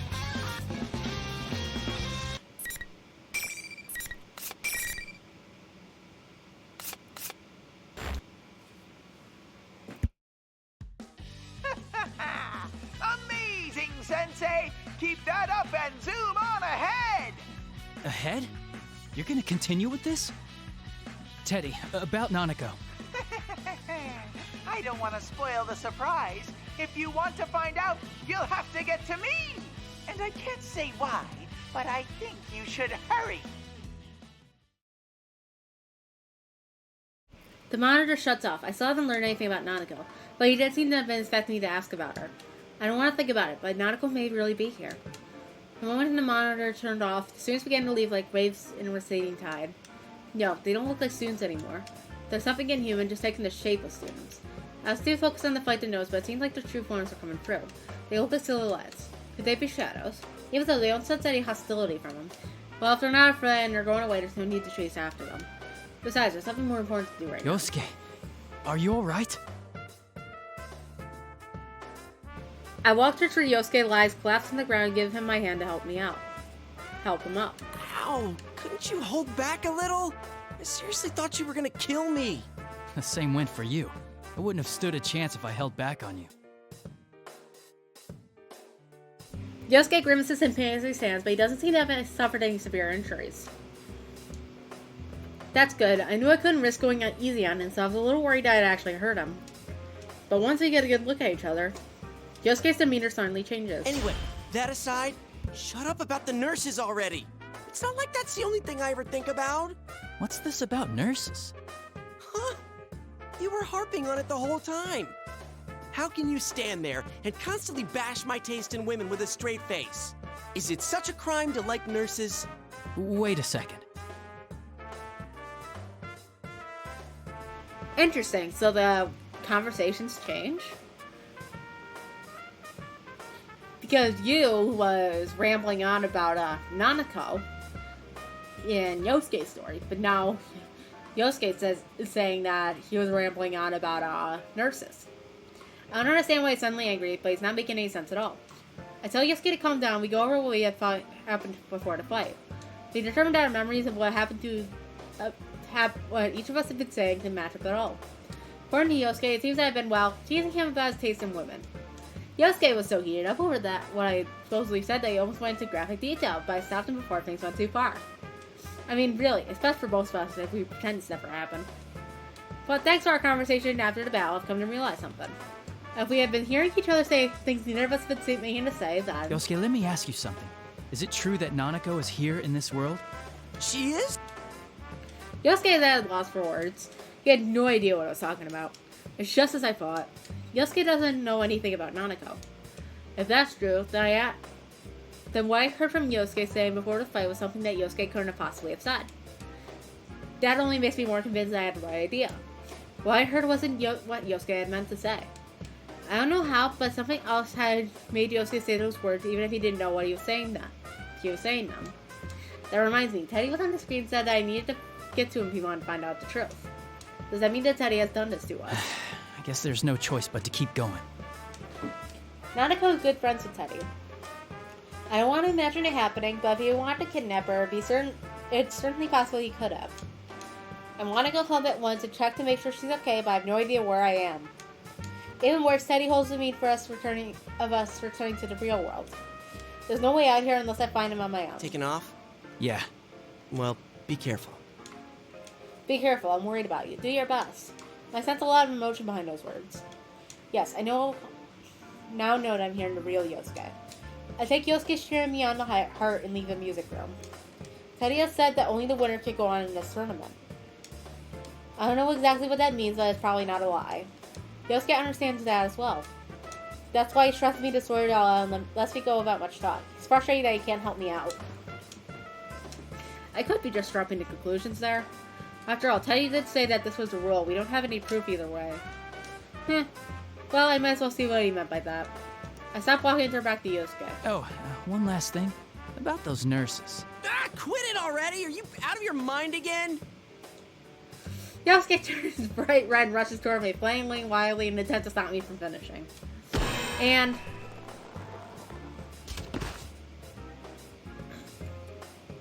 there's a painful sounding noise as he runs into something invisible and slowly slides down to the floor.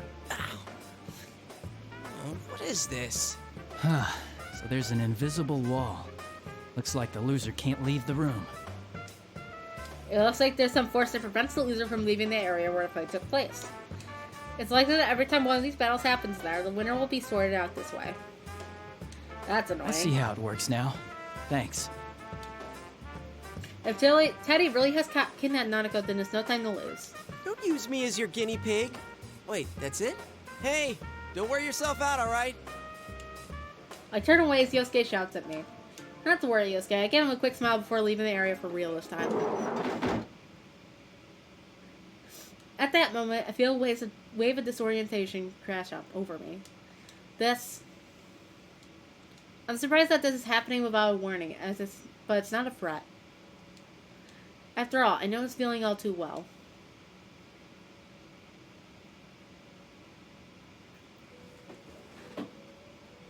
Welcome to the Velvet Room.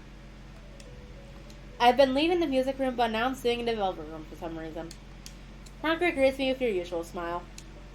This room is truly mysterious. But why would she summon me like this? Margaret sees my suspicious expression and speaks up. Things have only just begun, and yet you already seem tired. The misfortune that has befallen you can be thought of as a sort of trial. A trial? I want to know the details behind her words, but I know that she won't answer me even if I ask. The inhabitants of the Velvet Room never reveal anything. That's because they can only watch over the choices their guests make. Margaret smiles bronze when she sees that I don't intend to ask her anything. Indeed. I am an observer on your journey. I would do nothing so thoughtless as to force you to make choices. You do not need such provocations. I already know that you shine brilliantly enough. The shine she speaks of. Could it be about my ability to use personas? Yes, that is part of your brilliance. Personas are masks of resolution, strengthened by controlling one's heart, by forming bonds. You understand this well, don't you? Yeah, that's how we all fought up till now. Yes, indeed. But one's heart is intangible. It cannot be seen and cannot be felt. When polished, it releases a strong light unlike anything else. But it can also be clouded by trivial things. Have you ever felt that way?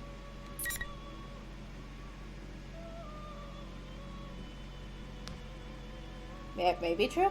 You may be more conscious of that fact than most because you hold the power of the wild card. Margaret's voice fades away as she answers me.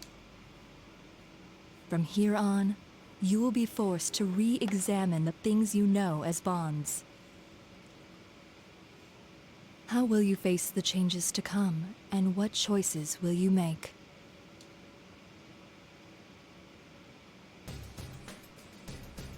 When I open my eyes again, I'm in the school's hallway. I turn around and see the door to the music room close behind me. Was I only summoned to the Velvet Room in spirit?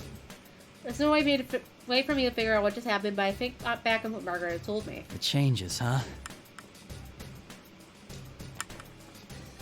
Even though the people in the Velvet Room avoid saying much, but little they do have to say always has meaning. Well, it's true that Margaret has said some strange things while I've known her, but she's never said anything meaningless while on duty. I would assume that this would be the case now. I may have to keep her words to heart.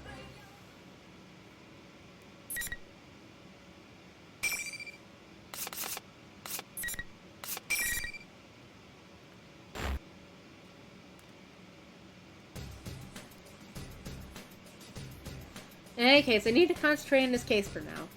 I'm sure I'll understand the meaning behind what she said when the time comes. I must foresee it.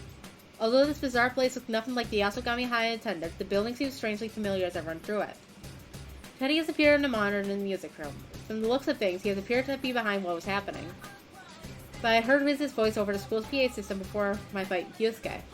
If this school works anything like a real one, then I can make a good guess to where Teddy and Rize are. It might be the announcement room. But of course, things aren't that easy. Those invisible walls keep getting in my way wherever I go. It seems that some of these walls don't let anybody through, no matter if they won or lost their fights. Every single time I run into one, I'm forced to take another path. It's like my route is already set for me. I feel like I'm being led somewhere. I stop for a moment while the hallway is out of the practice building and mutter to myself while taking a look around. Who is this? Now, why are they trying to lead me? In that moment... Hey, you there! You're one of them participants in that there Grand Prix thing, right? A voice I don't recognize at all breaks me from my reverie. I instinctively jump back and draw my sword in surprise. Whoa, whoa, whoa! What's the big idea? You could poke someone's eye out swinging that thing around. I turn around and see a girl that I've never seen before. Was she part of that crowd? No, she looks like a real person. She was caught by surprise when I suddenly pointed my weapon at her. Though she flinches, her words don't lose any of their intensity. How bold of her. That may seem like an odd thing to say, but it's what suddenly crosses my mind. But this girl doesn't seem to have any intention of attacking me. I sheath my sword, but remain cautious. Sorry, I didn't mean to startle you. Sorry ain't gonna cut it. What were you gonna do if you hurt one of the students here, huh? You can't go pulling that stuff without student council approval. All right, the jig is up. I'm putting the kibosh on this tournament right now. Hey, wait, hold on a second. I'm not in this because I want to be. I'm trying to stop the tournament. I'm trying to act non-threatening, but the girl continues to glare at me. Who in the world is this girl? She's wearing the Yasogami High uniform. She says something about the student council, but I don't recognize her. You don't encounter people here in this world that often. When a person is here, they're either a Persona user or a... Why are you here, by the way? Wait. Did you fall inside a TV? That's right. I might have played it a little bit differently, but if she can't enter a TV herself, the only possibility is that someone threw her in. That was what was happening in the murders from last year. All inside a TV? What kind of nonsense is that? She's not aware of it. But if she was a Persona user, I don't see why she'd hide that fact. If she was trying to keep that from me, she wouldn't have come to talk to me like this. Then, does that mean she's a victim after all? I carefully chose my words to avoid provoking the girl and introduce myself. I'm Yu Narukami. I was a second year at Yasogami High until last year. Huh? Last year? But that uniform... Oh no, this is... kind of my usual equipment when I'm in the TV world. Equipment? Never mind. Forget it. Well, if you were only around till last year, I ain't gonna blame you for not knowing. I'm the new student council president. Nice meeting you. The student council president. If I'm remembering correctly, the student council election should have taken place just before the holidays. I have no knowledge who won any of those elections, so I left in about before they took place. That reminds me, I didn't have any friends on the student council last year either. This girl may very well be the president. No reason not to believe her. Now it's your turn to spill. You said you ain't in the tournament because you want to be. Then what are you doing here? And what's this tournament about in the first place? I feel if I don't explain things very clearly to her, it'll only provoke her further. But trying to tell her everything about what's going on here will only confuse her. I leave out the fact that this place is inside a television and tell her about the other things that are going on. First, I tell her about Teddy, a friend of mine that is likely the one who set this tournament up. Secondly, that I encountered some of my friends who were dragged into all this as well, but they were acting strangely. And third, that my cousin, Nanako, still in elementary school, may have been dragged into this mess. The girl calling herself student council president seems to be skeptical while I talk, but eventually she sighs. So if I got this right, you didn't start this, but your friend did. Well, you don't seem like you're lying. It seems that she somehow grasps the gist of what I was trying to say. I thank her out of politeness, and she laughs and asks me why I'm thanking her. There's one more difficult task left at hand. How do I make her understand that all this is within another world, one accessed by going through a TV screen? She still appears to be energetic, but it doesn't change the fact that she's in danger. I have to get her out of this world no matter what. Where'd that sound come from? That sounded like it came from the gym. I ought to tell you to go home, but I get that you're worried about your sis. Come on, let's go check it out. Wait. Narukami's narration said that he referred to Nanako as his cousin, but she said sis. What the hell is going on here? Anyway, we will start running at the same time. I reach my full running speed when something occurs to me. I'm surprised to see Miss President keep a pace right beside me.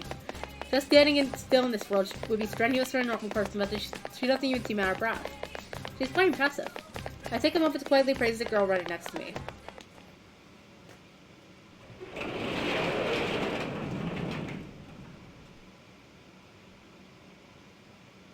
We burst into a gym where all the noise came from, but there's no one here. Instead, we see huge piles of stacked chairs. They're twisted and intertwined on the open floor of the gym, forming huge stairs that reach almost to the ceiling. It looks like Lost One's weeping. What is this? Who'd go to all this trouble? The girl stares up at the chairs, seemingly dumbfounded. Suddenly, the monitor in the gym flickers to life. Whoop, boop, boop, boop, boop, boop. Now, it's not that Lost One's weeping or whatever, like the Vocaloid song. But there's a bunch of stacked up chairs that look exactly like this, but it's in a white void. And as I expected, Teddy appears again in that costume. Whoop! Oh, are you on a hot date, Sensei? Well, that's fine with me, of course. But shouldn't you keep your mind on the fighting? Whoa, you look so mortified. That's the face I was hoping to see. He's not saying anything completely straight, but he's obviously hinting that he knows I'm worried about Nanako.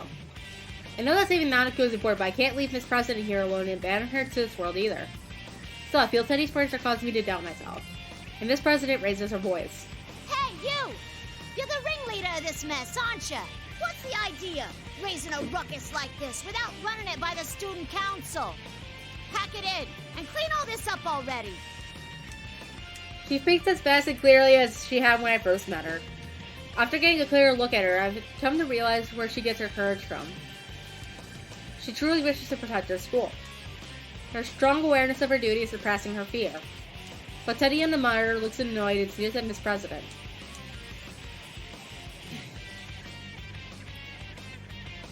It's incredibly detestable. I can't believe that Teddy can even make such a malicious expression. What's that tiny thing? I'm in the middle of an important conversation with Sensei. A yappy little mutt like you should be muzzled and sit in the corner. Sit, puppy, sit. He has absolutely no intent of dealing with her seriously. Miss President turns bright red in humiliation from being rushed off like that. This is enough. I take a step forward and put myself between the monitor and Miss President. Just let it go. Leave this to me. Miss President's lips are trembling. She must be angry that there's nothing she can do herself. I don't want the anger to be in vain, so I turn to the face to Teddy on the monitor. That was pretty harsh, Teddy. Hard to believe a womanizer like you would say such things. He straight up got called a womanizer. What's so attractive about a shameless liar like her? Liar? Do you know something about her? The way he said that sounds like there's some history between the two of them. As usual, he doesn't bother to give any details in his answer. Come on, Sensei. Your opponent's getting tired of waiting for you. With the next challenger, come on down! After that light, another cloud of smoke rises from the floor. By this time, it's Yukiko who appears. Oh, thank goodness you're safe. What's the matter? It's nothing. Are you alright? Has anything odd happened to you?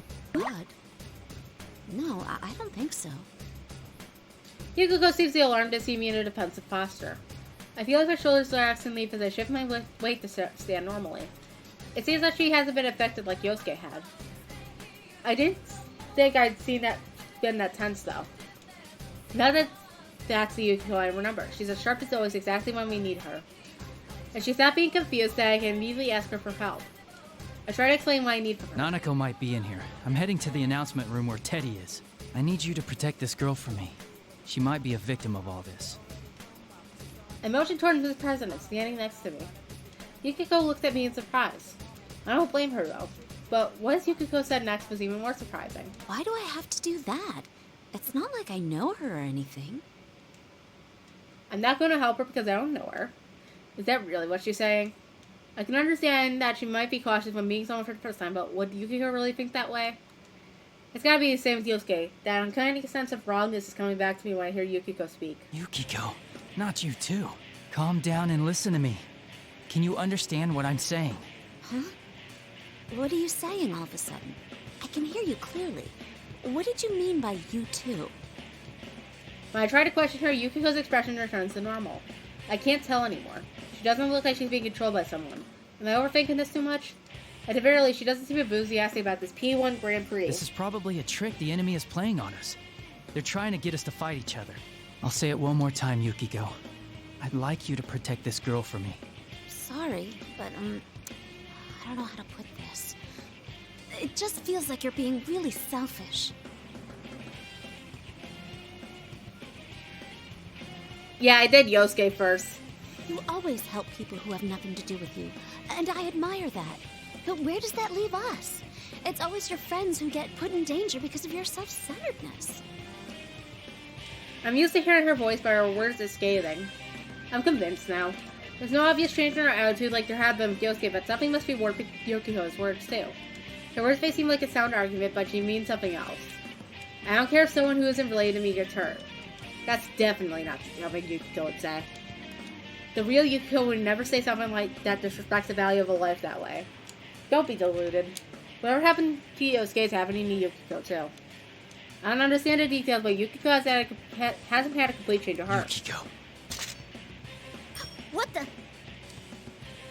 When I draw my sword, Miss President quickly tries to stop me.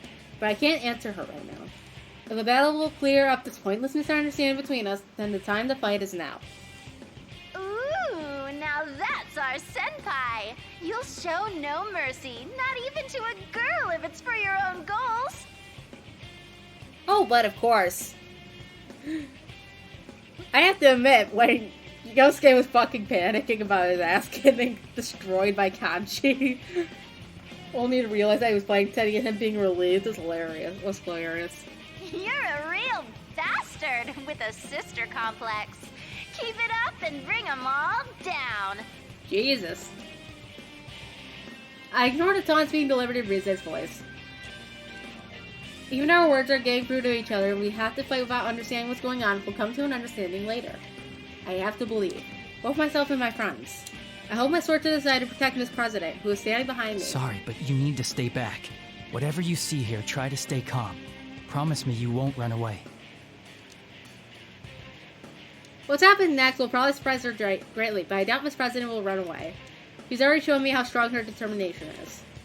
I glance over my shoulder. Although she looks worried, she still gives me a slight nod of agreement. Now time to do this. I must end this as quickly as possible. Persona! I concentrate all my senses to summon my strength of heart. My persona is Inagi. If I allow myself to go easy on Yukiko, she will surely defeat me. Yukiko smiles faintly and takes her battle stance. She resists the idea of protecting Miss President, but she seems to have no qualms whatsoever about fighting me. There's definitely something else controlling her. Come, Konohana Sakuya. Yukiko's black hair forms graceful arc in the air, so persona, Konohana Sakuya, rises behind her. That's right, usually Yukiko would have a beautiful heart like this. Wait for me. I will save you.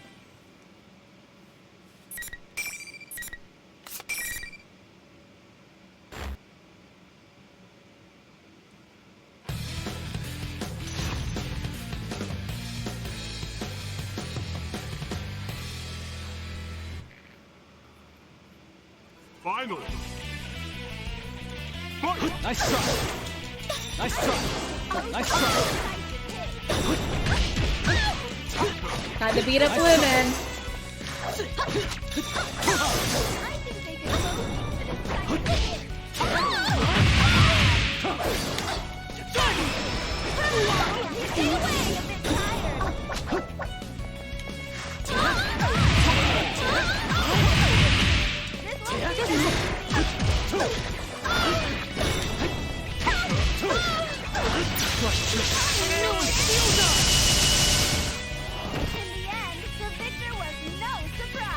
Look at the janitor over there. Bro's fucking done with the shit.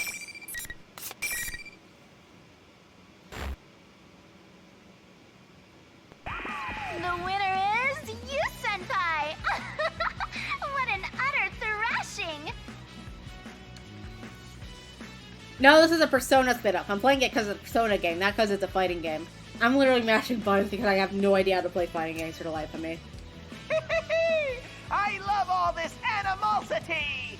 These cocky, self-righteous friends showing how they really feel by beating the crap out of each other. That's the real thrill of the P1 Grand Prix! I don't care to hear any more of Teddy's jests. I still have reservations about fighting against my friends, but now I know that there is no other way to save them. I'm resolved to do what must be done. Also, there's no knowing if Teddy and Riza have been affected just like Yosuke and Yukiko had.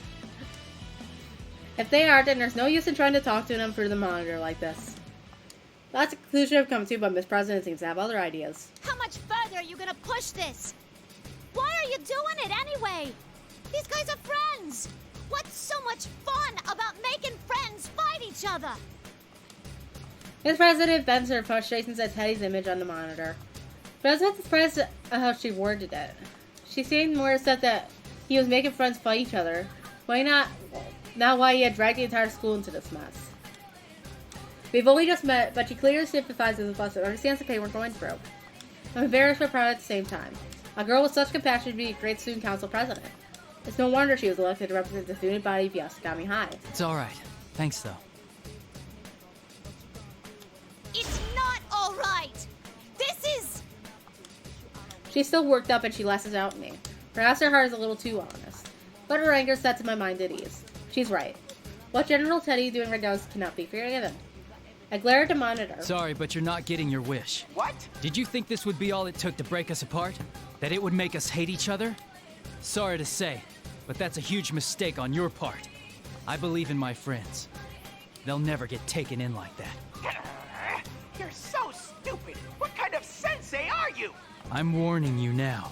If you really are Teddy, then we'll get you back to normal no matter what it takes. Even if it costs us our lives. But if you're an imposter, hiding behind Teddy's face, I will make you pay for toying with us.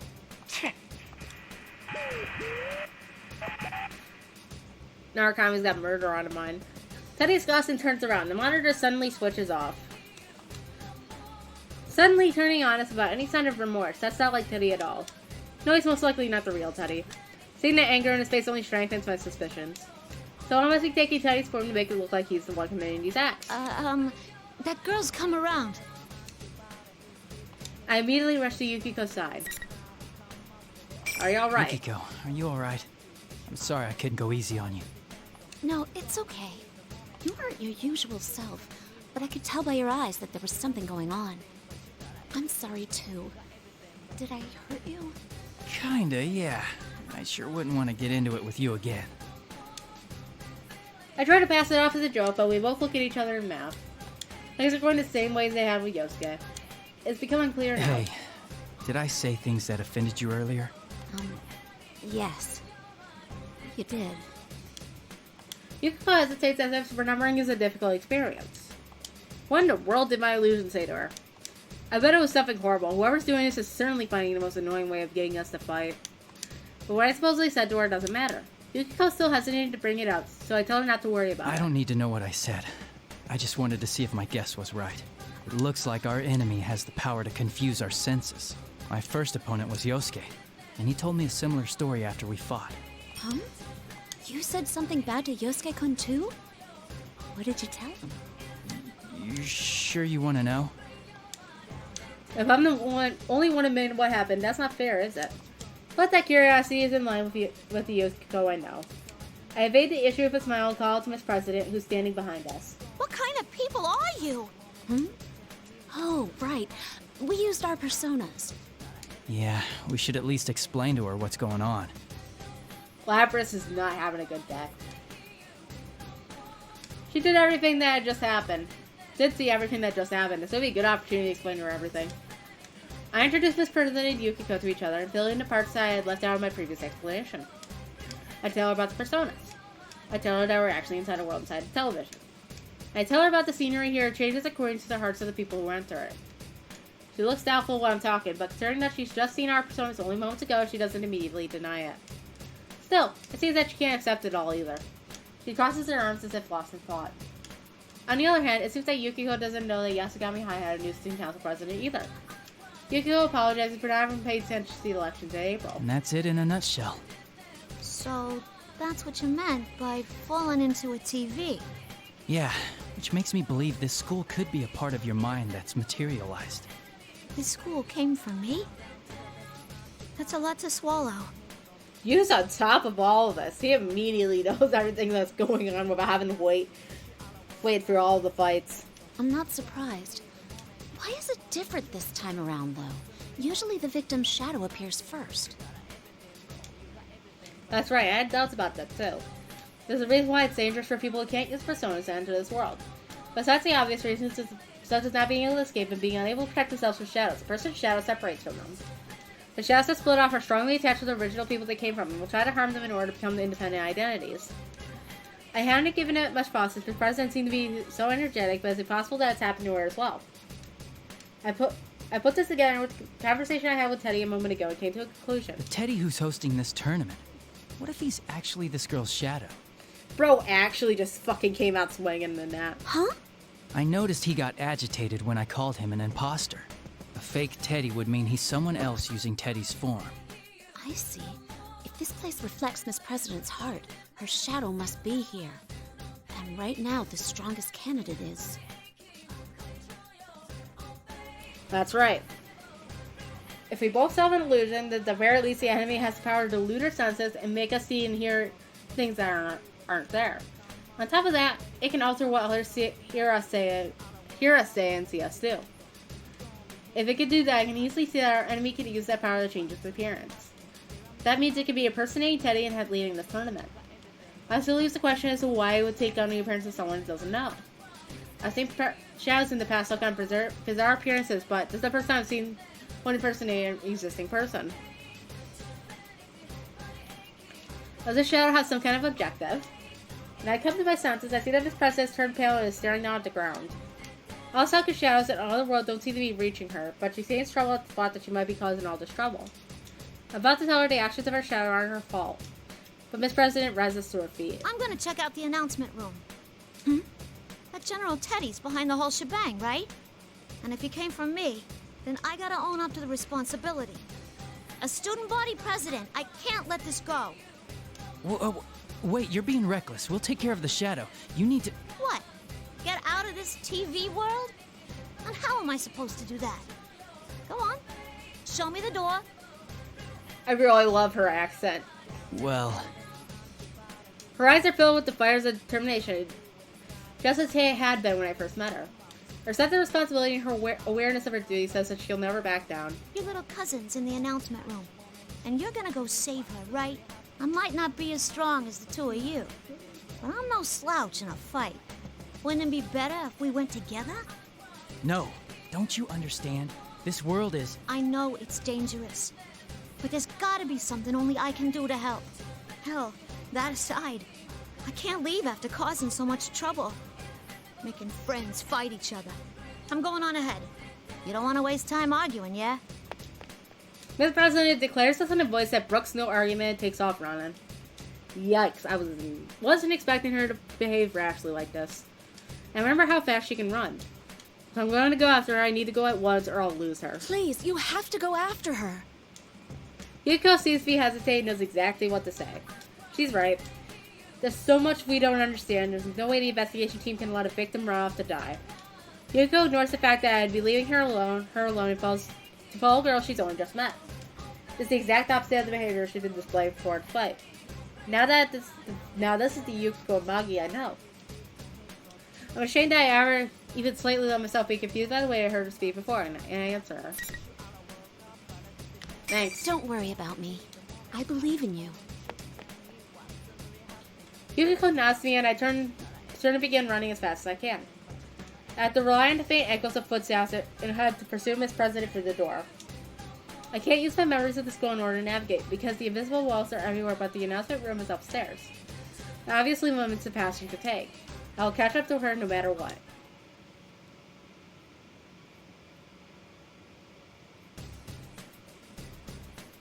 I've been running after Miss President for a while, but I still can't catch sight of her. She's so fast it's almost supernatural. I even begin to think that her path may not be hindered by the invisible walls. Wait a second. Now I think about it, she's not participating in the P1 Grand Prix. She didn't appear in the introduction video, and even though she'd been there when I faced off with Yukio, she wasn't affected by the rules. Could she be able to walk through these walls? If so, then catching up to her will be quite difficult. Just as I'm thinking this, suddenly a blue door appears in my path. I've seen this before. This is the entrance to the Velvet. I don't have time to deal with this, or so I think, but when I consider the timing of its appearance, I can't help but feel that there must be a reason for it. I make up my mind and reach for the door. As I walk through the door, I feel a slight sense of lightheadedness, and I close my eyes reflexively. When I open my eyes, I'm seated in my usual position, and Margaret is smiling quietly at me as if nothing is different. When she sees I've noticed her, she speaks as if aware of my impatience. You seem flustered, but time has no meaning here. Margaret politely points this out, knowing that I'm in a hurry. Time is meaningless, huh? I thought that I figured out a few things about this room, but it seems that there's still more for me to learn about it. If time doesn't pass while I'm in this room, then I should concentrate on what she's about to tell me. Once again, as if reading my thoughts, Margaret smiles. It seems you've emerged victorious and have come away with a piece of the truth. Though you are in a garden of deceit, you have the vision to go forward. Very impressive. Is that student council president's shadow really the cause of all this, then? Who can say? All I know is that you are getting ever closer to the truth. There is one thing I can tell you. Margaret's golden eyes are If fixed on that mine. girl's shadow is the cause of this misfortune, she will face her trial. But it's separate from your fate. You have your own trial to overcome. Keep that to heart. My own trial? I don't mean to, but I repeat what Margaret has just said. Everyone sees various things in you that draw them to you. Salvation, hope. I myself find fascination in watching over you. Fate may not be the author of your trials, but you are destined to be tested. Margaret smiles mischievously and nods towards me. Another slight feeling of lightheadedness passes and I return to that otherworldly school. The blue door is nowhere to be found as I've never been there to begin with. I look up. I still don't understand what my own trial is supposed to be, but for some reason my mind has cleared up a bit.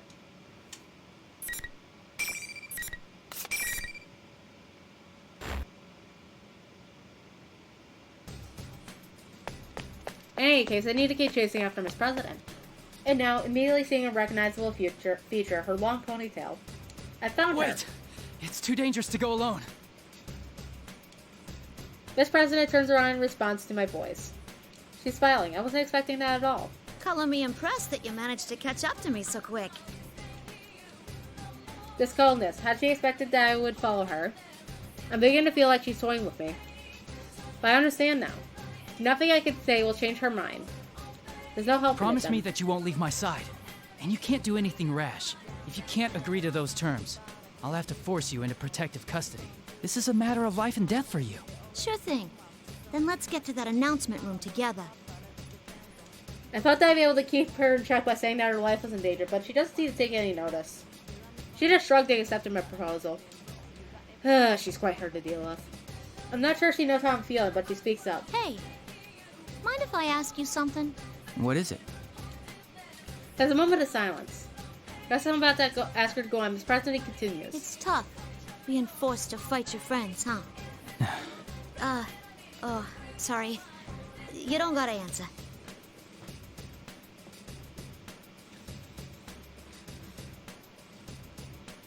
It's supposed to be green, right? Persona 6?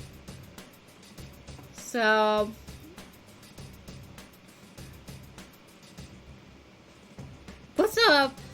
What's the Persona 5 for Velvet Room? Because we have an elevator, we have a car. From what little I've seen of it, it looks like it's almost a courtroom. Is that the case?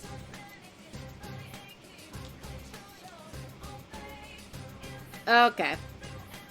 So it has to be some sort of, like, enclosed space, then. A cave? Or if it has to be man-made, then perhaps a greenhouse?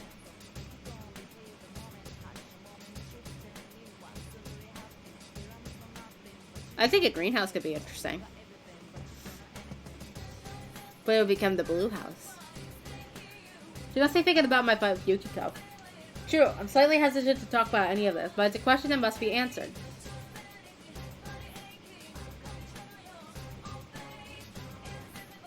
True, I'm slightly hesitant to talk about any of this, but it's a question that must be answered. That's how it feels to me. Why stats to have a separate, Velvet Room? No, you're right. If I could avoid it, I would. But I believe in my friends. You mean your friends won't hate you after the fight? Or you think they'll understand that you don't really want to fight? I don't know. Both, maybe. I mean, there's no way we'd fight each other without some kind of reason. Will she believe that answer? I study Miss President's face. But when she opens her mouth, she has an unexpectedly gloomy look in her eyes. What if you had to kill each other? Kill each other? I truly hadn't anticipated that question. I'm caught off guard by how I hadn't even considered it. It's true. There's no guarantee that this General Teddy won't suddenly decide to make us fight to the death on a whim. Sorry, that was probably over the line. I don't know why I said that. Indeed. Danganronpa has definitely entered the chat. I wouldn't let it happen. Even if I was forced into such a situation, I would never follow that order. Says every Danganronpa character ever. That's all I can say right now. But after hearing my answer, Miss President cast her eyes down again. After seeing that behavior, how do I put this? Felt a sense of incongruity. Why could that be? Something doesn't feel like her. Could Miss President be carrying some unimaginable burden that she has yet to confide in us? Is it so heavy that she would ask that question of me?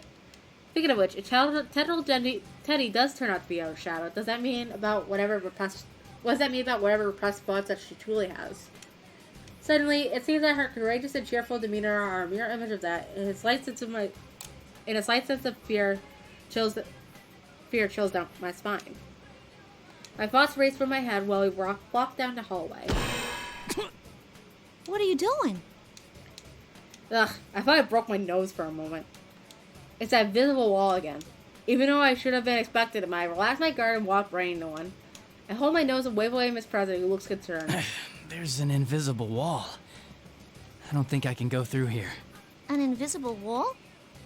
Oh, that must have been why you broke out of the mime act every now and then.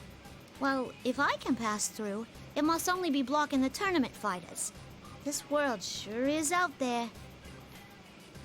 This President walks right through the place I had bumped into. So that must be the case. As I imagine, Miss President is unaffected by these walls. Is it because she's not one of the fighters in the Grand Prix? Of course, if General Teddy really is her shadow, maybe the normal rules don't apply to her. The entrance of the school building is ahead of us. But perhaps worst of all is that the wall I had just walked into is blocking me from reaching there. I'll just have to find some other way. No, there are walls there too. And the same can be said for the direction towards the entrance. A thought crossed in my mind as I checked back the way we had come. It's as I thought. Another visible wall is formed where I just passed and I can't go back. The falls in every direction, there's nowhere I could go. I am trapped. And if I can't go anywhere, this can only mean one thing. Be careful. This probably means. The moment I call out to Miss President, General Teddy appears on the monitor in the entryway. It means that third round of the P1 Grand Prix is about to begin. Oop, boop, boop, boop, boop. Is your snout okay, Sensei? Jeez, you're such a klutz. Oh, that he definitely sounds like English Monokuma. You're still using that form? It's getting old. Why don't you just show your true self? Boy, you've gotten peevish. I don't have any idea what you're talking about. I was intentionally trying to rile him up, but he wasn't falling for it. It looks like I'm not going to get him to reveal anything that way. I quickly changed tactics. Okay, so who's my next opponent? Ooh, now you're getting into the spirit of things. Let me guess, you're starting to enjoy beating up your friends? Hee-hee! Okay, with the next challenger, come on down!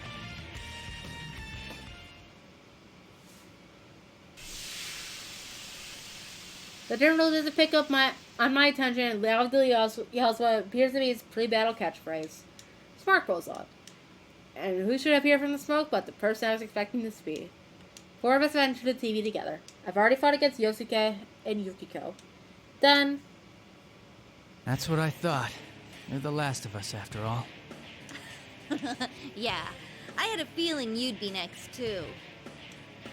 Chie laughs along with me. For a moment, there doesn't seem to be anything wrong with her words and actions, but I can't let my guard down around her. After all, I felt the same way when I encountered Yukiko, too. But, as they say, the third time's the charm. I have to see if Chie is in her right mind.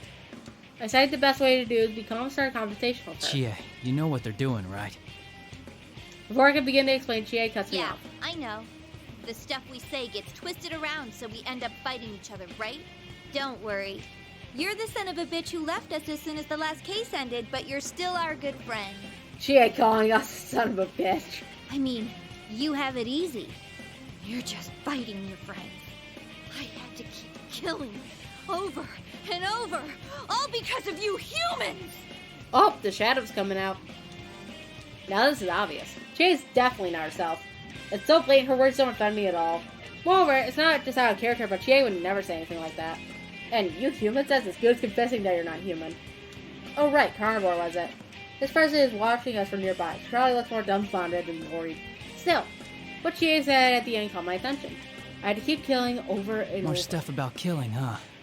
Miss President was talking about it earlier, too. This must be. It hurts. It hurts. It hurts. Hurts. Hurts.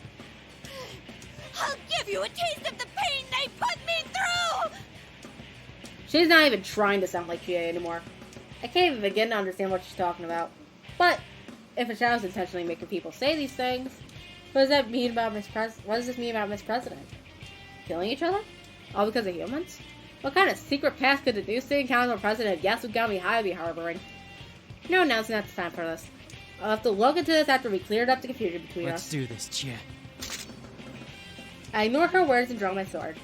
Immediately, Riza's voice echoes through the area as if she was waiting for this. Well, round 3 of the P1 Grand Prix already. Word on the street is that the carnivore may have a slight advantage. I'd also like to note that that's a very Junko-looking pose that she has there. Will you, Senpai, all talk and no skill, manage to eke out a win this time? Let's get this show on the road. Ready?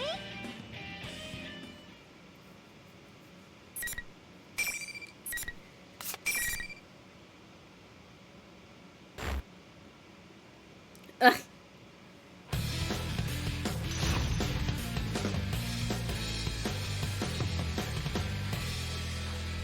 Oh, warning for chat. Add in a minute. Finally.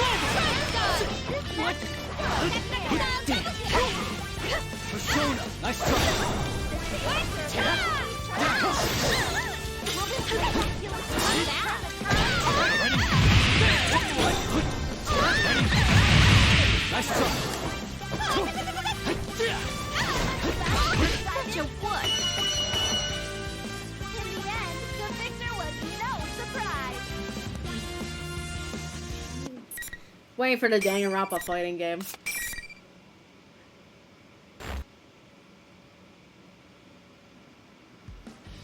I've won. I've lowered my sword and begin to slow my breathing. I don't believe I've injured GA too badly. Considering this was my third time having to do this, I feel like I'm getting pretty good and not having to seriously wound people in the fight. Wipe that smug look off your face. This isn't fun at all! General Teddy has seen that fight down without any injuries and spits his word through the monitor. Demon turned the monitor, then disappears without saying anything further. Let him say whatever he wants. I fought all the friends that I came to the TV with and none of them are hurt. I'll also have to head to the announcement room and make sure Nanako is safe, then we'll be able to go home. I walk over to Chie and help her off the ground. She comes back to her senses and she seems a little sheepish.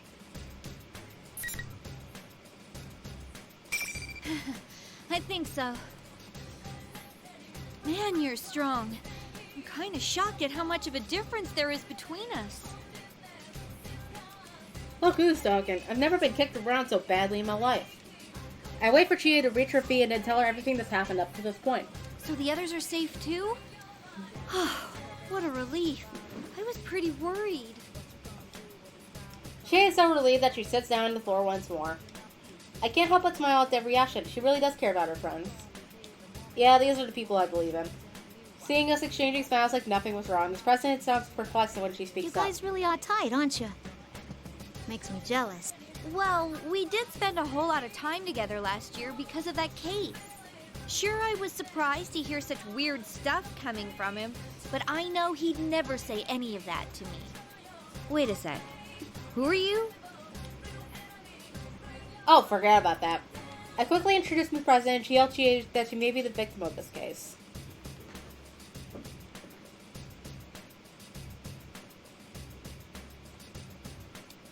But Chie looks again at Miss President suspiciously. Huh? The student council president? You mean ours? That doesn't seem right. What are you saying? I'm the student council president. Who else would I be? I'm pretty sure, though. Maybe if you told me your name, I'd remember. My name? Miss President stops moving. What's going on? She can't tell us her name. That's not a strange question, is it? But for some reason, Miss President seems unable to answer. I sense some kind of incoherent melancholy from her. Chie and I share a tense glance. My name's... What's wrong? My memories. No, I don't want to fight anymore. Why do we have to kill one another? Kill one another. I guess why I hear the words from her mouth. I don't know what's crossing her mind right now, but she's definitely not acting normally. I glance at Chie and try to approach Miss President in the hopes of calming her down.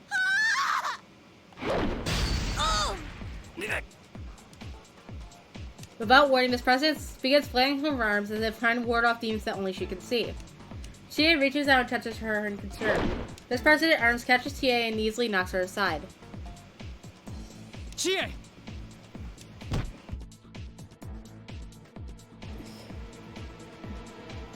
In war, she's from one of the 50-something other Danganronpa games that happened between Danganronpa 2 and Danganronpa P3 and that timeline. One of the ultimate survivors from that. What power! I barely managed to catch Chie before she slams into a concrete wall. Still, this is a stunning breakdown. What in the world happened to Miss President? Once I've held Chie back to her feet, we carefully approach her from both sides. This will be a little rough, but it can't be helped. We can't ask her anything while she's like this. But at that moment... What? No way! Before I know it, Miss President is flying through the air. She was jumping. For a moment, I couldn't comprehend what I was seeing. This is no ordinary leap. She was at a standstill, but now her entire body is suddenly higher up than my head. Her jumping ability is unbelievable. Chie and I look up in astonishment as Miss President kicks off the ceiling to change directions and lands at a full run. Wow. Who is that girl? Did I say something to offend her? She did mention something about her memories. Come to think of it, her memories did seem a little muddled. Maybe she was on the verge of getting them back. What kind of memory would make her go nuts and run away like that? PTSD. I can't answer Chie at all. What if you had to kill each other? Hear Miss President's dead voice in my head. Chie apparently wasn't expecting me to answer her, and she continues. I'll wait here. Make sure you rescue her, okay? Her voice is strong and confident. To drive the point home, she pokes my chest with her fingers as if ordering me. Even though she might be in danger herself, she's still worrying about others. All my friends are like that. That makes me really happy right now. I asked Gia if she'll be alright on her own. She fired back, let me worry about that. I nod to her and begin running after Miss President once more. I will save her, no matter what.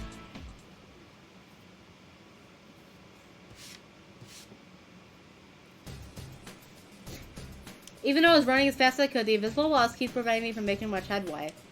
I attempted to strike at the walls with my persona, but nothing happened. So many invisible walls, one after another. Miss President can pass through them. I don't know if I can keep up the pursuit. The announcement room is still my destination. There's no way to know where Miss President has headed as well, but if there's a shadow waiting for me there, I need to get there anyway. Teddy and Rize should be in the announcement room, and if Nanako's being held captive, that's where she'd be as well. I have to keep running, but yet another wall blocks the hallway. At first, I think this is a dead end. I realized I could cut through a classroom and come on the other side of the wall. It's forcing me to enter the room, probably then letting me go straight. This probably means I brace myself and put my hand on the door. The moment I step inside, a familiar voice echoes in my mind. Hi. Senpai! Can you hear me? Please answer me! That voice. Is that you, Rize? The real one? Her voice isn't coming from the PA system. I'm actually hearing it in my head. This has to be work of Rize's persona. Thank goodness. I've been all alone since that weird fake Teddy captured me. And then you were all fighting each other. I can hear the relief in her voice. She sounds so different from the insensitive and rude voice that had been coming from the PA system. Hello, Kingdom God. This is indeed the reason I know. Where are you now, Rize?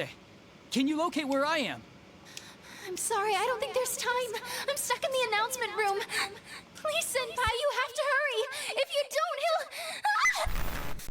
he'll... Rize! What's wrong, Rize? There's no answer. The communication has been cut off. Has something happened in the announcement room? My head begins racing. The enemy has made us fight each other as participants in this tournament, but they have captured Rize as well. It's clear to me that they must have been worried about her using Persona's powers to tell us the truth. But that's not important right now. If she was just captured to prevent her from contacting us, the enemy must think of Rize as being less valuable than those who had to fight. She sounded okay, but who knows what might happen to her now. I have to hurry. Pardon me for interrupting while you are lost in thought. Ah shit, it's Aigis. It's our girl. My hand brushes my shoulder, and surprised I jump away and draw my sword. I can't believe that I let myself get so lost in thought that I didn't notice someone until they touched me. This is the second time I've let myself get so distracted. I've gotten used to having my friends with me while I finished the game last year. I can't pay attention to the entire world on my own. I need to brace myself. I look up and see an unfamiliar face. A girl with blonde hair and striking blue eyes. Wait, a girl? Her face and voice seem human-like, but the rest of her, there's metal everywhere all over her body. For a moment, I wonder if this is just an elaborate costume, but I can see the interior frame of her body where her joints connect. I didn't mean to startle you. You're, It's nice to meet you. My name is Aigis. And no, I am not human. You are the one from the introduction video, listed as the Sister Complex Kingpin of Steel, Narukami-san, correct? The question catches me off guard. I wasn't expecting a complete stranger to call me that. And did you say that she wasn't human? Well, when Yosuke called me by that stupid tale, I knew it was a joke, but when a stranger says it, it sounds like they truly believe it. Ah! This is a pain. Nanako is important to me, but calling it a complex is stretching things. No, wait a second. I was trying to play it off, but I ended up blurting out Nanako's name anyway. Calm down, I need to take this conversation away from this subject. I clear my throat and try to start over. Aigis-san, was it? Why are you here? Our primary objective is the destruction of shadows, but we have come to this world on a different mission. Have you ever, taken, a kid's lips, grabbed them, took the two fingers, put them on the edge of the mouth and going... That's what their mouth animations look like right now. Squeeze them together in order to force the lips open. The destruction of shadows. She fights shadows, but how could she do that if... And does that mean... Yes, I have a persona as well. Though my body is a machine, personas are the strength of the heart after all. Just as I thought. I'm surprised to find another persona user outside of my group of friends, and a robot on top of that. I can't come to grips with all of this. From the way we were talking, she seems just like a normal person, only in an interesting suit. True, I've seen stories on the news about robots looking uncannily like real humans, but isn't something like this far beyond those? So I can't help but believe the evidence of my own eyes. I mean, I've been hopping in and out of TVs for the past year. Who am I to say what's strange or not? Perhaps the technology behind her creation has supernatural roots of its own. I find myself growing more and more interested in how she came to be here, but I have to put that aside for now. There's something I need to find out from her first. The P1 Grand Prix. It's so similar to the events of last year, but the things that would involve someone like her. I don't have a clear picture of everything that's happening, that's for sure. I call myself and I ask her what I feel would tell me what she's doing. And what is this mission of yours? She opens her mouth to respond, but just then. The monitor inside the classroom turns on. It's at that moment I suddenly remember. It's like I'm gonna have to fight here. I've forgotten about sensing that when I entered the room. Aha! So that's where you got to, Sensei. I've been looking all over for you. Ooh, who's the honey? Were you in the middle of trying to score with her? As if you didn't know. You're the one who lured us both here. Oh my, did you figure it out? I didn't have a choice after those guys decided on their own to horn in on the fun. You're a bright boy, Sensei. You know what's coming next, don't you? The general on the monitor gives me a twisted smile. Could I guess this mission be something that would cause some trouble? I can't figure out what his motives are, but he's using us to crush each other. In other words, she's the next challenger that's being set against me. I guess San seems to understand this as well, and she's staring at the monitor with quiet animosity. Sorry about this. Do you know the rule of this tournament? Only the victor of each match may move on. Yes? This sounds like Super Mario Bros. theme music. I have nothing against you, but I'm in a hurry for my own reasons. Neither of us, in other words, can back down. Then there should be no hard feelings. I guess San is refreshingly straightforward about this. She immediately takes a fighting stance. A bitter thought comes to me. It's not being forced by my friends, but having to search someone that I don't even know is just as bad. Another thought comes on the heels of that one. I don't know this girl. Perhaps her appearance here means that there are urgent problems that an ordinary student like me can't fathom. What gives me the right to stop her on her mission? Should I know what's at stake before I take that from her? Thankfully, it seems that she hasn't gone mad like my other friends. Perhaps the enemy doesn't care about clouding the minds of people who don't know each other. If we're still capable of understanding each other, then we should talk this over before we do anything. That will not do. We will speak more of this after one of us wins. Agasan says this so quickly as if she's reading my mind. For a moment, I'm stuck up by how she could have known what I was thinking, but I realize that she's right. What good would it do for us to talk things over? True, the loser cannot leave this room, but until we have a battle, neither of us is going anywhere. It doesn't really matter if we can come to an understanding or not. Until we have our fight, none of our goals are going to be accomplished. If that's the case, then it's better if we don't hear about each other's problems before we fight. That could be why Agasan hasn't told me anything. This must be her version of telling this. I'm silently readying my sword. Agasan appears to smile slightly when I do. Right, I'm not going to give up on what I'm fighting for either. I need Nanako and my friends to be safe. I have to make sure that this president is okay. I will use everything I can to protect them. To thank her for her consideration, I make it a point to announce that I'm ready to start the fight. And here goes. There's no need to hold back. Indeed. Let us do battle.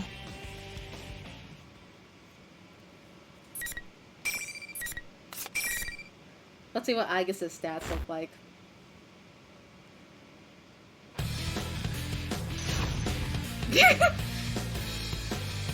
Her not having a weight. I guess that's the same thing for all girls, but I feel like it's especially funny because she's a robot. Ready? Sorry, I guess I have to do this. Fire! Firing! Heavy damage!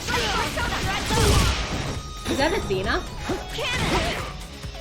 Damage! No! Severe impact!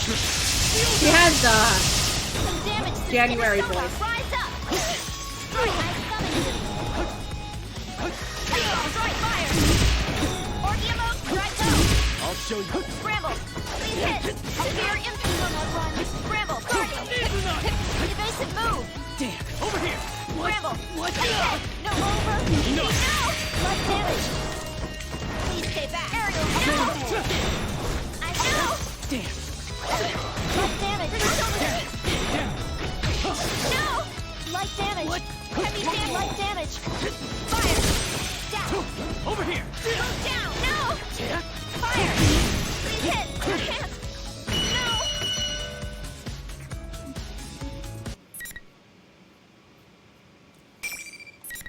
But this doesn't take place after Persona 4.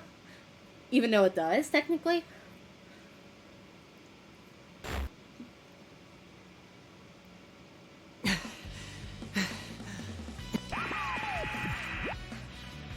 Wowza! Now that's the sensei I know! That hunk of junk was no match for you! Serves you right! Keep suffering! Friend against friend, beating the heck out of each other! A machine with the power of Persona. She was made to fight Jazz, but had no idea what she was capable of. I feel like my mind's been drained even more than my body. It angers me to see that the general is watching over us with an expression of joy as if were some performance for his amusement. I look up and glare at the monitor. I don't know why you're making us fight, but it's pointless.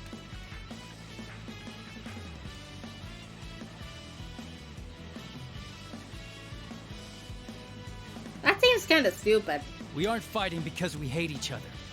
The reason we can fight is because we respect and trust each other.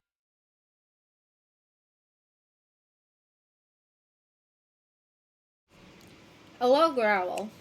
That's the only sound I hear. The real Teddy's never made such a hateful sound. It's actually rather scary. Stupid! You're such a dumbass! What's with you? The image on the monitor distorts along with that outburst. The general is having trouble remembering to act as someone else, and his face bulges and ripples disturbingly as if his hate pours through the screen. Any pretense of copying the adorable stupidity of the real Teddy is gone now. I notice that the voice is spitting out these hateful words is not Teddy's either. Respect? Trust? So what if you don't hate each other? You're not like me! I was forced to fight against my will! I destroyed them with my own hands! You should all have to go through the hell I've suffered! See how it feels to destroy everyone you call a friend!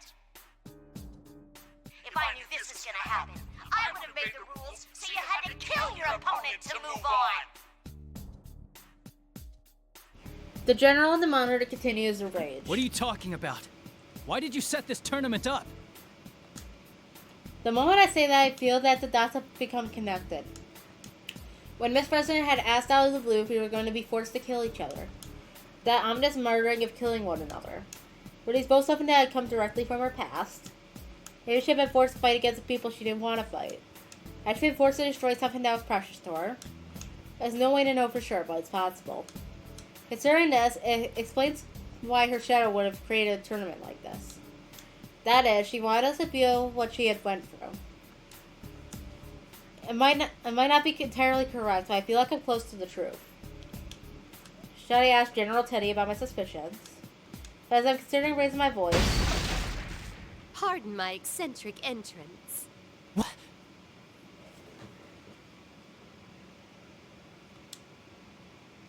Someone comes crashing through the ceiling. What in the world? I rush over to Aiga-san to protect her from the falling debris.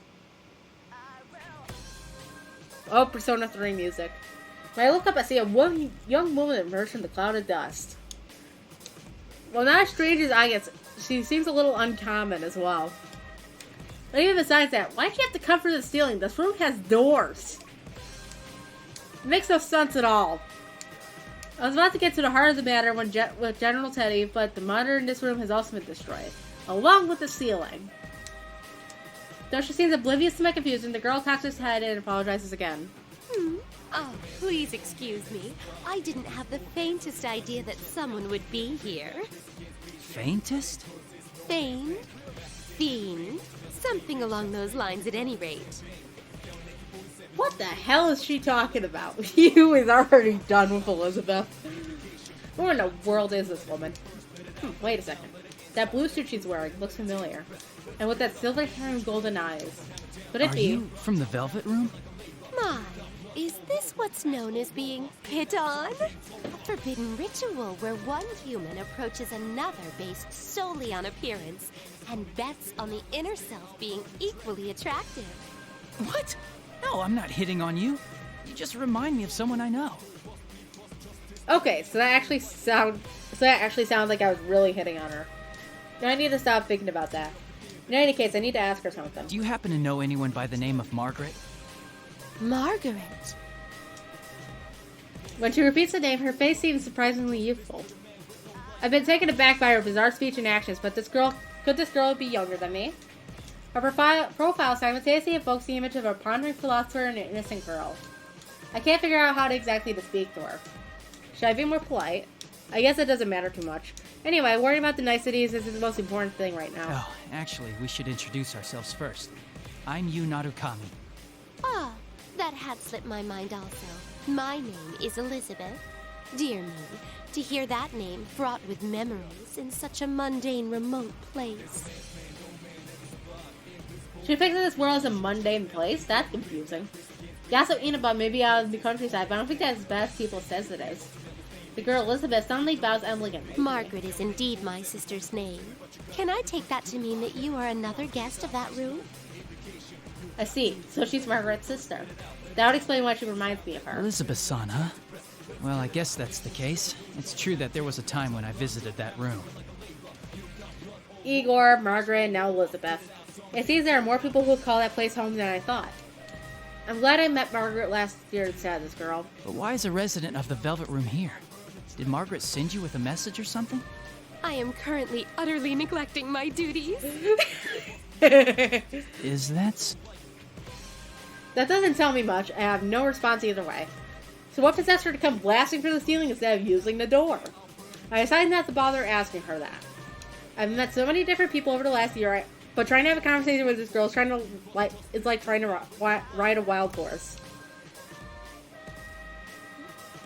She's just going to ignore my direction I'm trying to steer us towards and just veer off wherever she wants. Best to just hold on and go along for the ride then. Maybe if I pay attention, she'll tell me something worth my time. Even if I try to ask her any questions, she'll most likely just be confused anyway. Just as I'm starting having that thought, the girl seems to have noticed my hesitation and starts to talk about herself. Her eyes are lit up with a sincere passion. She is really a hard one to read. I have a certain desire. It may take a very long time for it to be realized. In order for my wish to be granted, I require a power much greater than what I have. The power of the wild card that changes bonds into strength. I have a feeling that the key lies there. I know a little about the wild card, but... I feel that the first glue to granting my wish lies within that power. Glue? Flu? Influenza. Something along those lines at any rate. She's having trouble coming up with the right words, but I can hear the sincerity in her speech. Probably. In other words, I think she means that the power of the wild card is related to her desire and came here. I don't think it's worth it to ask about how she knew I had that power, where she found out about it. Just as I'm struggling to follow the meandering of her conversation, she brings up an outrageous suggestion. Might I suggest that you and I fight? What? Someone please tell me how she reached that conclusion. That this was a good idea. This is a Persona 3 battle theme, wasn't it? I don't think I have a chance of talking her out of it, though. But of course I have to try, so I say... Give me a break, dude. How excited this is making me. My expectations are ascending skyward at Mach speed. To be direct, I'd like for you to show me the potential slumbering within you. But I only have Izanagi on me. Let me make sure of something, just in case. You understand what I'm saying, right? There's no illusions at work? Such parlor tricks can get stuffed. Get stuffed. I see. So you're actually in your right mind here. That's kind of, impressive. Well, maybe she understood what I meant when I mentioned the illusions. If that's so, then she must have some idea what's going on around here. And even though she might understand it, she still wants to fight me.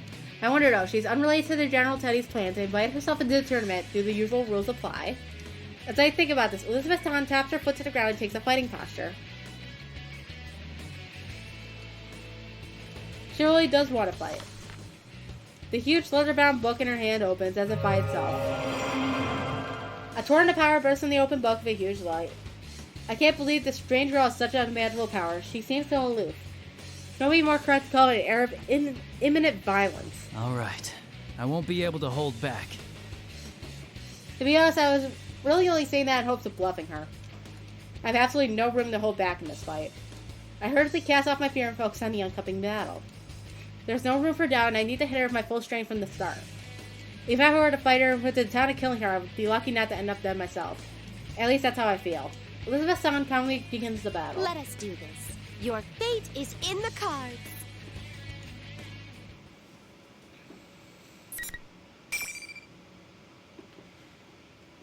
Oh, we go beyond scene 12.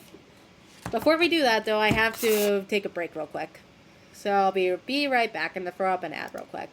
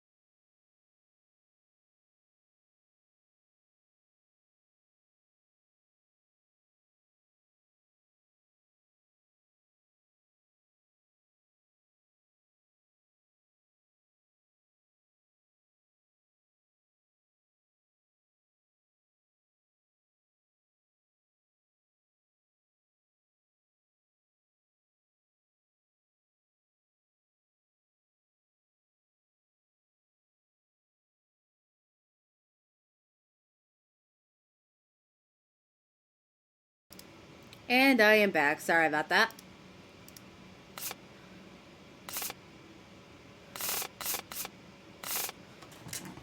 Yeah, right?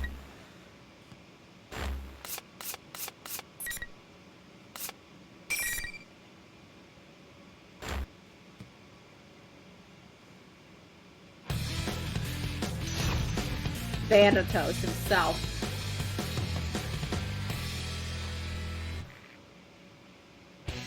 Finally.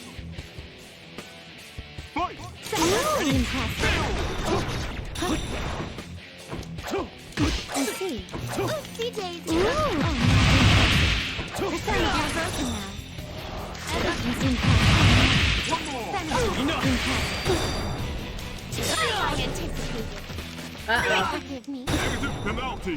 Now, everything's impressive. Oopsie daisy. I anticipated. Now, Negative penalty. now get the shot. Show you, man. Ready? From this moment, remarkable. Ooh,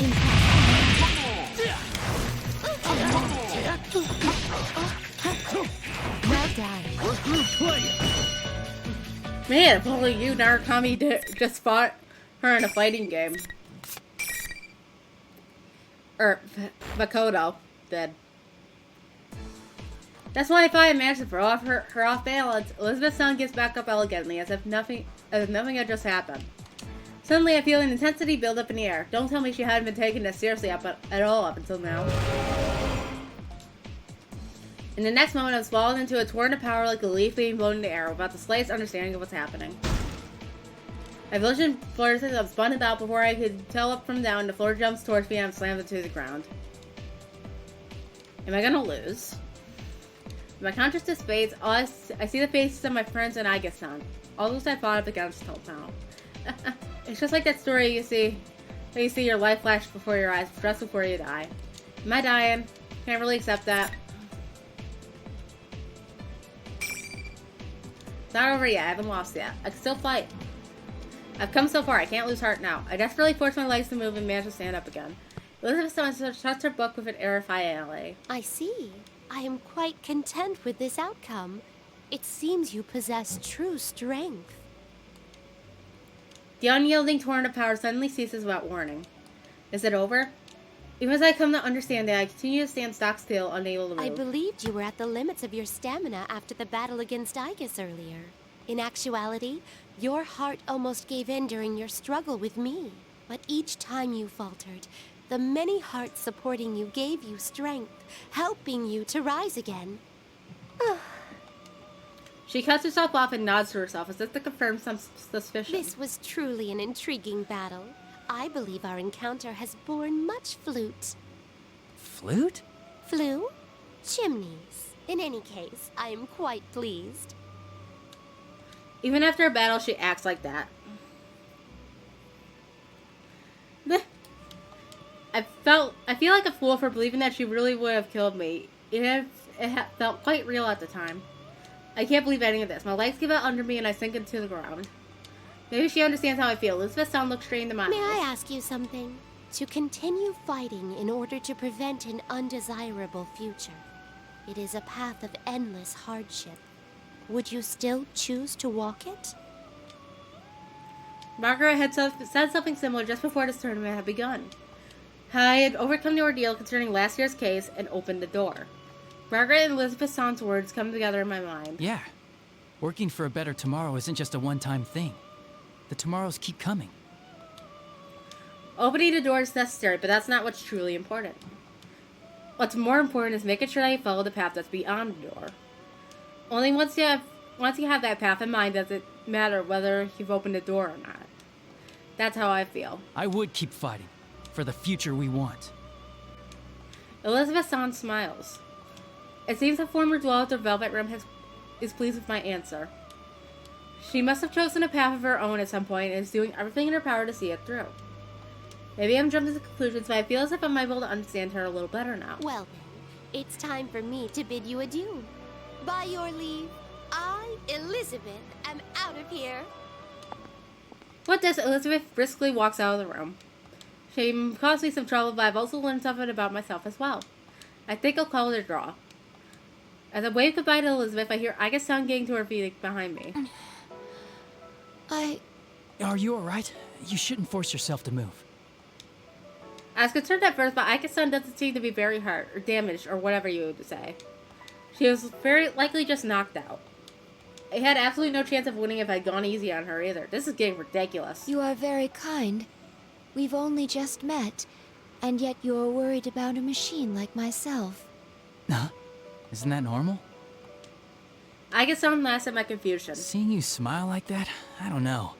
I just can't think of you as a machine. You have a heart, right? Then it doesn't matter whether you're man or machine. Iga's son stops laughing and thinks deeply for a moment. But after a few seconds, she looks back at me with a serious look in her eyes. You have defeated me in single combat. That will make it difficult for me to continue forward. But I believe I can trust you. Will you listen to my mission directive? I have no reason to say no. I look at Aiga-san square in the eye and nod reassuringly. And so, Aiga-san told me about her directive, and it was truly surprising. There was another case of falling personas and shadows outside of Inaba even before our adventure last year. And she has a weapon with a heart, created with the express purpose of wielding a persona to fight the shadows.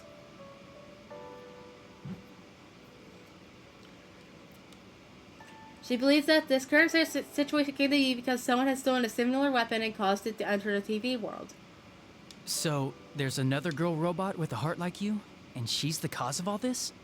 We came to this world to retrieve her. My older sister, the 5th generation anti-shadow suppression weapon, Labris, is in this world somewhere. Nanako, Miss President, her shadow, and now Labris. I have a mountain of tasks to accomplish now. But even though I have a lot to do, I can't ignore any of it. Tell me more about Labris, and I'll do what I can to help you get her back. Unfortunately. Aiga-san's expression clouds. She said that she was a machine, but she really is no different from a human. As I ponder this, I listen to what she has to say. It's discouraging. So you don't know what she looks like, what she can do, or what equipment she's loaded with. Basically, all she can tell me is that Labris is a girl who's built to look like a girl. Wait a second. Did I meet a girl that I didn't know in the TV world? Miss President. Could Miss President be Labris? Is there a possibility that she looks, well, more human than you? You mentioned earlier that she was your older sister, so I assume she was built before you, but... My sister was an older model, a prototype for the 5th generation to be exact. It's doubtful that she would look more human than myself. Then there's no way Miss President could be Labris. I could tell at a first glance that Aiga-san was a machine. Miss President appears to be completely human. I never once considered that she might not be human until just now. But that just makes things even more complicated. What in the world is going on inside the CV? Alright, in any case, I'll keep an eye out for her.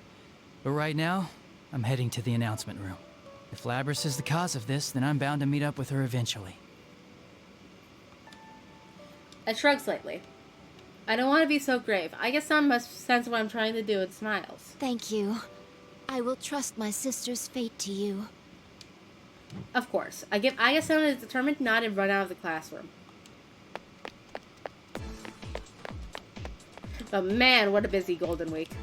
I have to make sure Nanako's okay, find Miss President, unmask whoever's masquerading as Teddy, and now search for Labris somewhere in here? If this wasn't happening, I'd be kicking it with my friends at the UNS food court. Yokiko was trying to be coy, but I'm pretty sure that big bundle she was carrying was a box lunch she made for us.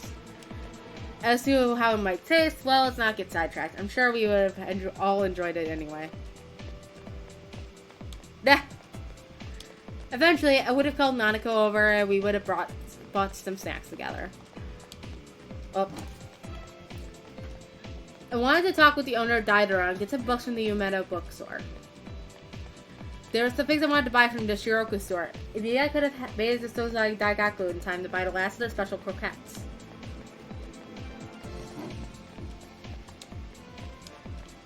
I defended steak bowl at Aya, hung out with the fox at Tatsuhime's shrine, and waited for my uncle so we could have dinner, and tomorrow I would have gone fishing. The one who had ruined my vacation and caused all those problems is the same person who stole Labris.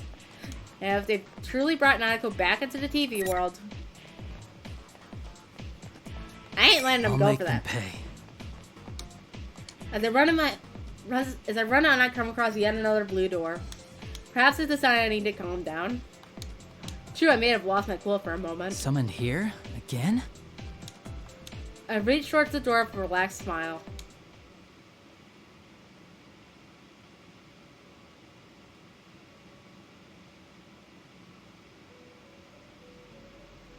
Margaret is in her usual position. I glance around to see if there's anyone else in here.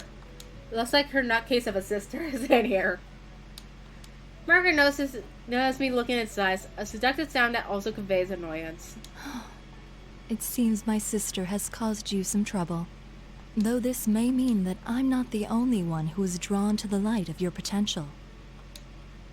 There's a hint of tenderness towards her sister in her words. Her sister must be important to her.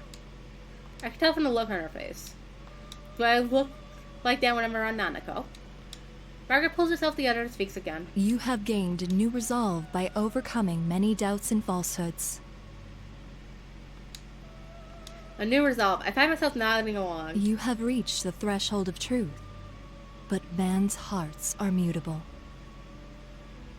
Something I like about this game is the fact that they try and make you more of a character than just protagonist substitute.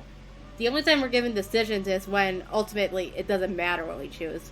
Like they end up meaning the same thing, or it just loops back around to the exact same point.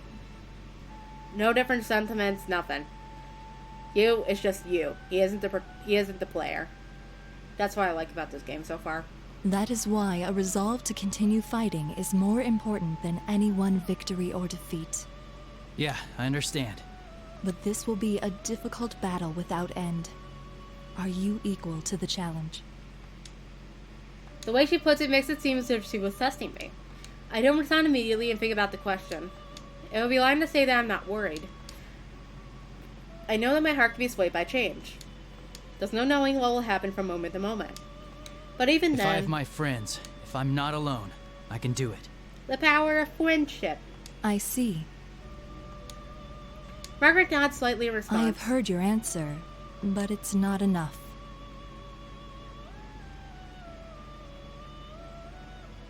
Nah. Yeah, I know. Remember what I told you before? The heart is shaken more by a single action than by 1,000 words.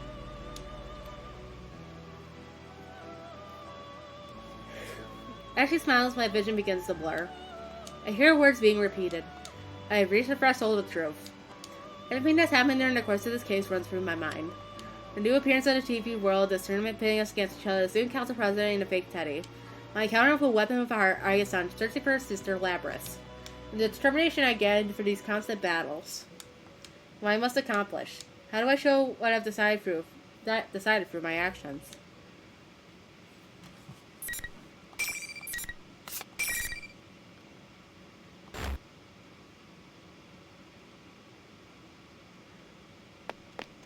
It seems that the number of invisible walls has decreased.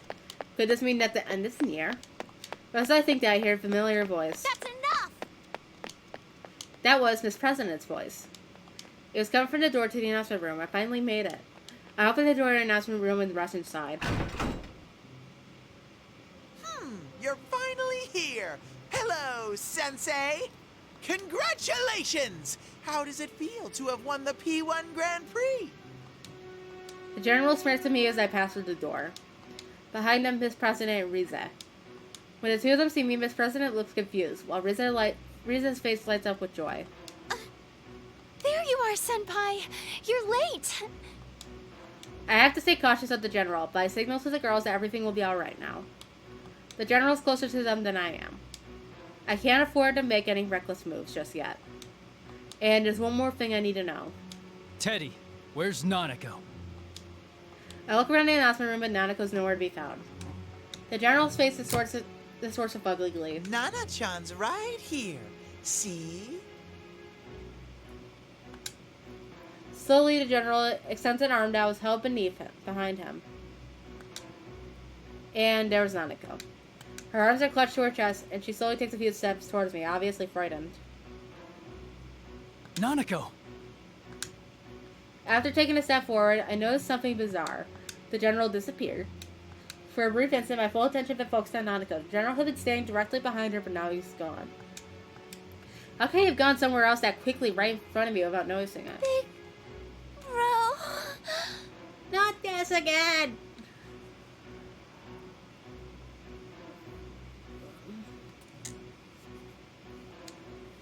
While I'm confused about the general's disappearance, Nanako weakly calls for me. Being in the TV world is obviously taking a toll on her. She totters towards me unsteadily, looking ready to collapse at any moment. I can think about the general later. I have to save Nanako right now as I reach out to her. Rize yells. Senpai, no! Nanako-chan's not there! Nanako's not here. What's she saying? She's right here. Just as I'm about to say so, my hand stops. Something's not right. I try to look into Nanako's face once more. In her eyes, I saw madness. Oh, so close! Just a little more and Sensei would have been a goner! You bastard! I barely racked in time to draw my sword to block the attack. The general suddenly appeared out of nowhere and attacked me with his cane. I get a good look at him as our weapons clash together. I see the madness in his face, the same madness I had seen in Nanako's only a moment before. That's why I noticed that Nanako had disappeared. What's going on? You've got it wrong, Senpai. It's all been him from the beginning. He can make whoever's looking at him see him as someone else. So he's not actually taking on other forms? No, he's just distorting the things you see and hear. That's right, the enemy's able to control what I see and hear. I realized that after all the battles I had had today, but seeing Nanako had made me forget all that. The general laughs at this. It's hard for me to show someone who isn't here. But you actually saw this Nanako girl? You're hopeless. That's like how my friends had actually gone crazy before our fights. Nanako had never been brought to his world in the first place. The appearance before me is a fake. He distorted all our senses to make us suffer. But just as I thought, he could deceive Riz's persona abilities. That's why he kidnapped her, to keep her from warning us during his tournament. Now that I know that, I pushed the general's cane away and jumped back towards the girls in order to distance myself from him.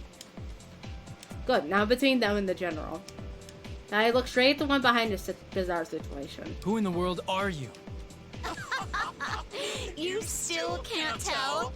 Seriously, the level of intelligence around here. Fine then. Here. Get a good look. Oh, time for the cutscene again?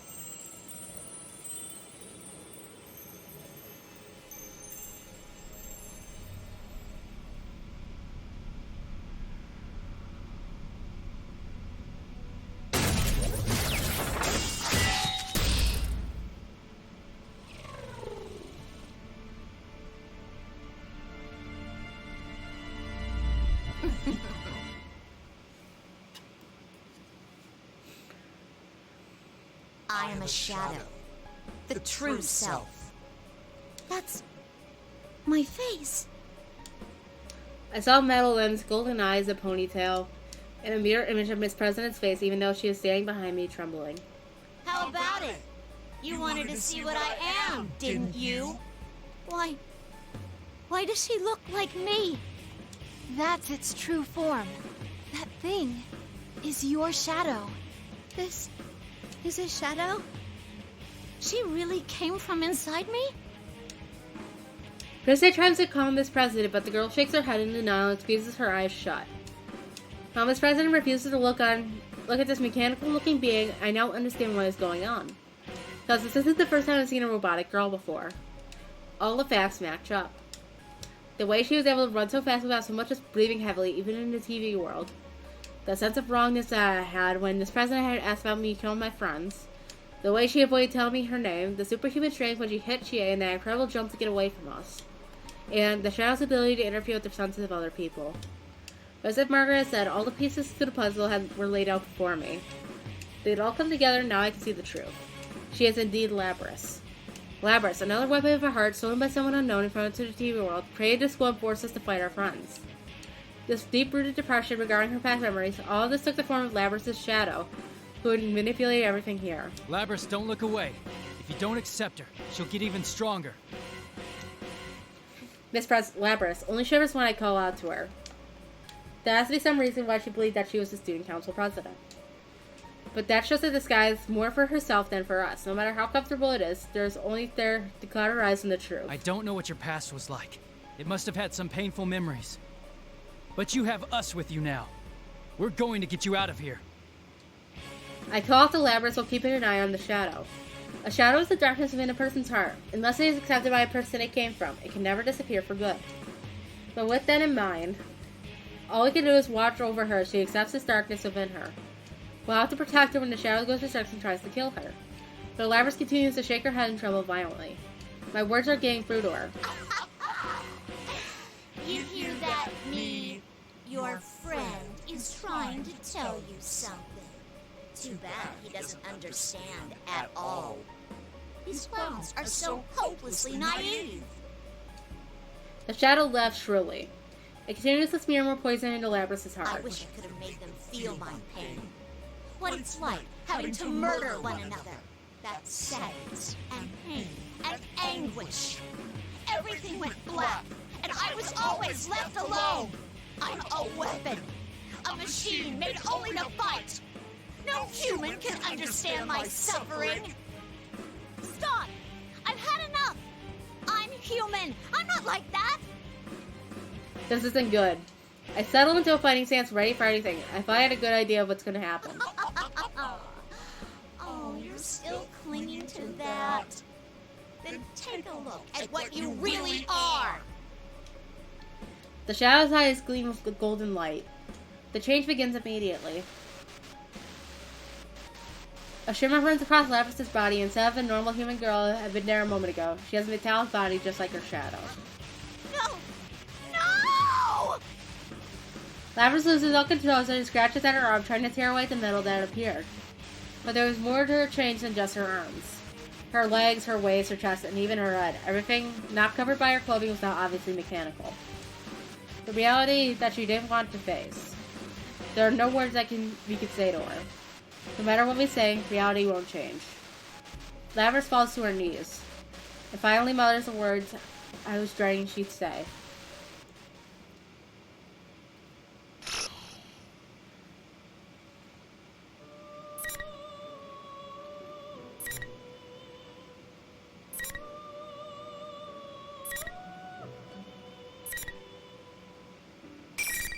Cool. How come we unlock the other two P3 characters and Shirogane from him?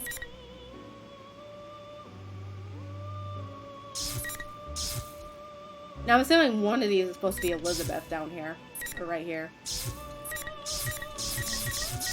I'm not sure who's supposed to be the other person beside Elizabeth though.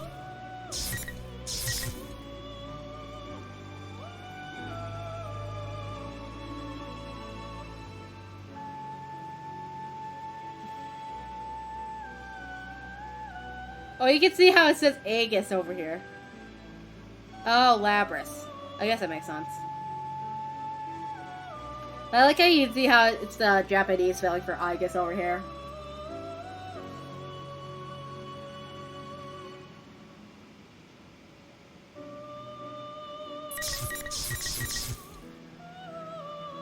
But yeah, it's I've streamed for like 6 hours total already, with 4 for this stream and 2 for the other stream, so I'm probably gonna wrap it up here for now. Plus my throat hurts. Any last comments before we head out for today?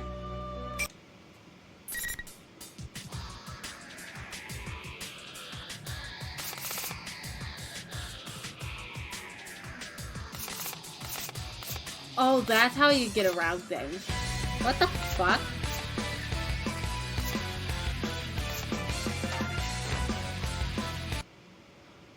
Persona 4 Arena Ultimax.